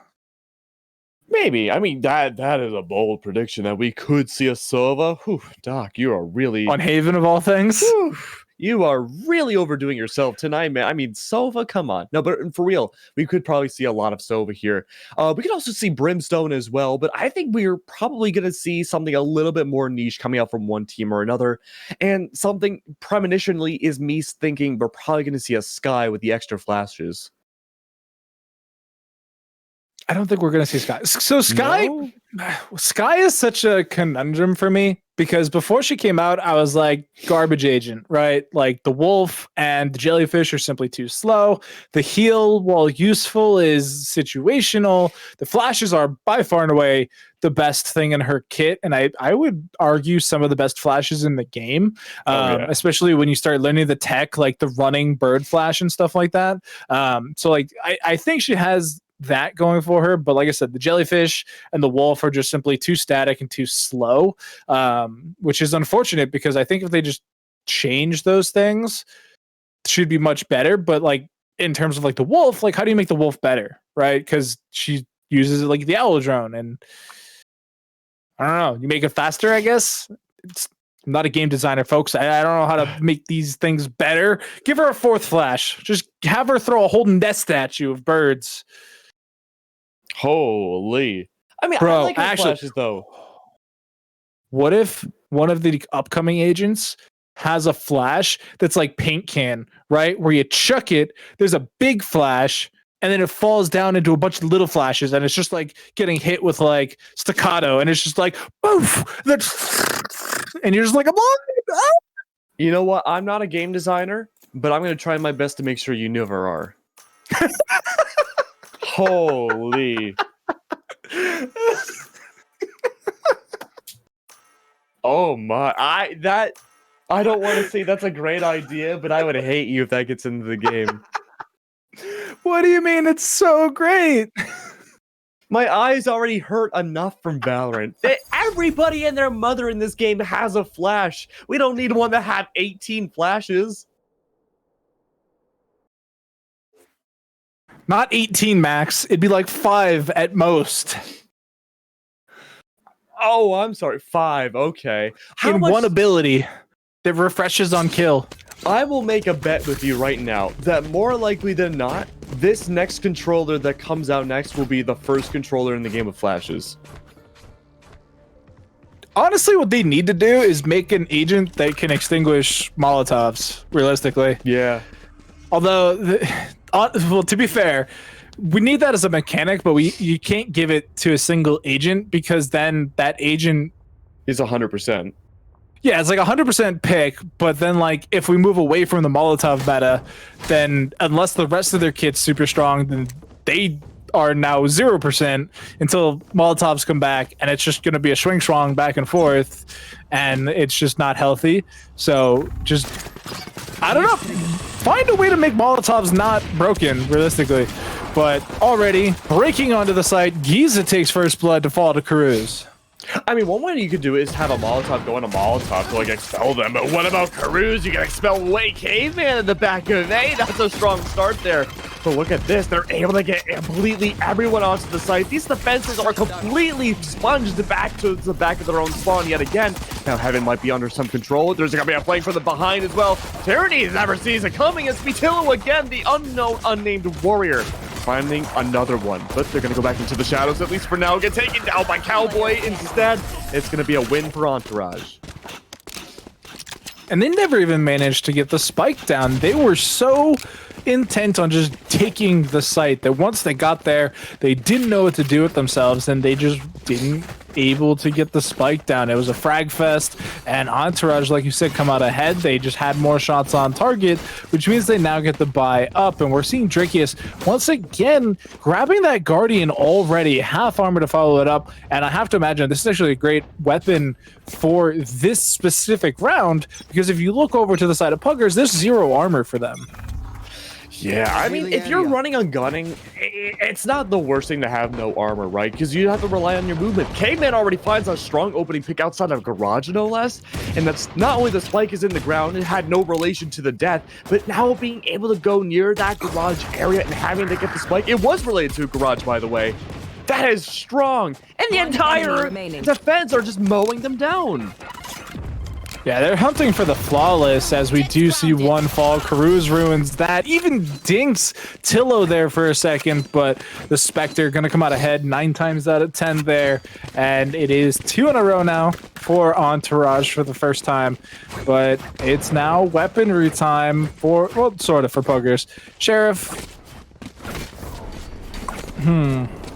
Kip's trying to out-duel Drakius with the Guardian, because Kip never picked that up last map at all. That was a Drakius special. Yes. No, Kip played a lot of Sheriff on the Ego rounds, but even when it was like the half-buy rounds, they mostly relegated to the lower buy. Spike is not even in anybody's possession right now. They have given up on the Spike already. Oh, no, never mind. They're going to go pick it up, but it's a little late. Well, not a little late, but it's still going to stall some time for the round. The defense is all over the place as well. Everyone's looking to get these ego peaks in these individual 1v1s, and that's a great opportunity for Puggers to make their way in. Cruz able to find the opening pick, opens up the dam. Now waterfalls of different defenses, moving their way on the B site. It's a great opening here. Anti-Viper gets the push up. Drakeus is able to find another one, but they're not able to get on the B. The paint can doing the opposite of what it's supposed to as Caveman takes down Karuz. It's a 3-on-4 situation and a heavy movement coming in from the Puggers. They're just W keying their way to the site. Tillo should be able to hear this though with their forward position, which means Vetreon has to fall away, but there's still somebody waiting for them. Caveman pops out, gets one, can't get the second, but they did massive damage to Tyranny. Holy, that is a lot of damage. Now, a single hit will take down Tyranny. That is not a great place to be in, but look at Entourage, though. Vetreon, especially up at the very top, might be able to find a head of one, is able to do so, but no, it wasn't Vet. It was instead the no-name Tillo. Just a couple quick fraggerinos, no worries. We'll get the defuse on top of it. And already 3 in a row for Entourage. They're going to spread the love. They're going to get this run it back 1 orb closer.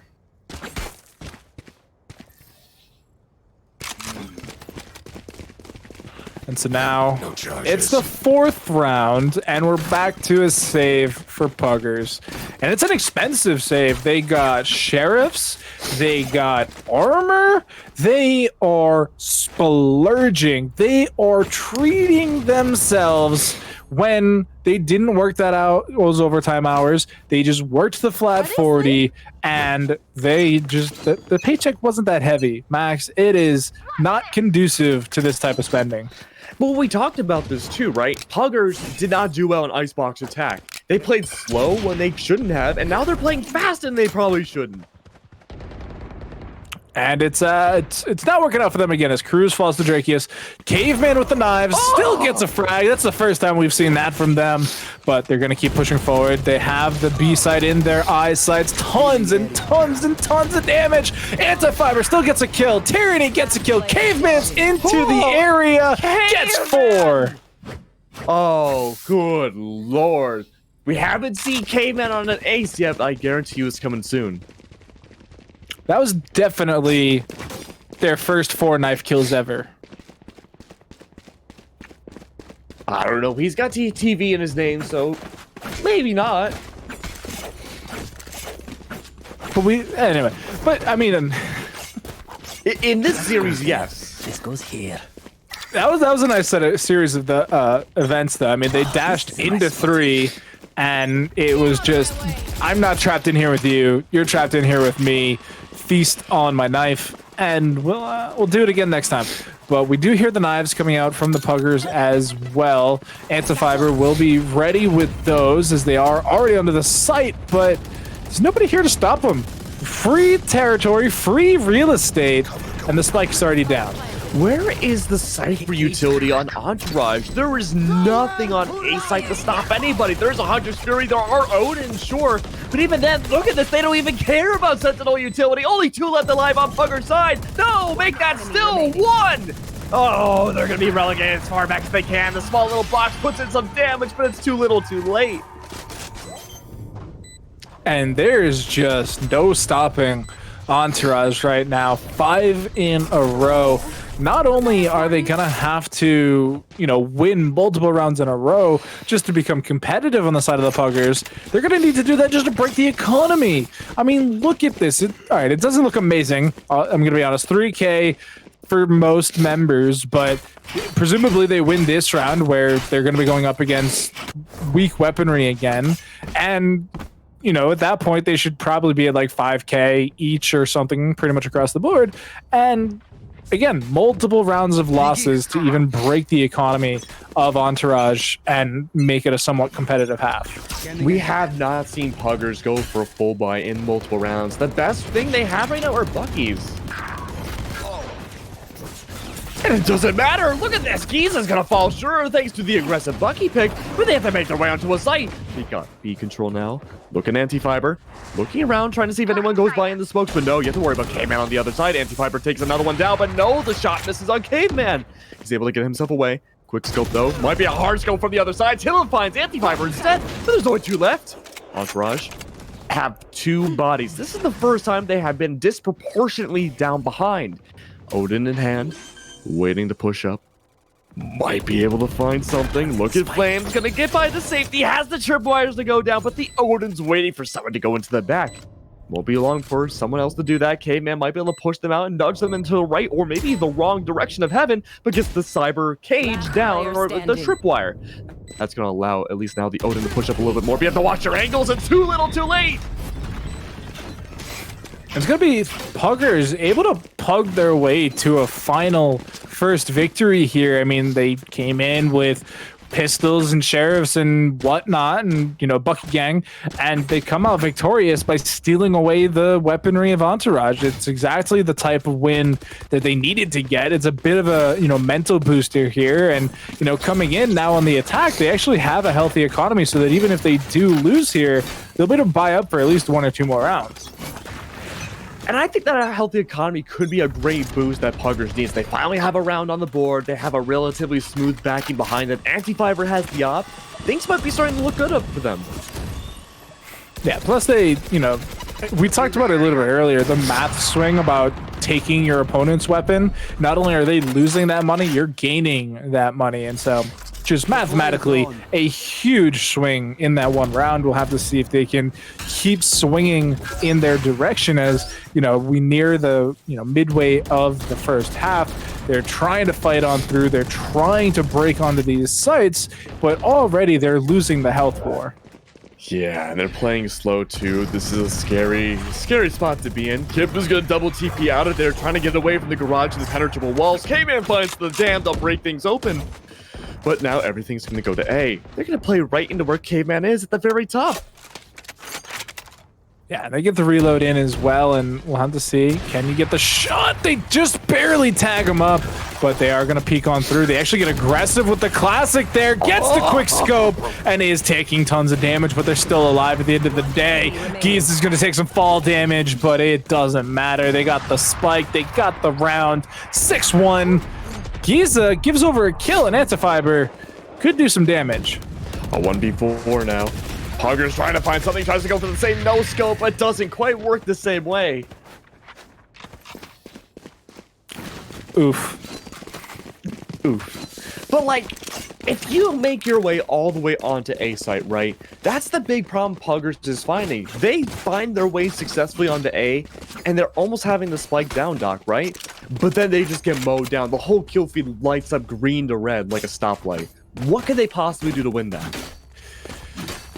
Not die. This is why you get paid the big bucks. That goes there. Yeah. That's why you're a doctor. Yeah. Big brains, smooth brains, wrinkled brains, I got them all. And as we do see here, there's, you know, some trading back and forth, but largely it just goes again to the favor of Entourage. And Caveman's very aggressive here. We've seen that before, and they do it again. They win out. They go back for seconds, and we'll have to see if they can, you know, get up another frag here, because it's such an aggressive positioning, and so far they haven't been able to stop him from doing it, and it's causing so much havoc for the side of Puggers, and they just don't have an answer for it. That operator alone is winning them the game. A lot of challenges on the C, force out a rotate that never to B. They have to make their way on the B because A and C no longer work. The rotate's gonna go down. Vetrian's able to find yet another one. The spike's gonna find its way into the ground, but not on a site. That's only gonna leave Tyranny, last one alive. If you look just about anywhere, you're gonna find opposition alone completely. Not a single person around, no spike in their hand. They have 2 different ults to deal with, possibly in 30 seconds, and they have a Hunter's Fury of their own. They could use the Hunter's Fury, clear things away, get this plan, but that is nothing short of a fantasy. Yeah, that's a pretty big ask here. You know, they don't have eyes on the spike, so they don't know if he has it, if he's getting it, what's going on there.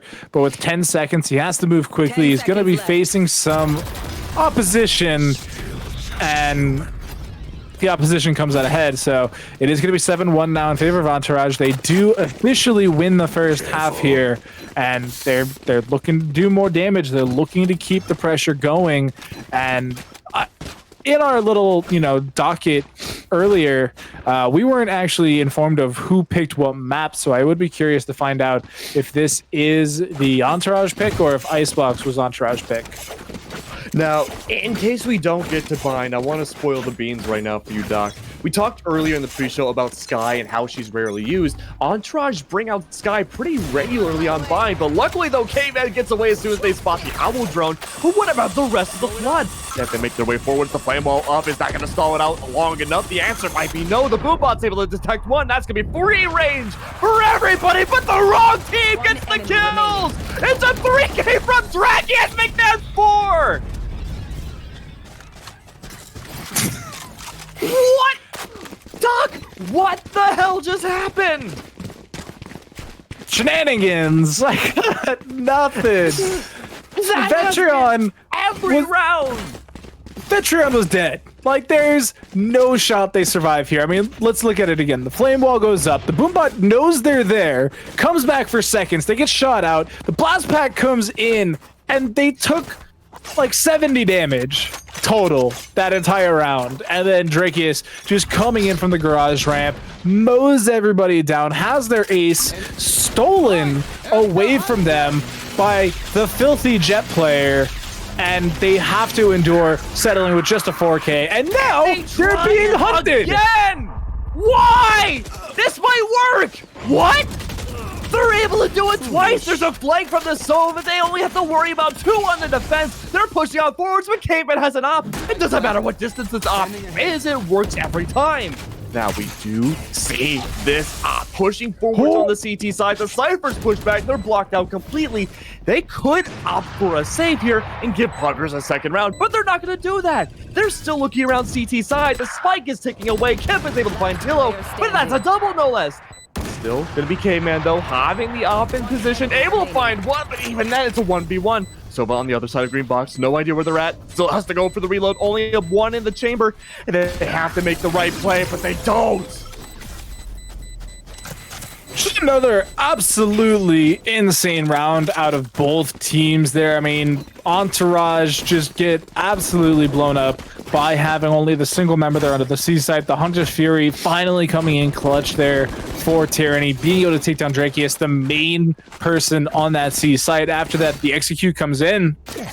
And it's still back and forth, back and forth, back and forth. Like, there was still no, like, true winner there until the spike goes down and the retake happens. At that point, it's still 3-2 in favor of Entourage. And yet, because they're so trapped into going through that one little entry point, you just set up a nice little crossfire, and there was nothing for Entourage to do to get onto the site outside of just out-frag them, and they couldn't do it that time. The one time this map, they haven't been able to do that, and they lose.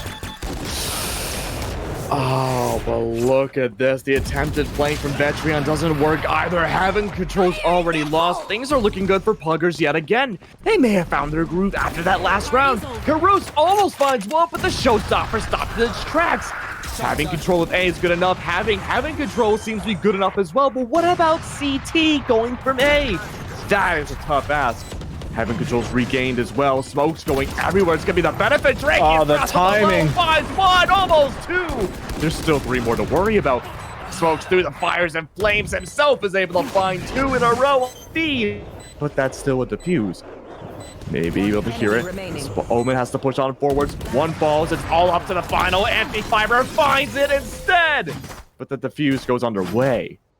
The defuse comes through, and we're heading into the last round before the half, and this has been an absolute blowout for the defensive side. Entourage 9-2 so far. Coming in, there's 0 economy for the side of the Puggers as well, so this is just a complete wash of a round unless Anti-Fiber pops off. Yes, you have the Neural Theft and the main teleport there, but you also have the knives and the counter Neural Theft. Like, there is still a lot here for Entourage to close this out 10-2. And, you know, is this actually Puggers struggling on attack, or is this just them getting out, you know, classed by Entourage? They're certainly being outgunned. It's very hard to deny that. And this is the most diverse buy I think you've ever seen from a team. Early Neural Theft 2 is going to tell exactly where everyone is, and it's a microwave dock. Oh, good lord. Giza's the last one. Oh, I'm sorry, it's not Giza. It's going to be Anti-Fiber, last one alive. Oh, the shot was there. Oh, it was right there. Anti-Fiber. Switching sides. Anti-Fiber did so much there to try and keep them in it and just absolutely couldn't clutch it up the way it needed to be done. But that's still a great round from Anti-Fiber, being able to come in, get something done with the operator instead of it just being there. So we end to have 10-2. And now we find out if it's just Entourage that's beating Puggers or if it's the attacking side that's beating Puggers. I mean, we have two maps that back up the things that Puggers have not worked well on the attack against Entourage. They had a better time with the defense, but is it 10-2 better, maybe? That's a hard sell. I mean, Icebox was 7-5 on their defensive half. So we will see as they bust out the window here into B main. This does seem to be the call. We do have a little bit of a sneaky play coming over to C, but this recon dart not going to find anybody just yet. But Drakius gets one, can't get the second, but is traded back. Absolute pinwheel coming out from B main here. Now a single advantage coming on through. B main in the control still of the defense, able to find some shots. Only one attacker left. It's a 1v1 coming from behind though. Karuz finding one now, a true 1v1. Still inside B window, identified completely classic at hand. Karuz might be able to find the final one. No longer on the jet, now a raise. Might be able to find him. It's gonna be an unorthodox angle coming out from the Sova. Having forwards able to take advantage of the recon, but the shock guard finds it instead. That was incredibly close. 22 HP, the decider there. And without that shock dart, that is completely different. I mean, both shock darts hitting you in a 1v1 is just tragic. And it does mean 11-2 now. Entourage, they buy up. Puggers also do the same. They don't have a choice. They don't get the luxury of saving here on round 2. They have to go for it. And they have to win, because if they lose, they have no money. If they win, they also have no money. It's just such a tough situation to be in here for Puggers. And yet, through all of that, they do find the opening pick on Entourage's side. No matter what they do, it just doesn't seem to work. And now they have to fight a post plan with a member down. It's a tough ask, as we do get one at least. Karuz able to pick up a kill here on Tillo. Caveman taking that Marshall all the way back down to C. Gonna set up perfectly for these long-range engagements and let the rest of the team hash it out here. Here comes the push. Vetreon trades 1-for-1. Tyranny picks up another one, and it's just red-green. It's like a Christmas celebration. They peek out. They take down Giza. It's this 1v2 situation. The Marshall's so far down. Bonus magnification minus the armor, and he gets it in the smoke. Holy! Was it Caveman that struggled to get that on Match point. on Icebox? I think they were. It was either Caveman or it was Anti-Fiber. The smoke was down on A site, and they just kept aiming too much to the left. Whatever the case, that's at least a redemption for what we had seen as a viewer. Yeah, I mean, apparently the Marshall just broke. That's crazy that it just, they got a 3K with it. Apparently those buffs came in pretty clutch. I mean, it's cheaper, bonus magnification. What more can you really ask for? So 12-2 now in favor of Entourage, and they have the upgraded weaponry. They have bulldogs. They have rifles. They're busting onto the B site here, and it's defended by a pistol, and that's it. A pistol can be very strong though. Geese is able to find one, but Karuz with the showstoppers, claiming B-side as their own. All the utility going down at once, and the spike is essentially free. The Owl Drum being the best defense they have right now on the attack. The showstopper needs to come out yet again in the form of a shock dart. Is it going to be enough? The answer is going to be possibly huge. Yes, this could be multiple kills, but it's only one. The Pyramid of Giza falls. Karuz with 3. It's still one left alive. The last one's going to be Tillo. This could be the end right here. Finding almost a double kill, but the defense brings it back. Kip just barely holding on to the round there for the team, and they managed to pick up a third one. They only have the one member alive though, which means their economy's still not good. They got the Ares, more Spectres, a Stinger. They do have one Vandal in the hands of Karuz, but again, just absolute tatters team together there. Whereas on Entourage, they could just not buy anything here. Yes, they have bought up and it's mostly rifles, but they didn't have to do that. They could have just hung out on, some, maybe even sheriffs, right? Like 800 credits, just go into the next round. It's 12-4. Who cares? You just do as much economic damage as you need and come in next time with fully kitted out kits, full armor and everything else. But they buy up some Vandals, and look at how far away they are. They are nowhere near a site as Giza signals the go-ahead, and now the site is on. Oh, good lord. Not only is Anti-Fiber using a Guardian, but they're on the wrong side. They have to go for a full rotate, a retake, but the spike that low by the time they get there, even if it's only a few seconds, is just going to be a constriction. They're able to get on top, though. Drakius is going to spot them away, and it's just a complete meltdown down to a 2v2. 2 Cyphers left alive. Anti-Fiber hiding away and might be able to get a Ninja Defuse, but through the other side of Long, might be able to find it again. The Shock Darts and Recons have been paramount. But it's going to be a very quick ending there. Entourage take it 2-0 in the grand finals for the Pit of Valor tonight. And I mean, that second map was nothing short of dominance. And you can chalk it up to the Puggers not having an offensive side. You can chalk it up to the Entourage team just being better. But at the end of the day, it's a 2-0 overall in this best of 3 grand finals. And it is going to be Entourage taking home the $50 prize. And they did it very convincingly, too. It's not often we're in the grand finals we see a 12-2. That's more of an icebox scoreline. Yeah. I mean, look, this whole map pick is just out of sorts, right? We went to Icebox first. We got a 13-7. Then we went to Haven, where we got a 13-3. This is actually quite literally a backwards map pick, right? Like, typically we see Bind, Haven, Icebox, or like Bind, Ascent, Icebox. Never do we see Icebox first and end on Bind. I'm wondering if maybe they just started off on the wrong foot if you're the Puggers. I mean, from the very beginning of the get-go, sure, their first half in Icebox looked good, but are they even an Icebox team? Is anyone really an Icebox team? That's a hard question to ask, and I'm wondering if we see them next week at the Pit of Valor, if we're going to see a completely different tune, not only in their playstyle, but certainly their map choices. Yeah, definitely a big question to see if they do decide to come back. I mean, the links are down below, folks. You can sign up for next week's Battlefy for the Pit of Valor if you want. Again, Wednesday, same time, same place. Best of 1s of the grand final. Best of 3 to close out the night. $50 prize pool. If you think you can do it, if you think you can beat the Puggers, if you think you can beat Entourage, sign up now and get practicing with your squad. But, man, we had a crazy night of games, Max. I mean, absolute bangers. We had an overtime. We had this best of 3. We had tons of off-stream matches that went very well as well. Just a really overall great night of Valorant.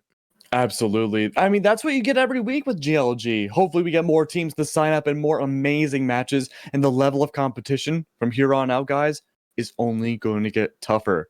Of course, if you drink Control 2, your performance increases 5,000% as well. So, Is that mathematically proven? Is that, have you taken the FDA down to test? The zeros. All right, well, I am the FDA test. All right, well, you can snort some Drink Control and you can join GameStop and AMC on the moon. But for us here tonight, that is going to do it. Be sure to tune in next Wednesday for GLG's Pit of Valor, and we'll be sure to see you there. Don't stay up too late. It is a school night, and be sure to wash your hands, wear a mask, and stay indoors. But for us here at GLG, we'll sign it off, and we'll see you next week. Are you tired of playing online tournaments for no glory and fake online trophies? How about you start playing for a little bit of glory with GLG? Not only do we host real prize pool tournaments, we professionally broadcast them live on Twitch. And Beefcake really can't find anything. Hydro finds 2 through the flash. Can he find the 3rd? The offshot's gonna miss. He finds the 3rd. He finds the 4th. Hydro is on fire. This man is putting his team in the backpack to try to win this tournament. We've got casters, highlight videos, Sweet Pea with the blind shot, player features, the whole shebang. Are you ready for your little bit of glory?